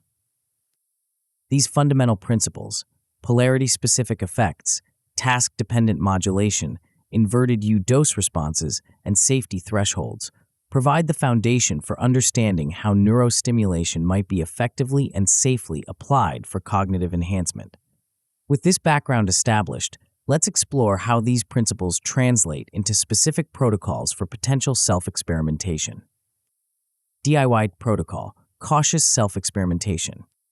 The relative simplicity of TDCS technology has led to a growing community of DIY brain stimulation enthusiasts who build or purchase consumer devices for home use. This accessibility creates both opportunities and risks for those interested in cognitive enhancement. While commercial devices with basic safety features are increasingly available, self-experimentation with brain stimulation requires careful protocol design and rigorous safety precautions. If you're considering exploring TDCS, the first critical decision involves montage selection, determining precisely where to place the electrodes to target specific cognitive functions. Different electrode arrangements activate distinct brain networks, producing varied cognitive effects. For working memory and executive function enhancement, research consistently supports the left DLPFC montage, with the anode, positive electrode, placed at position F3 in the standard 1020 EEG system, approximately over the left eyebrow, and the cathode, reference electrode, typically placed over the contralateral supraorbital area, above the right eyebrow. This montage has shown the most reliable effects on working memory, fluid intelligence tasks, and cognitive control functions across multiple studies. Alternative montages target different capabilities. For instance, placing the anode over the right parietal cortex may enhance certain visuospatial abilities, while stimulating motor cortex regions can accelerate specific skill acquisition. The key principle is matching the stimulation location to the neural networks underlying your target cognitive function. Session parameters require equally careful consideration. Research indicates that 20 minutes represents the maximum recommended duration for a single session, with stimulation typically ramped up gradually over 30 seconds at the beginning and ramped down similarly at the end to prevent sudden sensation changes. Frequency should be limited to 3 sessions weekly, with at least 48 hours between sessions, to allow for recovery and to prevent potential cumulative effects that remain poorly understood. The current intensity sweet spot appears to be approximately 1 milliamp for most cognitive enhancement applications, though individual sensitivity varies considerably. Some research suggests starting at 0.5 milliamps and gradually increasing across sessions based on response, rather than immediately applying higher intensities. Remember the inverted U principle. More stimulation doesn't necessarily produce better results and may actually impair performance beyond certain thresholds. Safety monitoring during self-experimentation is non-negotiable. Implement a skin sensation scale where you rate any discomfort, tingling, itching, burning, from 0 to 10 during stimulation. Establish a strict stop rule to discontinue the session immediately if sensations exceed 0.3, or if you experience any unusual symptoms like dizziness, nausea, or visual disturbances. These unusual reactions, while rare, can signal improper electrode placement or individual sensitivity that warrants terminating the session. Additional safety precautions include never applying stimulation if you have metal implants in your head, a history of seizures, severe migraines, or skin conditions in the electrode placement areas. Always ensure electrodes are properly prepared with appropriate conductive medium and secured firmly but not excessively tight. Never modify commercial devices to deliver higher currents than their design specifications, as this bypasses critical safety limitations.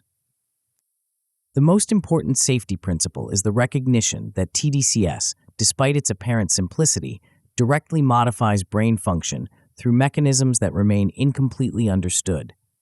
This warrants a conservative approach that prioritizes safety over potential enhancement, particularly given the limited information about long-term effects of regular stimulation. If this cautious approach to neurostimulation seems excessively conservative, consider the alternative perspective. You're applying electrical current directly to the most complex and important organ in your body, with effects that can persist for hours or days beyond the stimulation period. The appropriate level of caution matches the significance of the intervention. Pharmacological enhancers, cognitive effects, and considerations. While neurostimulation directly modifies neural activity through external electricity, pharmacological enhancers work by altering the brain's neurochemistry, changing how neurotransmitter systems function to potentially enhance specific cognitive capabilities. These compounds range from prescription medications used off-label to supplements with varying levels of research support.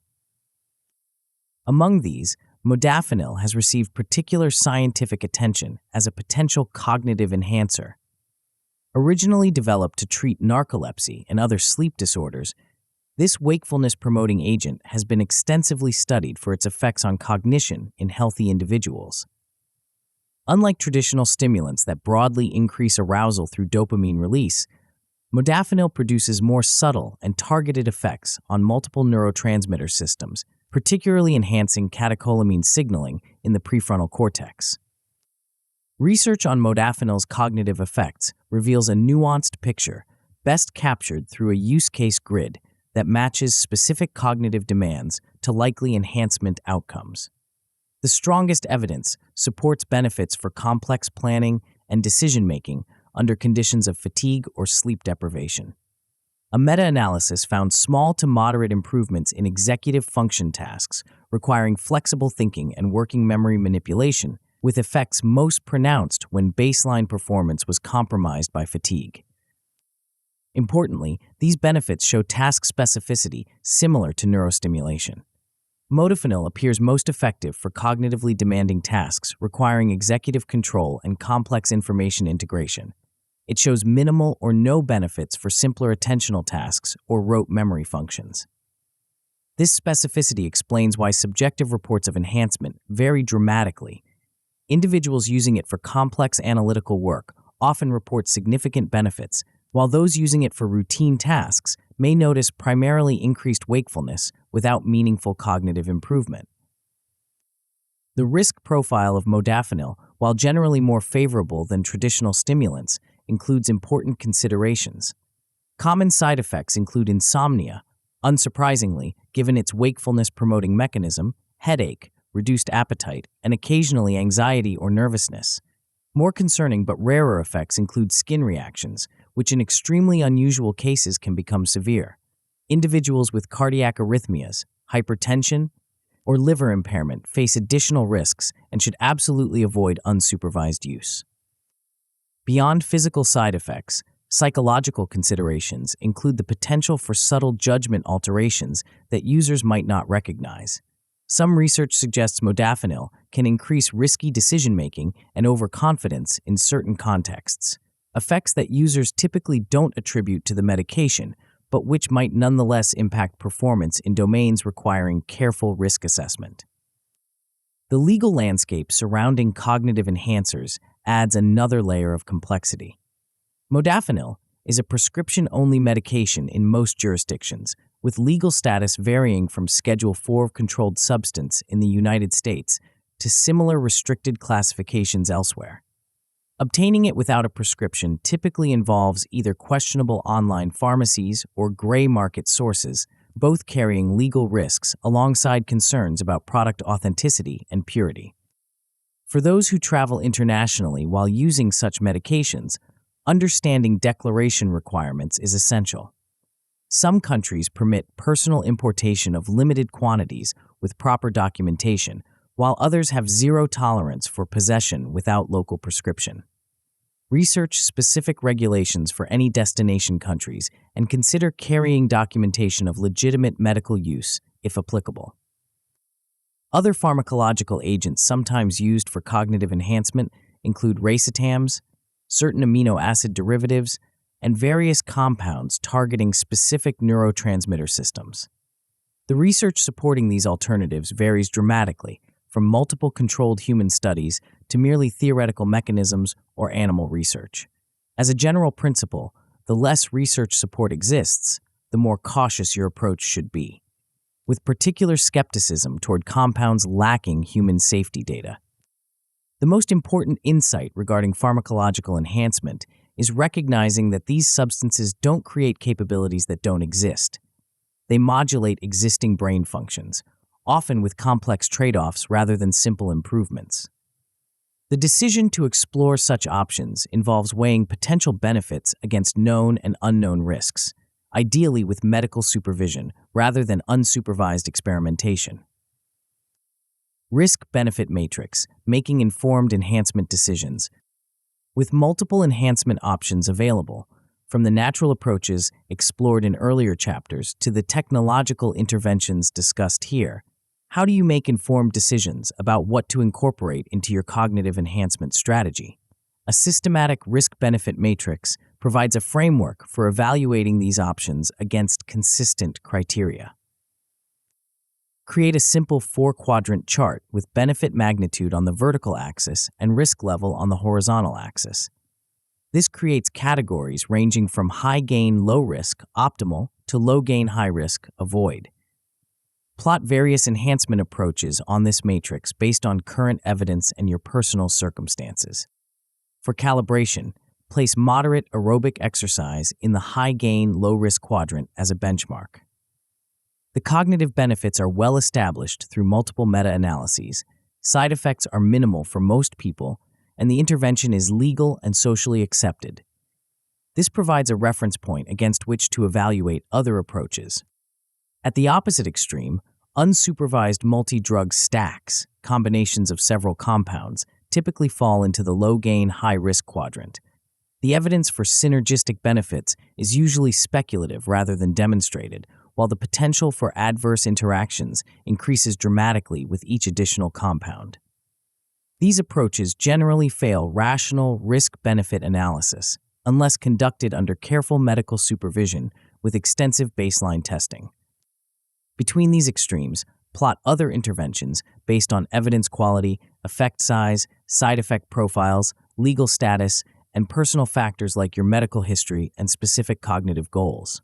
This visualization often reveals surprising insights about which approaches offer the most favorable risk-benefit profiles for your particular situation. Beyond individual risk-benefit calculations, ethical considerations add another dimension to enhancement decisions. Potential coercion represents a particularly important concern as cognitive enhancement technologies become more effective and widespread. In competitive environments like academics or certain professions, what begins as optional enhancement can evolve into de facto requirements as performance expectations shift to accommodate enhanced capabilities. Consider workplace pressure scenarios where colleagues increasingly use enhancement methods, creating implicit expectations for others to follow suit to remain competitive. These situations raise questions about autonomy and fairness that extend beyond individual risk-benefit calculations to broader social implications. Proactively address these concerns by advocating for explicit opt-out policies in performance-critical contexts. These policies formally acknowledge that enhancement remains optional and establish protections for individuals who choose not to participate for personal, medical, or ethical reasons. Creating template language for such policies contributes to establishing norms that preserve autonomy as enhancement technologies advance. Access disparities raise additional ethical questions.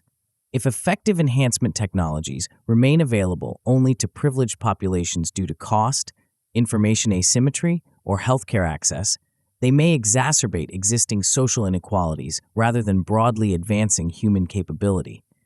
Consider how your personal enhancement choices might influence these broader patterns and what responsibility you might have to advocate for equitable access. These ethical dimensions don't necessarily preclude using enhancement technologies, but should inform how you approach them, perhaps combining personal exploration with advocacy for responsible policies, equitable access, and continued research into both benefits and risks. The most thoughtful enhancement approach considers not just personal gain, but the broader implications of these technologies as they continue developing. Self-experiment logging, systematic enhancement evaluation. If you decide to explore technological enhancement methods after careful risk-benefit analysis, systematic data collection becomes essential for evaluating their actual effects on your cognitive performance. Anecdotal impressions are notoriously unreliable due to placebo effects, confirmation bias, and the variable nature of cognitive function across different days and contexts. Implement a detailed stimulation journal for any neurostimulation experiments, recording at minimum date and time, montage used, current intensity, duration, the cognitive task performed during stimulation, performance metrics, side effects or unusual sensations, and subjective experience notes. This comprehensive logging allows you to identify patterns that might not be immediately apparent and to make evidence-based adjustments to your protocol. For example, you might discover that stimulation produces benefits only for certain types of cognitive tasks, at specific times of day, or within particular intensity ranges. Without systematic recording, these patterns remain hidden beneath day-to-day variability and subjective impressions that often reflect expectations rather than actual effects. Similarly, maintain an enhancement ledger for any pharmacological approaches, documenting the compound, dosage, timing, cognitive tasks performed, performance metrics, side effects, and subjective experience. Include baseline measurements, performance on the same tasks without enhancement, to provide comparison points for evaluating true effects rather than assumed benefits. The most valuable aspect of this systematic logging is often what it reveals about individual variability. Research on both neurostimulation and pharmacological enhancement consistently shows substantial differences in how individuals respond to identical interventions. What produces significant benefits for one person may yield no effect or even impairment for another. Without personalized data collection, you have no way to determine where you fall on this response spectrum. This individual variability extends beyond simple magnitude of effects to include qualitative differences in how enhancements influence various cognitive domains. You might experience working memory improvements without creativity benefits, enhanced sustained attention without improved cognitive flexibility, or other specific patterns that research averaging across participants typically obscures. Implement objective cognitive assessments rather than relying solely on subjective impressions. Simple tests like dual NBAC for working memory, Stroop tasks for cognitive control, or divergent thinking assessments for creativity provide quantifiable metrics that can be tracked across enhancement conditions. Many of these tests are available as smartphone applications or web-based tools, making regular assessment practical. The goal of this systematic approach isn't merely determining whether enhancement works in a binary sense, but rather mapping the specific conditions, tasks, and contexts where particular interventions provide meaningful benefits for your unique cognitive profile. This nuanced understanding allows for strategic application rather than indiscriminate use, maximizing benefits while minimizing potential downsides. Action exercises implementing next horizon approaches. Understanding enhancement technologies conceptually isn't sufficient for making informed decisions about their potential role in your cognitive development. The following exercises provide concrete steps for evaluating these approaches within your personal context. First, draft a personal risk-benefit matrix tailored to your specific circumstances, goals, and values. Create the four-quadrant structure described earlier, then systematically plot at least 10 different enhancement approaches ranging from natural methods, like those from earlier chapters, to technological interventions discussed here. For each approach, assign numerical ratings, 1 to 10, for both potential benefits and risks based on current evidence and your personal factors. Consider medical history, specific cognitive goals, access to proper supervision, legal status in your jurisdiction, and ethical considerations alongside the scientific evidence for effectiveness. This visualization often reveals surprising insights about which approaches offer the most favorable profiles for your particular situation. If after this analysis you decide to explore neurostimulation or other technological enhancements, Commit to completing a 30-entry stimulation log before drawing conclusions about effectiveness. This minimum dataset helps distinguish actual effects from random variability, placebo responses, or initial novelty effects that often fade with continued use. Maintain consistent testing protocols across these sessions to generate comparable data points. Finally, regardless of whether you pursue technological enhancement, review an ethical considerations checklist with an accountability partner, someone who can provide objective perspective on your decision-making process.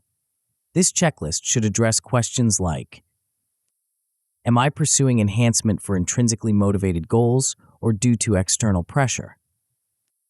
Have I fully researched potential risks and side effects beyond hoped-for benefits? Am I being realistic about likely effect magnitudes based on current evidence? Have I considered impacts on others if this approach were widely adopted? Would I be comfortable if others knew I was using this enhancement method? This ethical review isn't about reaching specific predetermined conclusions, but ensuring thoughtful consideration of dimensions that purely personal risk-benefit calculations might overlook. The accountability partner provides valuable perspective that can identify blind spots in your analysis or rationalizations that might otherwise go unexamined. These exercises transform abstract considerations into concrete decision frameworks and implementation plans. They acknowledge both the potential value of emerging enhancement technologies and the responsibility that comes with exploring approaches that directly modify brain function through non-traditional means. The integrated enhancement approach, bringing it all together. As we conclude this exploration of cognitive enhancement, from fundamental mindset shifts through neuroplasticity, learning strategies, memory techniques, deliberate practice, attentional control, physiological optimization, social amplifiers, and technological frontiers, a crucial insight emerges. These approaches aren't separate paths, but interconnected elements of an integrated system.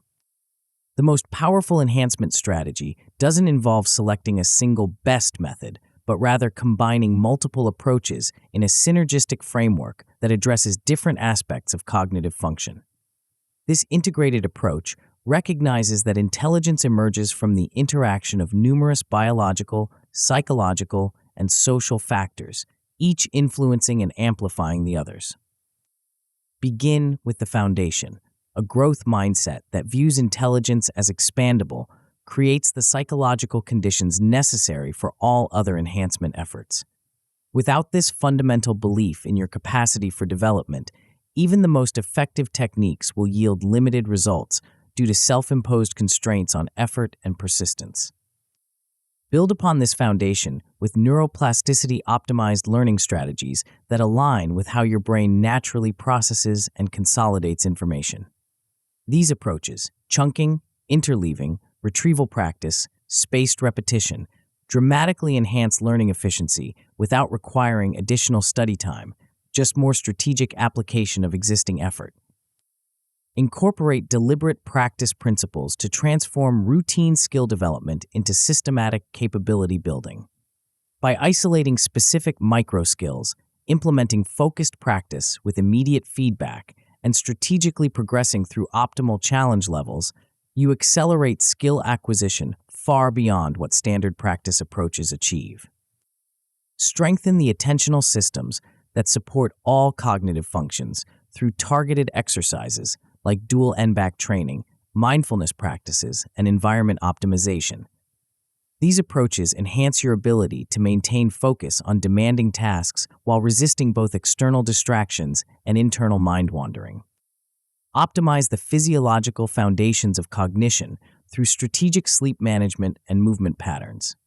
These body-based enhancements create the biological conditions for optimal brain function, from memory consolidation during specific sleep stages to neuroplasticity promoting factors released during and after exercise. Expand beyond individual optimization to leverage social cognitive amplifiers, language learning, and diverse weak tie networks that create forms of intelligence impossible to develop in isolation. These social dimensions provide both cognitive reserve that enhances resilience, and access to diverse knowledge that enables creative recombination. Finally, cautiously explore technological frontiers like neurostimulation or pharmacological enhancers if appropriate after careful risk-benefit analysis. These approaches may offer additional benefits for specific cognitive functions in particular contexts, though they should supplement rather than replace the foundational enhancement strategies. This integrated framework acknowledges that cognitive enhancement isn't about finding a single magic bullet, but rather systematically addressing multiple factors that collectively determine intellectual performance.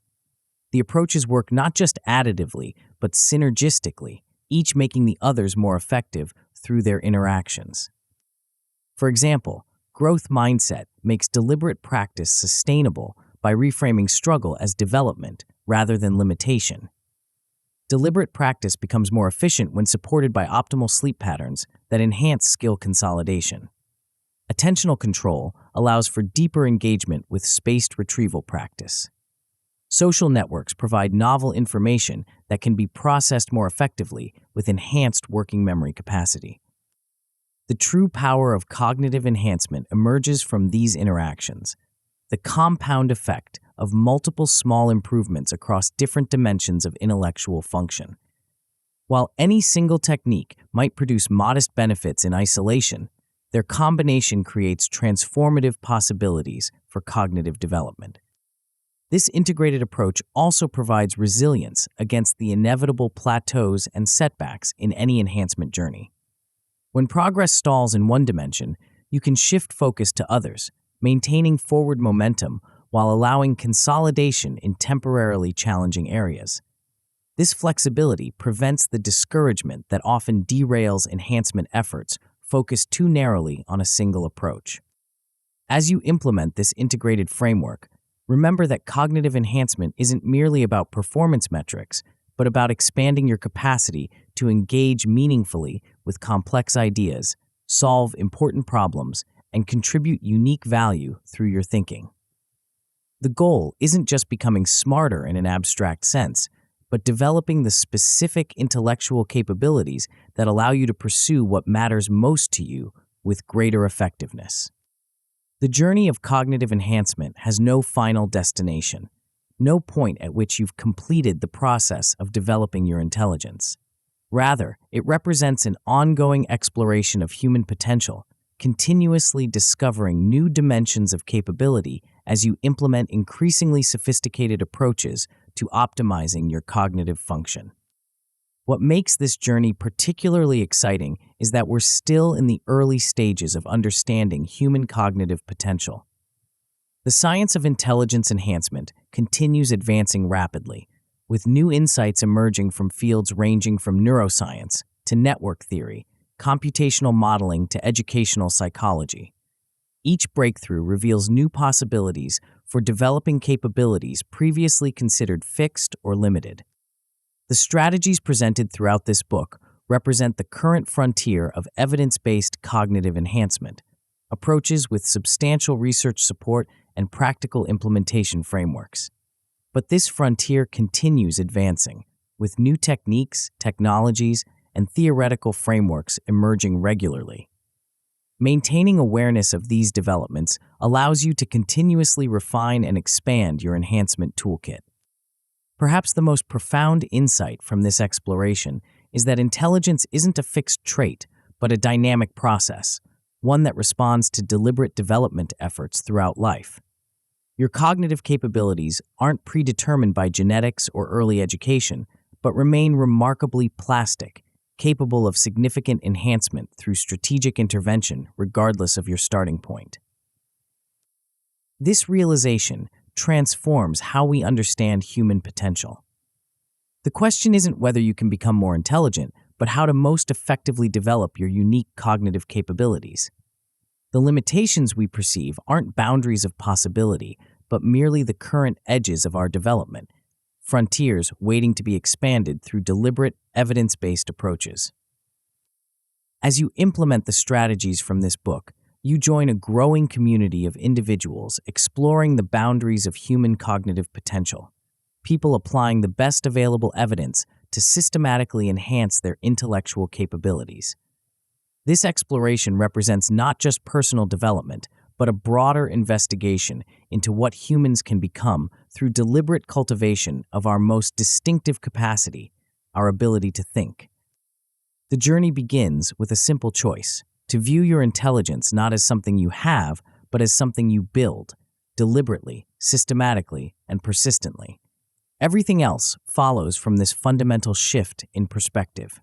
Your brain awaits your instructions for its continued development.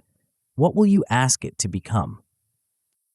Yet even the most brilliant mind faces a common challenge that can undermine all your cognitive development: the pressure to articulate your thoughts clearly when put on the spot. How many times have your carefully developed ideas dissolved into incoherence the moment you needed to express them? The gap between thinking brilliantly and communicating brilliantly represents the final frontier in cognitive mastery. To truly leverage the intelligence you've developed, you'll need to master the art of rapid, articulate communication, a skill comprehensively mapped in the audiobook Speak Like a Genius: How to Think Fast Before You Speak. Tap the center of the video now to continue your transformation journey.